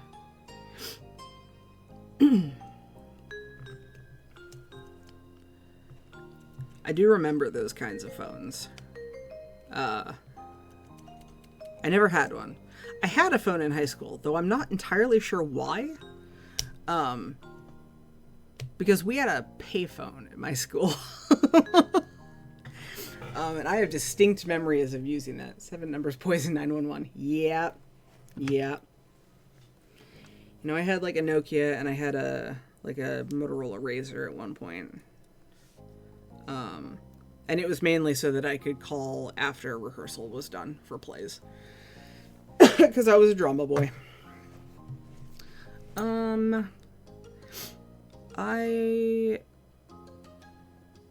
I'll just go with what it was for me in real life, which was classes were fine and I was a good student. You soaked up information as naturally as a sponge absorbed water. You had yet to worry about school being hard for you. I have pressure. So much pressure. Your future depended on it. Yeah. You tried to sound engaged, but your mind had decided to go back to school despite the season. Lee knew you too well to be fooled. Gifted kid. Gifted kid. That's me! What's up? You sound so spacey. Just thinking about school. Lee groaned. Are you thinking about how we don't have to think about it because it's summer? That's what I'm doing. Let's make a petition for more vacation time. Yeah. Yeah, everybody in class would sign it. Maybe some of the teachers, too. Though I guess school isn't all the way bad. You can do some good things there. You can just do more when school's out. Learning new things can be cool. I just wish everyone did okay with how they taught the things, not just some people. Me too. It's the easiest way to hang out with people not in the neighborhood. If I didn't go to school, I'd never meet anybody new. No one really comes here. Uh-huh. But that's it. And that's pretty much everything that's good about school. Okay, point taken. All right. Now I decree the topic of school is officially closed.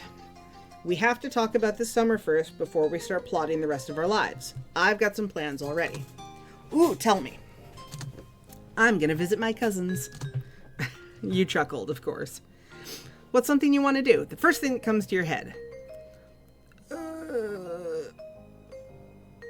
I don't want to do anything. Reading! Let me know if you read anything good, unless it's scary or sad. Sure. You leaned back in your bed, settling in as you continued chatting with her and your chatting with your friend.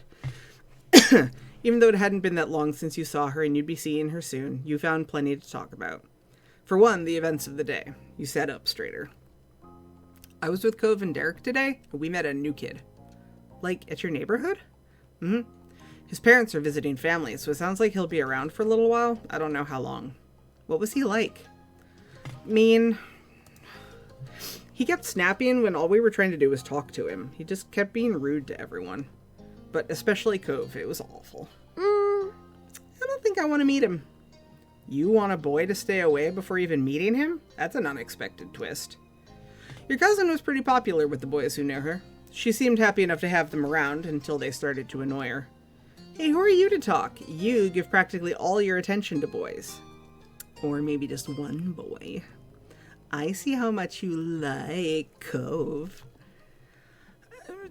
I don't give him all my attention. I also have friend Derek. My heart is stolen by a man I haven't met yet. Lee laughed at your denial, deeply amused. Even though she couldn't see, you shook her head. You shook your head at her, grinning to yourself. There was a stomping noise approaching your room, heralding the arrival of your irritated older sister. She flung the door open, a frown etched on her face. Come on. How long are you going to hog the phone?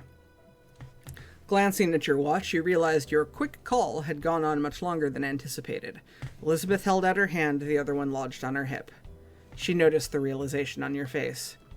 Time's up. With a sigh, you said your goodbyes to Lee. Lee, you have to go now. Bye. Okay, see you soon. Tell Elizabeth and your moms I say hi too. You'd barely pressed the end call button when Elizabeth whisked the handset from your fingers and began dialing someone new as she strode out of the room. Your ma's voice called from downstairs. Hey, has anyone seen the phone? I'm using it. With that, she shut your door behind you. Silence was left in the wake. That was one way to end your first day of summer break. Sometime later, it had gotten dark outside, and you laid in bed wide awake. Your window rattled all of a sudden, startling you badly. You flinched, staring over at it with furrowed brows. From your vantage point, you saw only the moon and an open sky. You were confused. What had caused that noise? Frowning, you sat up and moved closer to the window. You might as well find the reason behind the disturbance. To your utter shock, your gaze was met by a pair of familiar ocean blue eyes. Cove? You squinted. Yep, Cove was right outside your window. Your house was very angular, and some parts stuck out further than others, so theoretically, it wouldn't be hard to climb around on. Still, just because someone could didn't mean you expected it to ever happen. Cove looked awkward and unstable. His feet were braced against a section of the wall that jutted out, his arms flexing with the effort to keep him upright. With difficulty, he waved. Then he wobbled, immediately dropping his hand in alarm. You hurriedly opened the window. Cove scrambled inside, nearly falling flat on his face, but he was able to right himself in the end. He released a breath once he was steady. Hey. Hi, Jamie. What's up, Romeo? I know that it's late, but I didn't know what else to do. If I rang the doorbell, I know your moms would have answered and they'd just make me go home. I didn't really want to explain why I was coming over anyway. I don't want to talk about it. Well, besides with you, I mean, but that's why I did that. As unexpected as this was, you were touched. Cove felt like he could tell you what was wrong. I might have tried calling or something, except my dad was on the phone. Cove suddenly looked very cross. Dad, he was talking to my mom. Probably is still. You raised your eyebrows. Cove had eavesdropped on his parents' phone conversation? I'm not going to comment. There were other things to talk about. Are you going to stay with your mom for a while again? Every year, Cove was sent off to live with his mom for a few weeks. When it happened varied. Sometimes he would go during winter break, but usually he went during summer. Even though it was hard news when you found out he was leaving and you missed him those weeks, you understood. To your surprise, however, he shook his head. That's what I thought too, but no, it's not what they were saying. My dad asked my mom not to have me leave this year. He said she could come stay with us here. You waited for him to continue. He didn't. The conversation abruptly dropped off. You couldn't help but stare at Cove. There's a complicated mix of expressions on his face. What did your mom say? She told him she'd come. I know she's coming soon, before school starts. Oh.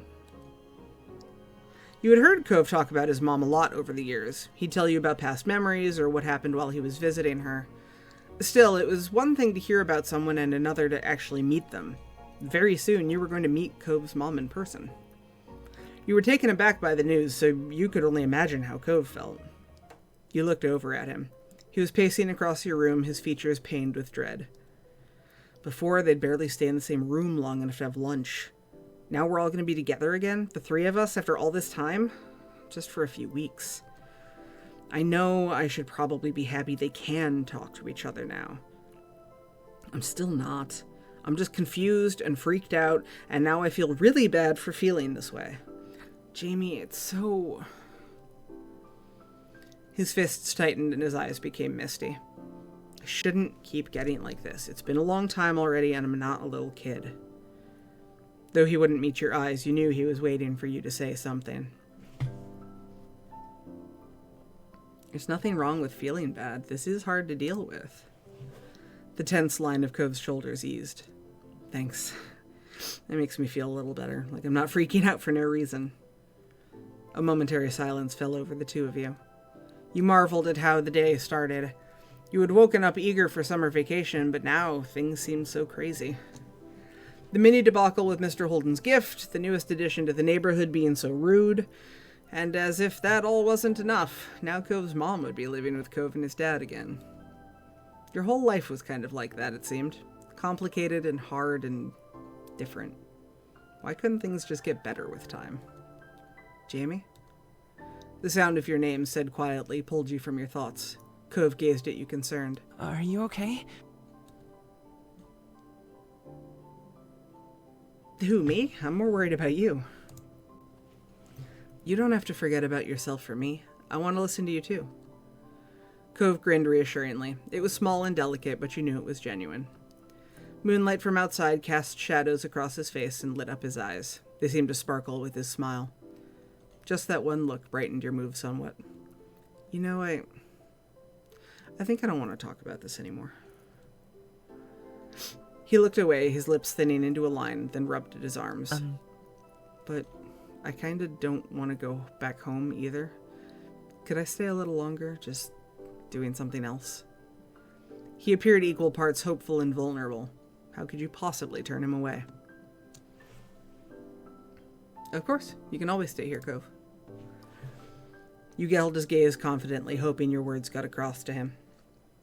Cove perked up at your response, a smile appearing on his face. He immediately took a seat on your bed, not afraid to get comfortable in your room.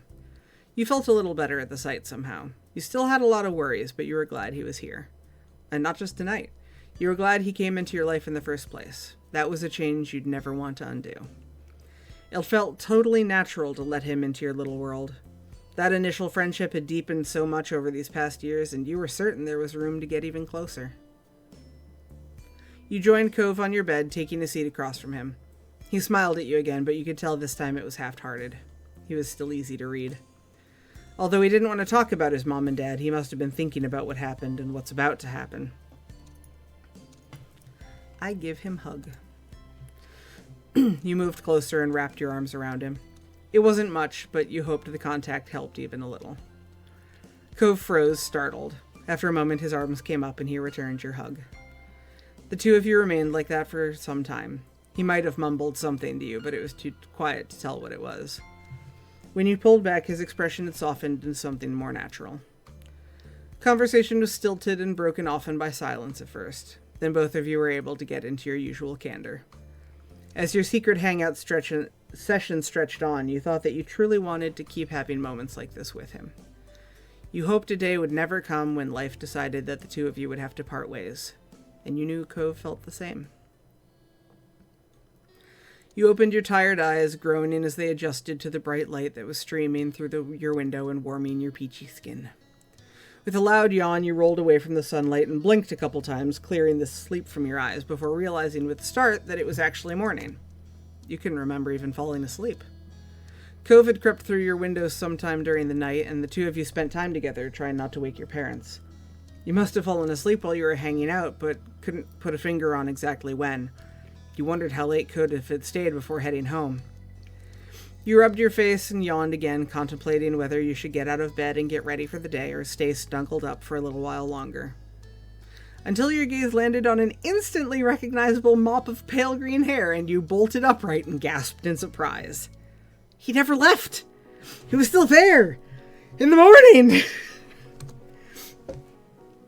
You froze! Your muscles refused to move an inch and your eyes widened as you stared at Cove's sleeping form in absolute shock. If your moms found out he had slept here the entire night, you would both be in big, big trouble. Realizing quickly that you needed to get Cove out of here before your moms or Elizabeth walked in and found him, you willed your body to get a move on and swung your legs over the side of the bed. Cove! You whispered in his ear. Cove! Wake up! You whispered his name softly but urgently, and his eyes snapped open as he woke with a start. You scrambled out of the way as he abruptly jumped to his feet before almost losing his balance and falling back down. He recovered just as quickly and faced you indignantly. Hey! What was that for? What? The situation dawned on him too before he even finished the word. Cove blinked at you a couple times, his eyes growing in panic as some thought that only he could hear settled in his mind.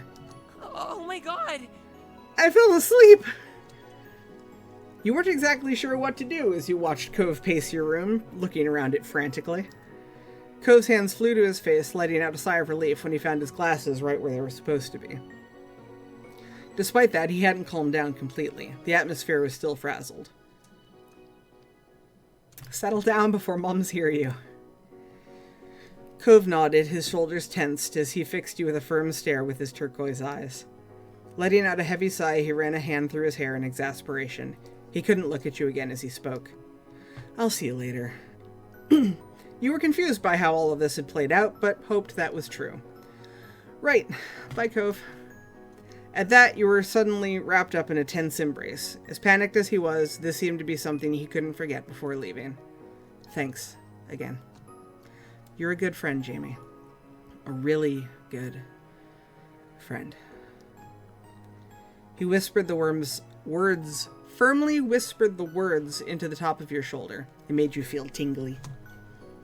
But you were let go before you had a chance to respond or even fully react. In a matter of seconds, he had climbed over your bed and opened the window. A cool breeze rolled off the ocean, fluttering through Cove's hair and filling your room with its salty scent. Cove anxiously stepped out onto the ledge. Luck. Good luck. Be super careful. You weren't sure if he heard you or not, but he kept going along, one foot in front of the other with increasing speed until his form disappeared out of sight. You stuck your head out the window as far as it could go, trying to keep watch. He walked the full length of the ledge before jumping down to the top of the garage, then lowering himself onto the fence. From there, he finally dropped down to the ground. You threw out a thumbs up at his successful climb. He ran off towards his house without stopping, disappearing behind the side of another building. You had to admit that you were pretty impressed at how doable he made that look. Cove always seemed to have a way of seeming so smooth without even meaning to. With a little sigh, you reclosed your window. Deciding there was nothing more you could do, you hopped off your bed and got ready to head downstairs for the day. I put on my slippers. You knew it was summer, but your slippers were comfy and cozy and made you feel better whenever you wore them. As I sit here in the middle of the summer wearing my slippers. You took the stairs, slowly attempting to mask your face into a look of innocence. You were sure that someone would have come into your room if they had heard anything strange, but you couldn't be too careful. Had to play it cool. When you stepped out into the living room, Elizabeth was there, tapping her finger on the counter. Good morning, Elizabeth. She looked you over immediately, her eyes squinting at the greeting. Why? Why are you being so weird? You hadn't even done anything. Big sister never missed a beat, unfortunately. You turned and offered a tight smile, and her lips pursed together even tighter. Jamie. Wouldn't you like to know? Duh. I would. That's actually why I asked. You shrugged noncommittally, determined not to tell her a thing. Further suspicious squinting occurred as she waited for something. But ultimately she rolled her eyes and you weren't sure if you were in trouble or not. She didn't seem to care enough to dig any further.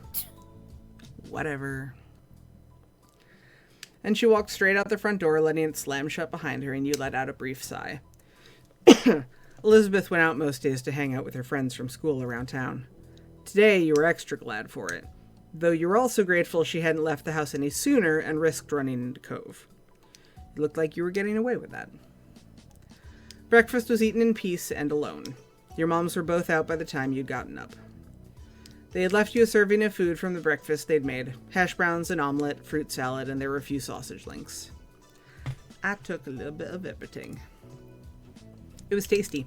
You appreciated that there was variety in the meals your moms made.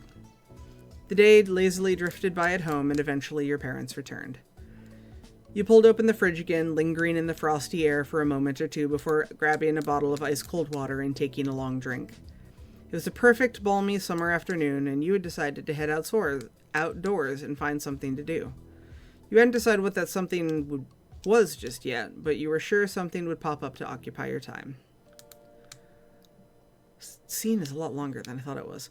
As you were heading out the front door, you paused for a moment. You hadn't seen Cove since he left that morning, and you couldn't help but think about what had happened to him.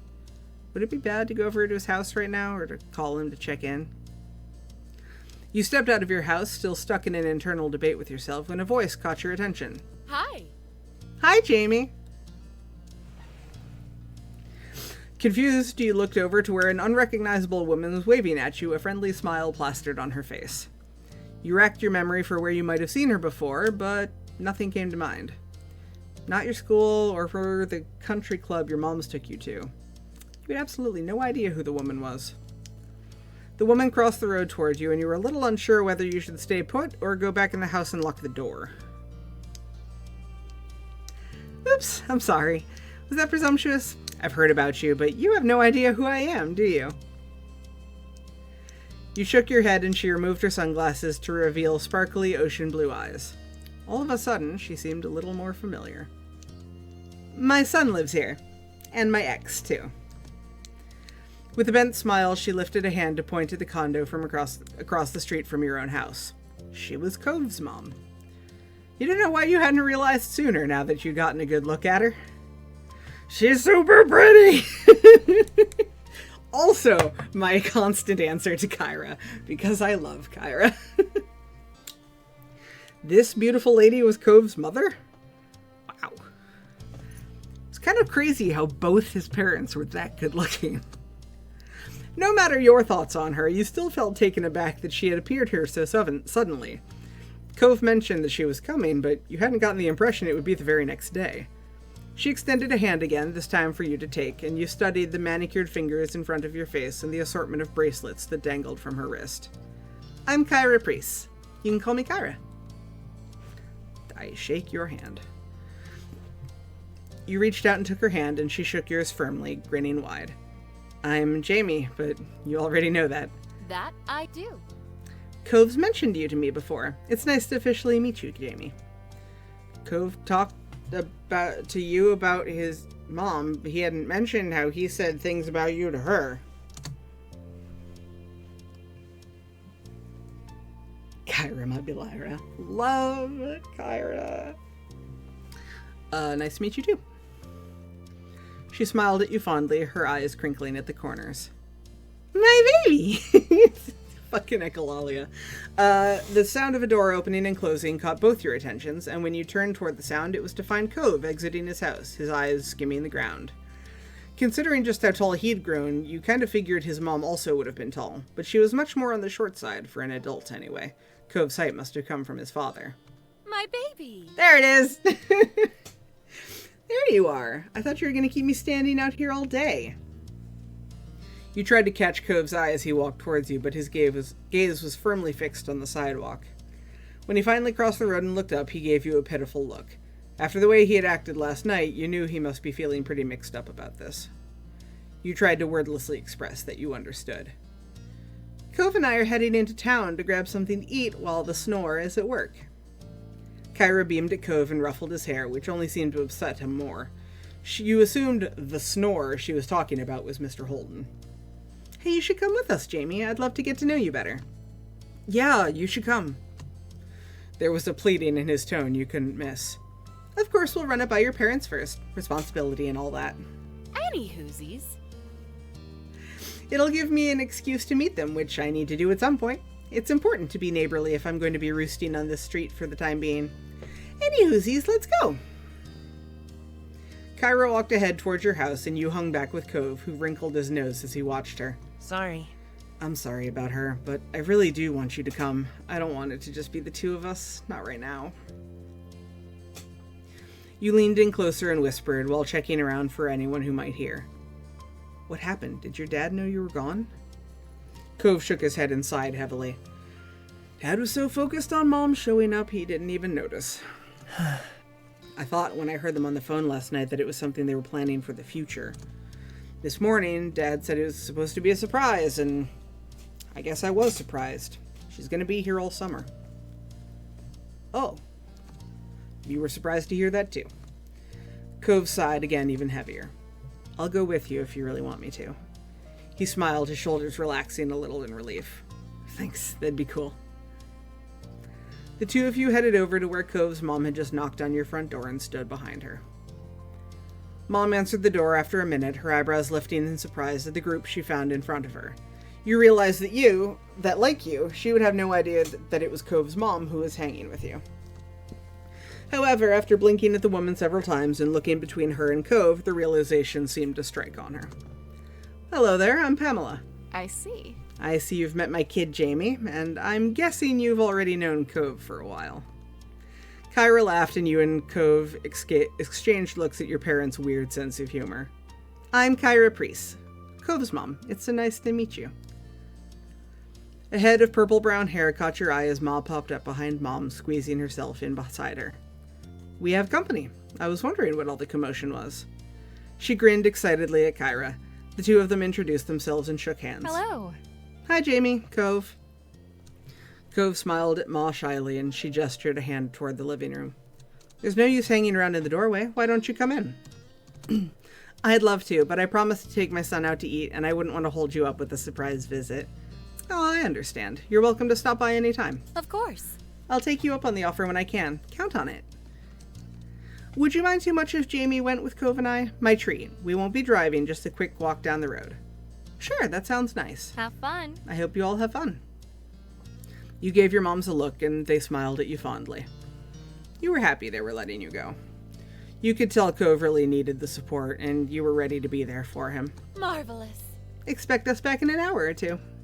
We look forward to seeing you again. Take care. Your parents waved goodbye to the three of you as you backed up onto the street. There was the sound of the front door closing behind you. I'm pretty positive I saw some restaurants when I was in the taxi not too far from here. Yeah. There's a lot of them around. The answer was straightforward and the tone was curt. Cove was usually more lighthearted than that. Kyra put her hands on her hips and smiled at her son. Well, You sound like the area expert. Do you have any recommendations for a place nearby? Not really. Kyra pouted at him a little and turned to you instead. How about you, Jamie? Want to point me in the right direction? Sure. I have a couple favorites. You'd been to a lot of places in town, and there were a couple that stood out from the rest. There's a Chinese restaurant that me and my family go to all the time. It's my mom's favorite. There's also a tropical-themed place that tries to sort of be fancy. Both sound like a treat. I'll leave it to you to pick for us, since Cove is going through a phase over there. He huffed at her and turned his face away. I insist Cove contribute. It's okay, Cove. Tell us which one you want more. He mumbled sulkily, willing to reject his mom, but not you. I like the tropical place more. That's what I would have gone for, too. With 2 votes in favor of one restaurant, it seemed it was settled. We can go there. thank you. Thank you, Jamie. Will you show us the way? You nodded, taking the lead of your little group, as Cove and his mom followed behind you. Together, the three of you left the neighborhood behind. The walk was about 15 minutes, and along the way, Kyra asked a lot of questions about the area. Cove was quiet most of the time, so you ended up answering her instead. Kyra explained that she lived in a large city, and she loved how peaceful and relaxing everything seemed in Sunset Bird. The restaurant was busy as usual, but luckily you were shown right to a small table. Kyra lowered herself in the chair while Cove picked the one diagonal to her, not facing her or to her side. It was awkward. Let's see. To start, what would you all like to drink? I'll get an orange soda. Noted. Jamie? I also will get orange soda. Sure. Kyra placed the order for your drinks, getting a black hot coffee for herself, and it didn't take long before they were brought to the table and set in front of you. You took a long sip of your drink as you looked around the restaurant.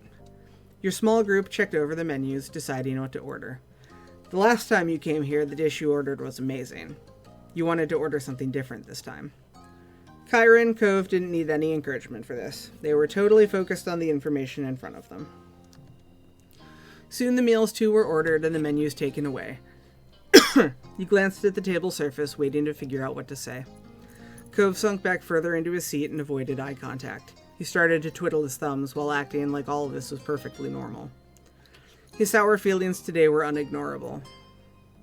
Instead of asking more open questions he'd brush off, Kyra had mercy on her son and instead put her focus toward you. So? So Jamie, what's a few things you're into? There's got to be something you do for fun now that you're not buried in school assignments. You wanted to try something new, can't relate. Yeah, there's a certain element of truth to that. Let's see, I like to read fiction. Me too, nothing beats curling up with a good book. And games are fun. I like to play video games. I don't know much about them. Maybe you can show me sometime. And music, I play guitar.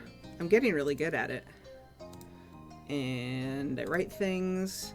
A fellow writer. Writing is a great form of expression, don't you think? Kyra sighed wistfully, her eyes going soft.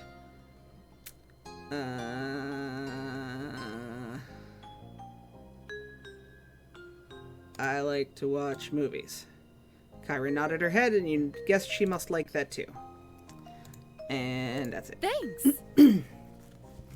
Thanks. I'm happy to learn more about you. There's so much I hadn't heard. Cove leaves the details out. So, what exactly did Cove say about me? Kyra laughed, holding a hand in front of her mouth. I can't tell you that. I didn't come all this way to embarrass my son too much. Kids are delicate at this age. She laughed again, and you glanced at Cove to see his reaction. He was trying not to pay attention, but you could tell he was uncomfortable. Hoping it would clear some of the tension in the air, you decided to ask Kyra a few questions of your own. Cove hadn't told you much about her, and you were curious to know more about this woman who was such a big part of his life. What exactly do you do for work? I'm a travel writer for magazines and things. I keep people in the loop on what's worth seeing. It's good work. Wow. What do you like to do? Spend time with my little boy, of course. And traveling. A real shock, huh? Where do you live normally? Nevada.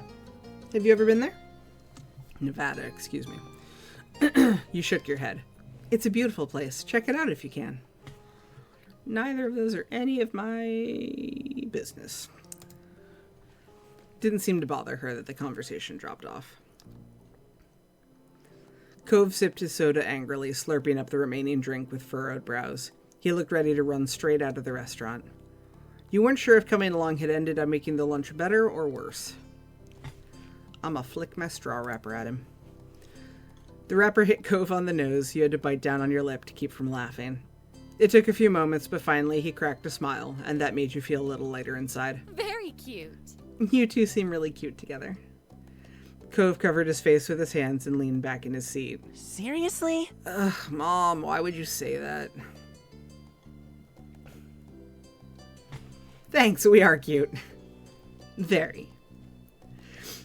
Your meals were delivered shortly after that, and so everything was so delicious even Cove enjoyed his food. Okay. Alright, now that we're all full and content, can you explain, please, why you've had a bug up your butt all day? Cove's face scrunched at that. Seriously, baby, what did Mom do to make you this mad? I haven't even been around a full day yet. He gripped the edge of the table, refusing to make eye contact. The words he spoke were barely audible over the din of the restaurant. You could have told me. She leaned forward not to miss anything, eyebrows raised. Told you what? He finally seemed to find his voice and spoke the thoughts that had been on his mind. That I wasn't going to visit you this year. That you'd be coming instead. Didn't you invite me? You wanted me here with you. Cove's eyes began to shake and his frustration ebbed. I do want you to be around, but I didn't know it'd be like this. It's not the same, and nobody said anything. I see. Her expression grew tense. She threaded her fingers together and placed her hands in front of her on the table. We've both been gifted another Clifford surprise. Referring to that as a Clifford surprise almost caused both you and Cove to crack a smile. You also had no idea his name wasn't just Cliff. Over 5 years, nobody had ever called him Clifford until now. She smoothed her hair out, not letting go of her stern look. The more things change, the more they stay the same. They let out identical sighs, but smiled weakly at one another afterwards. I'm sorry. I can go home, Cove. We can still set up a normal trip to my place before the summer ends. Cove's lips tightly closed together. He seriously pondered the option. I mean... I think I do want you to stay. I miss it when you're not there. My heart! Kyra is such a supportive parent. Like, I adore Cliff, don't get me wrong. Cliff is not the best dad. He tries so hard, and that makes up for a lot, but Cliff's kind of dumb. And Kyra is so good as well. She reached across the gap, grabbed his face, and planted a kiss on his cheek. Cove tried to wiggle away. Mom, stop. I'm sorry. Sweet young men need to be smooched by their parents. If I don't, they'll take away my mom license. Kyra was completely enthused with Cove's admission. Like, Tove doesn't even get diagnosed until later on, and Kyra's already fully there for her son. I care her. It's so true. Though a tone of seriousness did return to her voice when the conversation continued. Do you want to talk to your dad, too? No! Cove had snapped the word instantly, but reeled his annoyance back in just as quickly. Maybe later. Not today. It's all right. I understand. We can shelve it. Thanks, Mom. Thank you for talking to me, little mister. She grinned affectionately at him before turning your way. And thank you, Jamie. Huh? What did I do? It's easy to act like a baby with your mom. It's harder to keep that up with your neighbor watching everything. Especially when you really care about what said neighbor thinks of you. She winked. Mom! She just ruffled his hair with a laugh, then moved her hand down to tap the end of his nose. And that was how the issue was resolved, at least between Cove and his mom. When the three of you left the restaurant and Kyra had paid the bill, you walked back to your neighborhood slowly. You'd eaten so much by that time you were beginning to feel sleepy. It didn't help that the lunch had happened late and the sun was already beginning to descend from the sky. But eventually you reached your street. Someone was there to greet your group upon arrival. Welcome back, family! And Jamie, too. Huh. Cliff. Dad. The two walked past him into the condo without sparing another word. Despite the summer heat, their shoulders were cold. Uh-oh, I'm in trouble. He rubbed the back of his neck with a crooked smile, but his eyes were soft as he looked on after them. He's so much like his mom, don't you think? You gave a vague nod, not sure what he was expecting you to do. He nodded back far more energetically. Okay, have a nice night, Jamie. You too, Mr. Holden. With that, Cove's dad disappeared to join the others inside. It's your turn to go home now. Summer hadn't started off at all how you imagined it would have, though it turned out to set the tone well. Having Kyra in the neighborhood was a new experience for not only you and Cove, but also both your families, and a dull moment was rarely had. Okay, I know it's late. However, I don't care. We're doing at least one version of this moment before I get off. Because we're gonna do... I need to save. Gonna save here. Okay, so Yes, Lilac, I see you saying my name. I see you looking at the time. I am aware that it's almost midnight. I don't care. I'm gonna save here. We're gonna do Cove's version of the soiree. And then I might actually end up streaming tomorrow so that we can continue this. But we'll do Cove's version of the soiree. I will call it... I was going to do both, and I've decided to keep myself to one. We'll do Cove's version of the soiree. This is Derek's... Yes, I know. And then tomorrow or Saturday, whatever the next stream is, we will do Derek's version of the soiree so that Raven can see it. But tonight, we're going to do Cove's. And we're going to do it my gay-ass way. And then I will call it a night. Okay, but I have saved. Yes, I have saved. We're going to do Cove's version of the soiree. You're going to be so tired tomorrow, I'm aware. You'd whiled away the morning doing whatever struck your fancy, and now you were recharging with lunch. With nothing on the horizon, you were free to spend as much or as little time on your plate as you wanted. It was while you were thinking on all the possibilities for your afternoon that your mom's approached you. Hi. Hi, Jamie. You okay? Mouthful, you nodded in reply. To your surprise, they both sat with you at the table. Based on the time, you had wondered if they were joining you for a meal, but neither of them brought anything. All right. Great. We wanted to have a little chat with you. The qualifier little did nothing to downplay the situation. Your chewing slowed as your eyes widened, looking from one parent to the other. Anything that required both of them to talk to you must be something big. It is unsettling. You didn't like being the only one not knowing what was going on. Stomach churning, you waited for them to fill you in. There. Aw, don't look so worried. It's nothing scary, promise. There's a soiree at the Cypress tomorrow night. Your ma and I are going. The Cypress was the country club your moms were a part of, and where Elizabeth played golf. It seemed like every other month they had some event or another, all with fancy names like soiree. Chewing your lip, you wondered what this had to do with you. Mom chuckled at your poorly concealed reaction. Leaning in, Ma took your hand and squeezed it.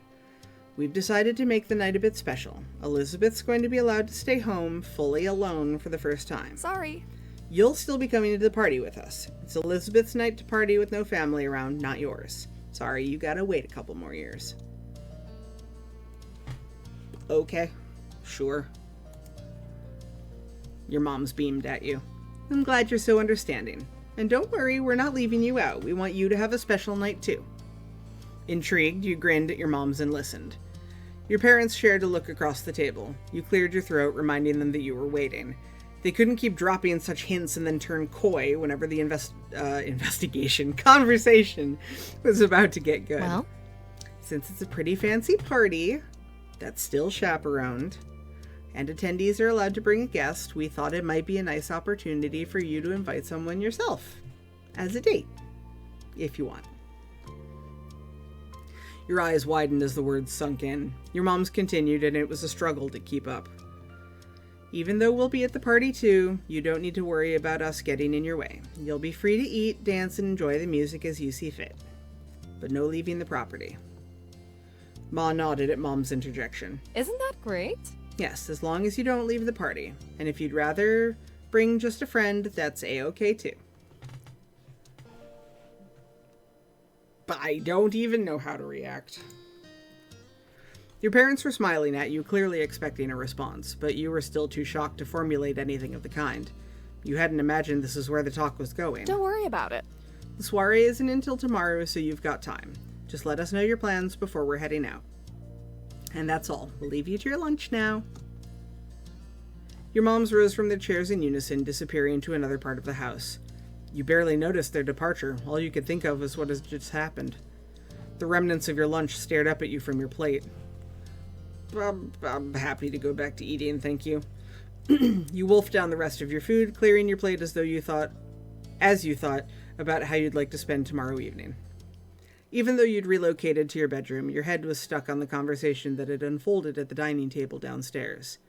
You knew that. So, Raven, I know you've said that you haven't seen the DLCs for Derek and Baxter. Have you seen, like, the extra moment DLCs like this one before?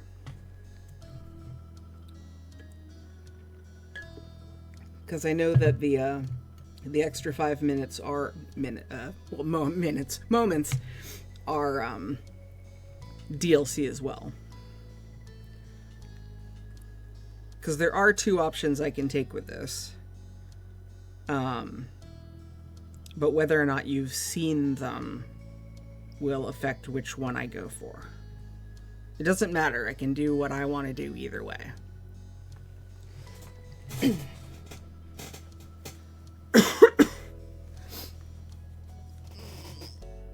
Big stretch.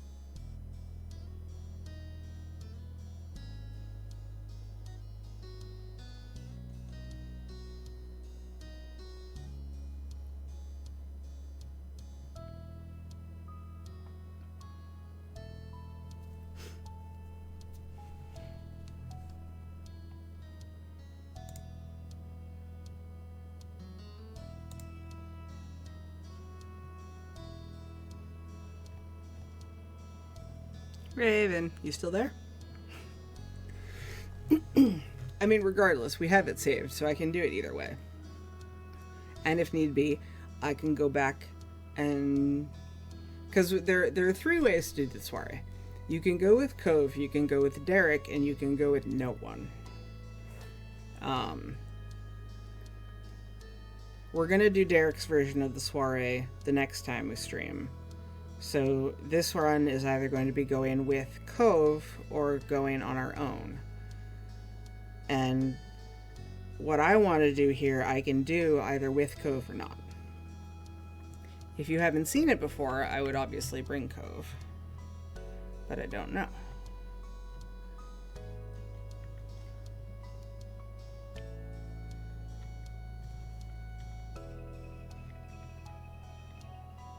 Also, I think if I don't go with Cove, it ends up being slightly shorter. It's also probably the version that less people have seen in general, because most people wouldn't be like, I'm just gonna go by myself. 'Cause I think I can... Yeah, I can do it if I go by myself.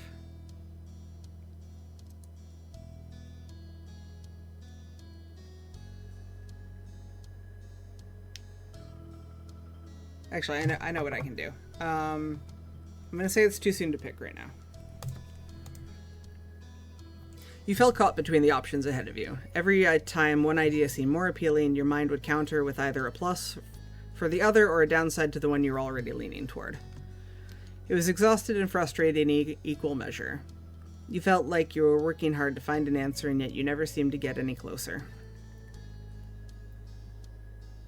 Okay, so for right now, we're going to decide against bringing Derek, because we're going to do Derek's version later. That was one part figured out. Sighing, you shifted position on the bed, resting your arms on the windowsill. A flock of birds caught your eye and led your gaze as they crossed the sky. I wonder if you chose Derek there, if it would just switch you to the other moment.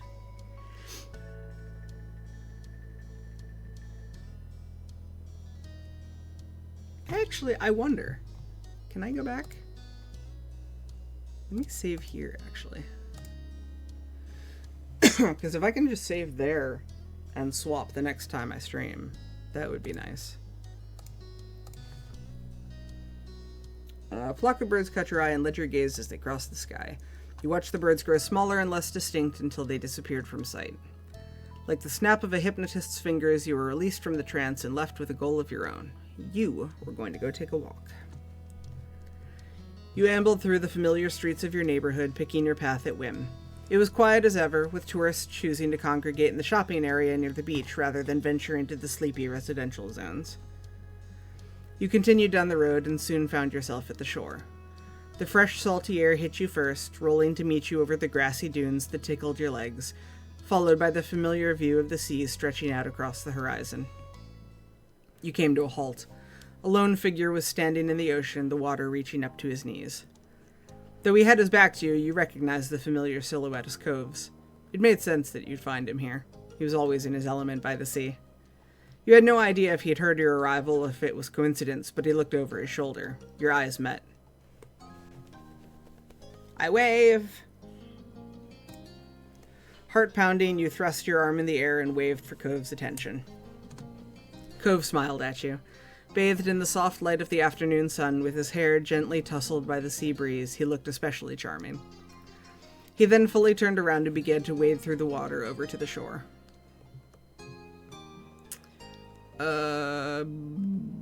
I'm just gonna relax. It just felt nice to have come across Cove right at this moment. The question of whether to invite him, and if so, in what fashion, was in front of you, between leaping into a world unknown or enjoying the safety of the familiar. Hey, Jamie, are you free right now? Not exactly. My moms are taking me to a soiree tomorrow at the country club. It was kind of a strange segue, but you wanted to get right to the point. A soiree, huh? Sounds exciting? He was smiling politely, but you could tell that your outing mention hadn't sparked much interest. That didn't come as much of a surprise to you. Formal affairs and big gatherings were some of his least favorite things, but you were sure he'd attend if you were the one who invited him. You only had to do it. Cove tilted his head curiously at you. Alright, so we'll save here. Boop.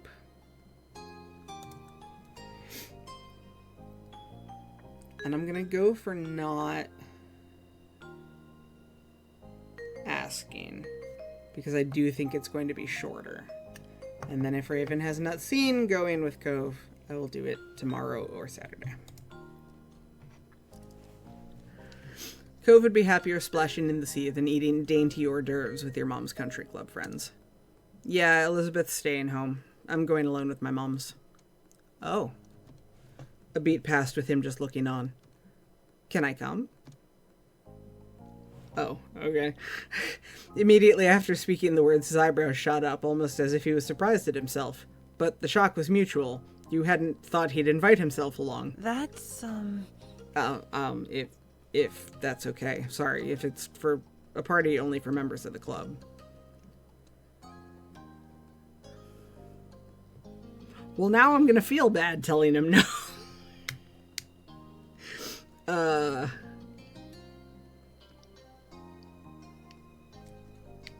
Well, fine, Cove. Yes, come as my guest. Well, I can bring somebody. I didn't think you'd want to go. We'd hang out at the party, right? It could be fun.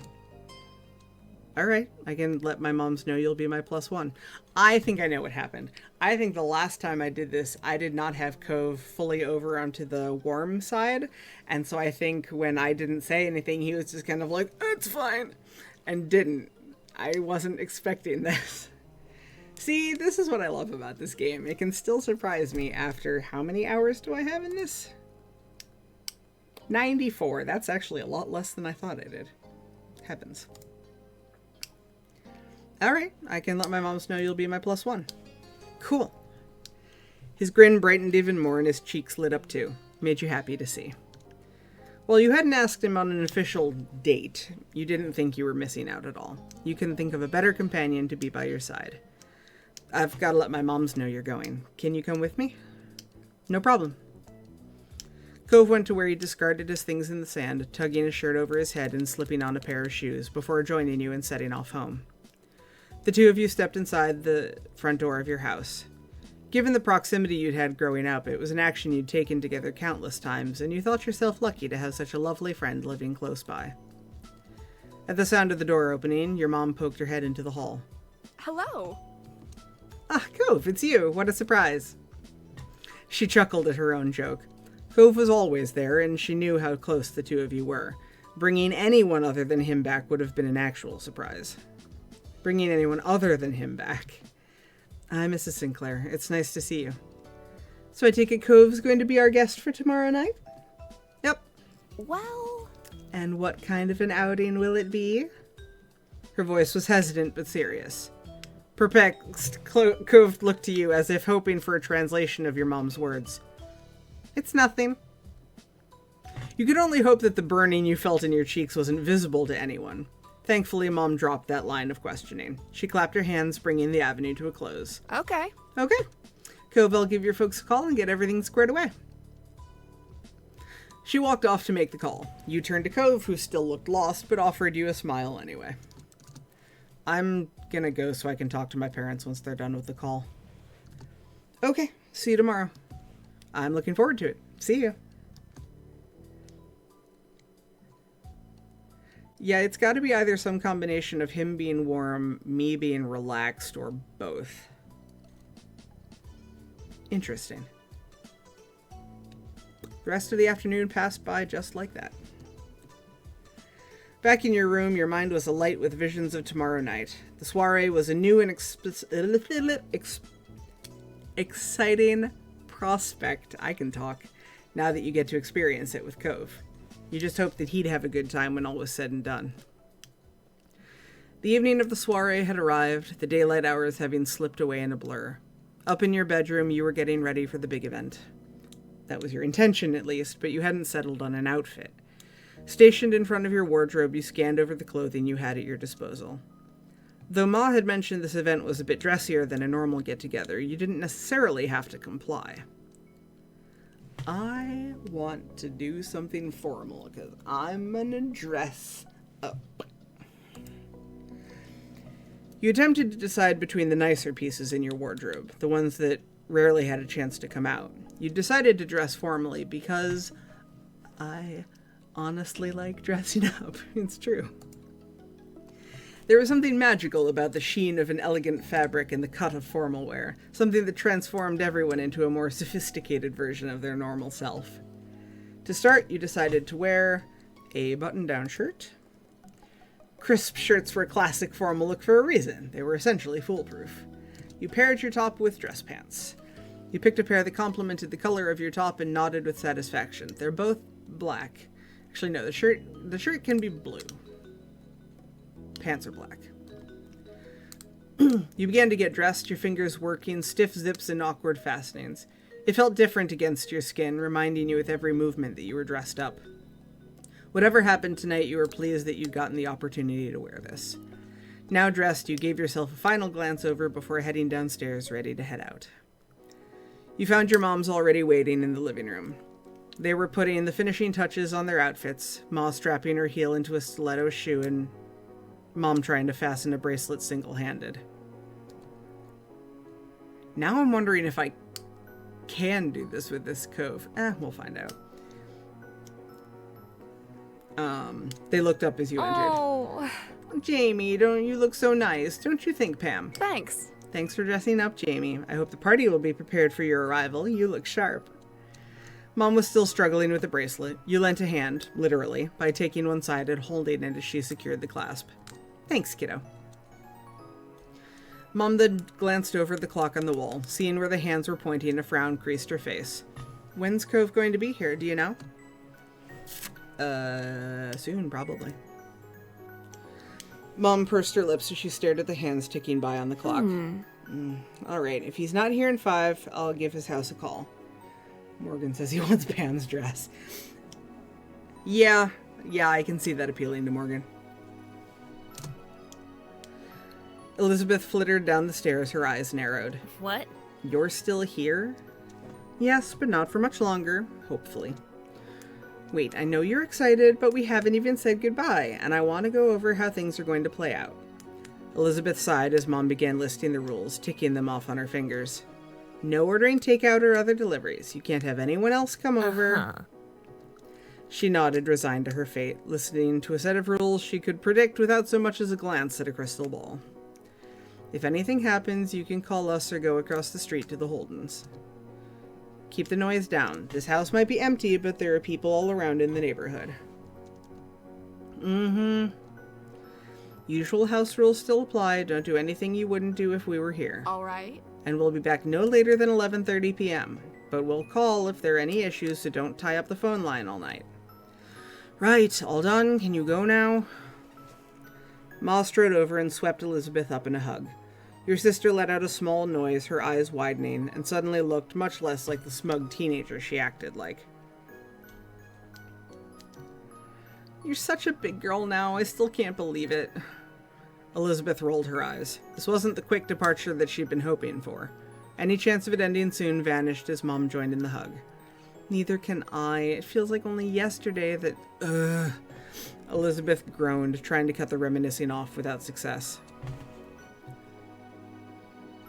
I join in the hug. Mom and Ma held out their arms to you as you approached, welcoming you into the hug. Elizabeth whined, eager for this to come to an end already. Jeez! Can you all just go? Your family disentangled from the hug in time to catch the doorbell ringing. That must be our guest. She hurried over to the door. As Ma predicted, Cove had arrived and he was ushered inside. Nice. You look very nice, Cove. Aw, look at him all fancy. Oh, thanks. He looked around the room, searching for a way out of that conversation before his eyes met yours. Cove pulled his face into a smile. As you reciprocated, the tension in his face faded away. You watched him taking in your outfit, swallowing and grinning at you again. Hi, Jamie. Hi, Cove. It's nice. You look really nice tonight. I'm glad we got to do this. Going to a place all dressed up, I mean. His words took you by surprise. It wasn't often that Cove commented on your appearance, but you were happy to accept the compliment. You attempted to control the grin spreading across your face. The small statement had had a big impact. You inspected his outfit in turn. What are you wearing? You're looking good too. He smiled bashfully. Thank you. Now that Mom had finished reiterating the rules to Elizabeth, who then scurried off to the sanctuary of her room, she came over to greet Cove. Hi, Cove. Nice to have you along for the ride. Thank you for letting me come. You're welcome. It's no trouble. You're always welcome. It should be a fun night. Ma appeared, clutching a purse and wearing a huge smile. Agreed, but we should get going. You pulled up at the country club. The sun had sunk deep into the horizon, the last of its light sleepily warming the oncoming night. Your moms led the way to the space around the back where the event was being held. The place had been transformed through decoration, with smart tablecloths and elegant ribbons contributing to a festive atmosphere. Musicians dressed in matching black and white were setting up their instruments and flicking through pages of sheet music. And, as promised, there was a table covered in plates of carefully prepared food. Destination reached, your parents rounded on you and Cove. Things haven't kicked off yet, but don't let that stop you from enjoying yourselves. Have fun. Have fun. We'll be around if you need us. See you later. Bye. Cove waved your moms off. Once they'd retreated a distance away, you found him watching you expectantly. What now? It wasn't a question, but a plea for help. You could tell that he definitely didn't know what to do with himself in this situation. We'll have to wait for some things to start, like the band, but there's stuff going on already. Cove perked up at that. Really? Oh, do you want to do any of those? Whatever they are? I'll introduce Cove to people. I know most of these people because I've been brought here a lot over the years. You can meet them. Sure. It doesn't matter what you do. It doesn't matter if you make a good impression or not. They'll be curious about you no matter what. You beckon for him to follow you and meet the other guests. Most of the attendees skewed significantly older or considerably younger than the two of you, with only a few people around your age. Naturally, Cove greeted them with his easy warmth. Not that there weren't any difficulties. Sorry, could you repeat your name? It's Cove. Cove. They rolled the word over their tongues, clearly surprised. How unusual. But lovely, of course. As you'd expected, there was interest in who you'd brought to the party and what your relationship with him was. Jamie, good to see you. This your date? The answer was no, but Cove just silently grew awkward over the question, shuffling his feet. You like to speak plainly and get your point across. That failed you now. Your tongue twisted as you struggled to find words to express that no, Cove was not your date, while simultaneously not implying that you disliked him or the idea of ever dating him someday. You were also aware that such an uncharacteristic silence was being noted with every second that you failed to answer. Finally, you whispered all you could come up with. Not for this dance. The group chuckled at a joke you missed. Cove, who hadn't managed to make eye contact since this started, looked as puzzled as you felt. I don't remember ever seeing that before. Still, some people focused on the important things. How you were dressed. I don't remember ever seeing that. That's delightful, though. Don't you look snappy in that outfit? You've scrubbed up well. With the basic niceties taken care of, you move on. I'm not getting the option I'm expecting to get. We'll go look at the snacks, I guess. Oh, because the music hasn't started. Never mind. It's rude. I want to fight those adults. We can go eat some food now, even if the music hasn't started yet. That's okay? It's not too soon? Yeah, no one will mind, really. Okay. The two of you wandered over to the refreshment table. With it being early in the night, it had barely been touched, and the plates were nearly as pristine as when they'd left the kitchens. The offerings were all tiny and bite-sized, ready to be picked up and sampled. It was immediately apparent there was plenty to choose from. Just from the level of care with which it was presented, it was clear that this was fancy stuff. Cove stared at one plate, then another, confused. Maybe? I think I know some of this. This is all good stuff. Good stuff. Is it? Yeah. You picked one of the nearby morsels up and presented it in front of Cove to observe. Looks like the world's smallest loaf of bread with stuff on top. It has to be small, so you've got room to try lots of different things. Cove's eyes were wide as you guided him through what was on offer. Made you feel sophisticated. Cove squared his shoulders as if gearing up for a match. I'm gonna try it. He picked up a plate and took one appetizer, then another, and another. Soon you realized he was taking one of every single type. You're taking everything? Mm-hmm. Why not? I will do so as well. You might be stuffed afterwards, but that was a problem for your future self. Right now, you're going to enjoy the feast to the full. Cove nibbled his way through everything the Cypress had. The adults of his endeavor were mixed. He was revolted by some of the things he tried, openly screwing up his face and rushing to find a drink to wash the taste away. Yet these bad experiences didn't stop him from plowing on, moving on to the next snack with an open mind.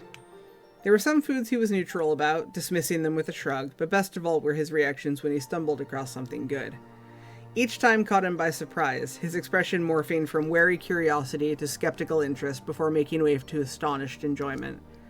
Regardless of how he felt about what he was currently eating, you could tell he was having a good time just being free to eat whatever he laid his eyes on. You thought that was nice too. After going through a round of sampling, we're just gonna wait for the music. In no time at all, the sun set in full, the lights faded in, and the opening notes of the band's first song rang out. You and Cove stopped what you were doing, turning to contemplate the party that had been steadily unfurling while you were distracted. It was much busier now, both in terms of people and activity. The first steps were taken on the dance floor, some tentative, others eager, and even if the band hadn't been playing, the constant level of chatter would have ensured that it wasn't a quiet night. With the party now in full swing, your options had increased. Are you not going to let me do what I want to do?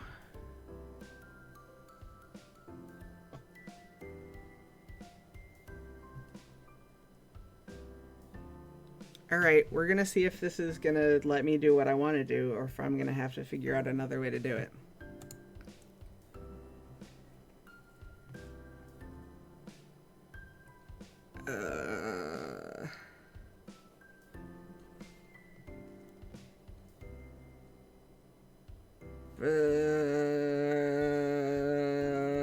You dance, maybe?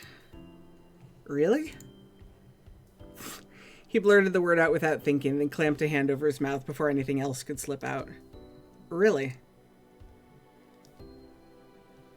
No, it's gonna make... Okay, hold on. It's gonna make me do this. That's rude. Why is Cove confident? God damn it. Cove being confident screwed me up.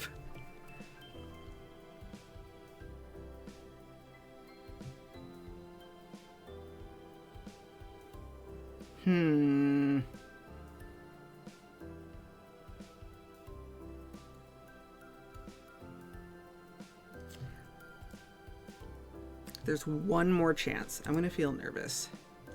Taking a steadying breath, you reminded yourself that nothing here could hurt you, physically at any rate.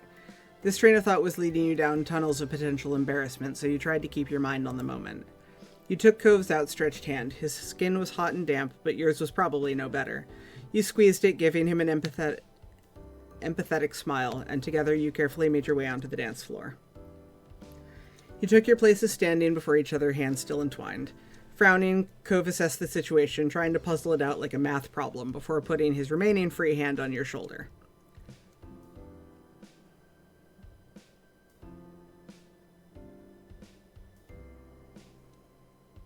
His hand's on my shoulder.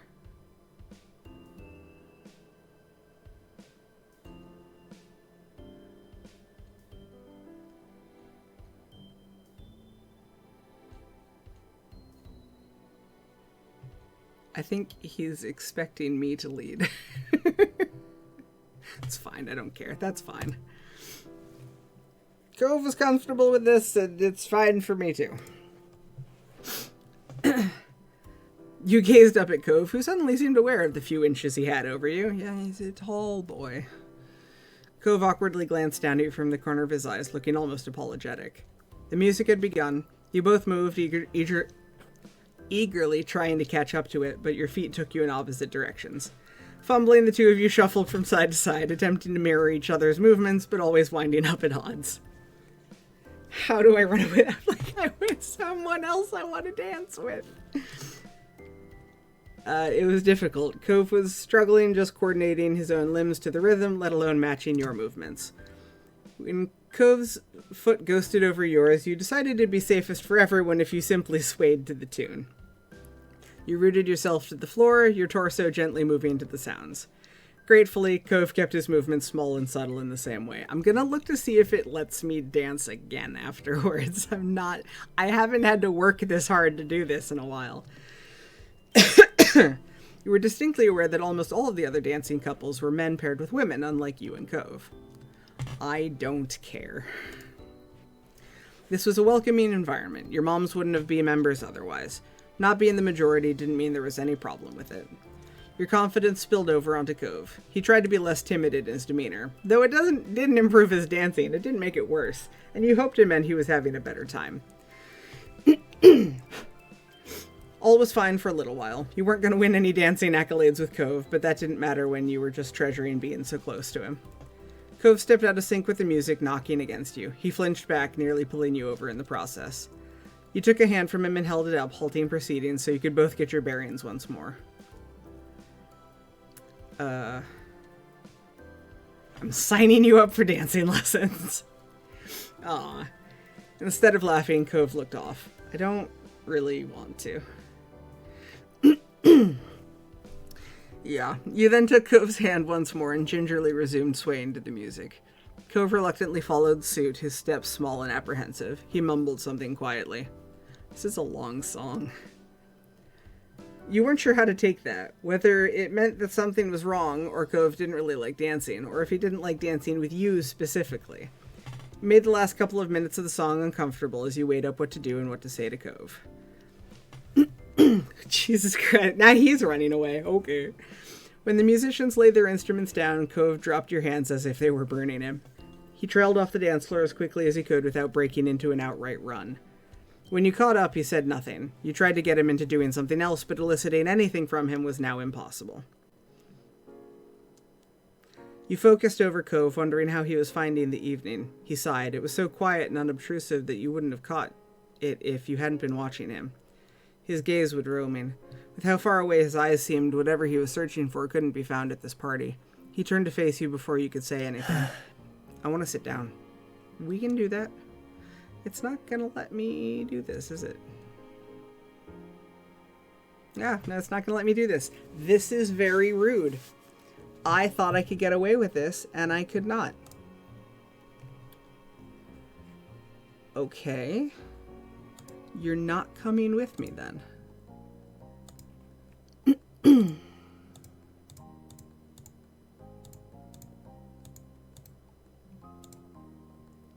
How are you? It'll be relaxing without Elizabeth. No, I'm seeing this goddamn scene tonight, whether it kills me or not. What is this question? Oh, over what we're wearing.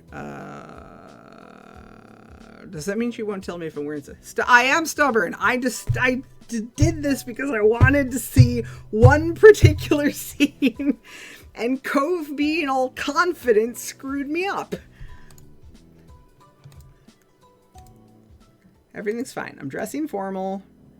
I like dressing up. All of this is the same. I'm wearing a button-down shirt and dress pants, and we're going. Right. I'm hugging my family. Yeah, sure. I'm being annoyed. Goodbye. So, how do you want to tackle the party? I'm a lone wolf. A wolf, huh? You have been looking hairier. Hey, rude. Is it a full moon tonight? That might be bad news. Very funny. They're gonna stay out of my way. You got your dancing shoes on? Yes. The label didn't say. Right. Fair enough. Alright, pull up to the country club. Everything is delightful, just as usual. I say hello to people, and now it is nighttime. Okay. I'm searching for someone to dance with.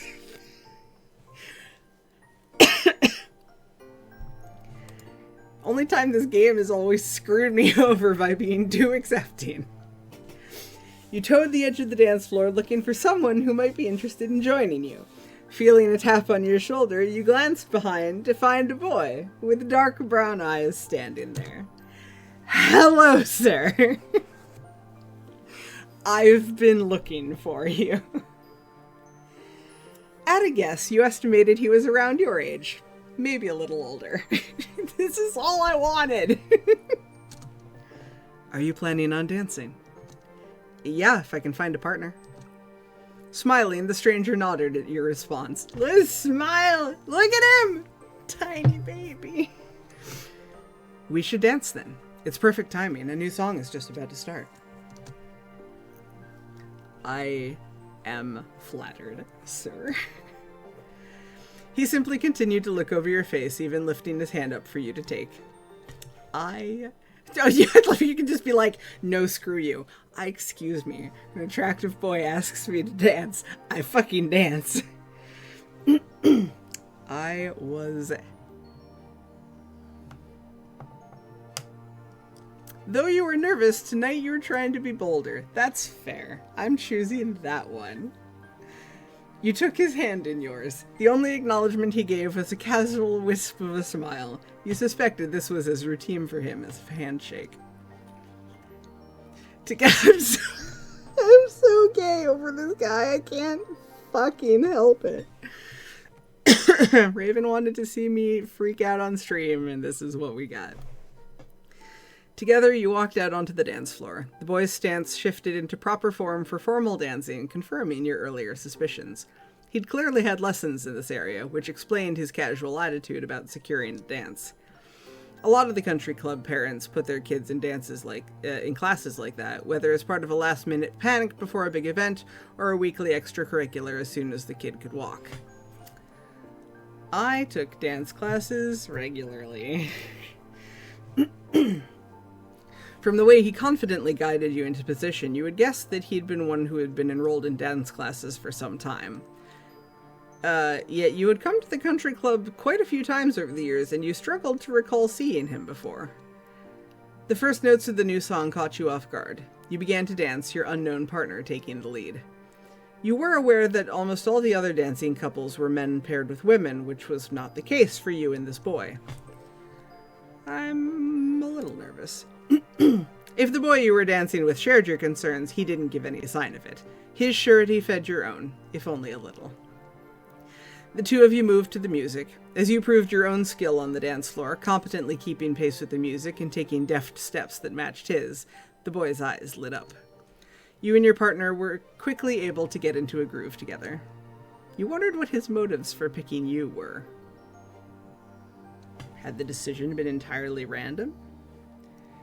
The Jamie mystery boy fic is still real. It's just me.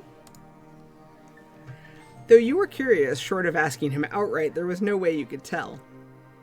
The style of dance dictated by the music meant that you were spending a solid few minutes in very close proximity to someone you'd never met before. It was peculiar that you didn't even know his name, but you were near enough to notice a small birthmark on his neck. You could just ask for his name, but he'd show no inclination to talk once he'd begun dancing. While you were considering this, the song came to an end. Oh. Your hands released, and he politely took a step back. Thank you for dancing with me. You have nice legs. And then he was gone! Oh, God. He breezed away before you could formulate a response to the unprompted compliment. It wasn't a feature you were accustomed to people commenting on, good or bad.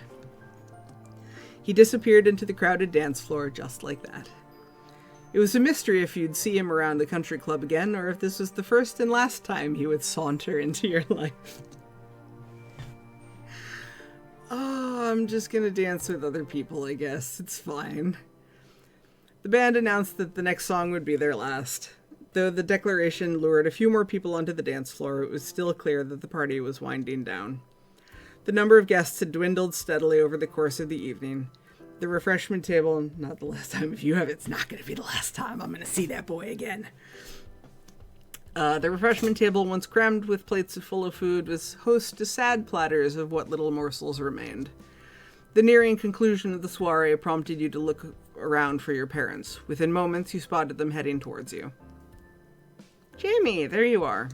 Good to see you again, kiddo. Saw you cutting a rug on the dance floor. Your mom said it in a joking tone, then did a boogieing mime to accompany it. Yeah, I did that. Mom just laughed at the reaction. Hey! Who was that guy you were dancing with earlier? I didn't recognize him. Me neither. I didn't catch his name. That's fantastic. Ooh, mysterious. He must have been a guest of a member. Or he could have been visiting the area. The Cypress has other branches in different towns. Seemed the topic would have to be left there. It was unanimous that nobody knew anything. Let's go! Alright then, let's get ready to get back to Elizabeth. If we're lucky, the house might still be standing. Ma swatted your mom playfully, laughing at the comment. You cast one last look at the party.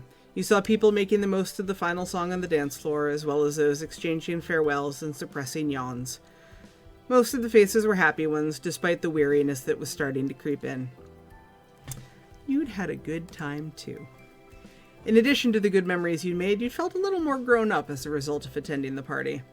Turning away, you shelved that thought for another time as your moms led the way back to the car. You hurried to catch up to them, feeling childlike once more.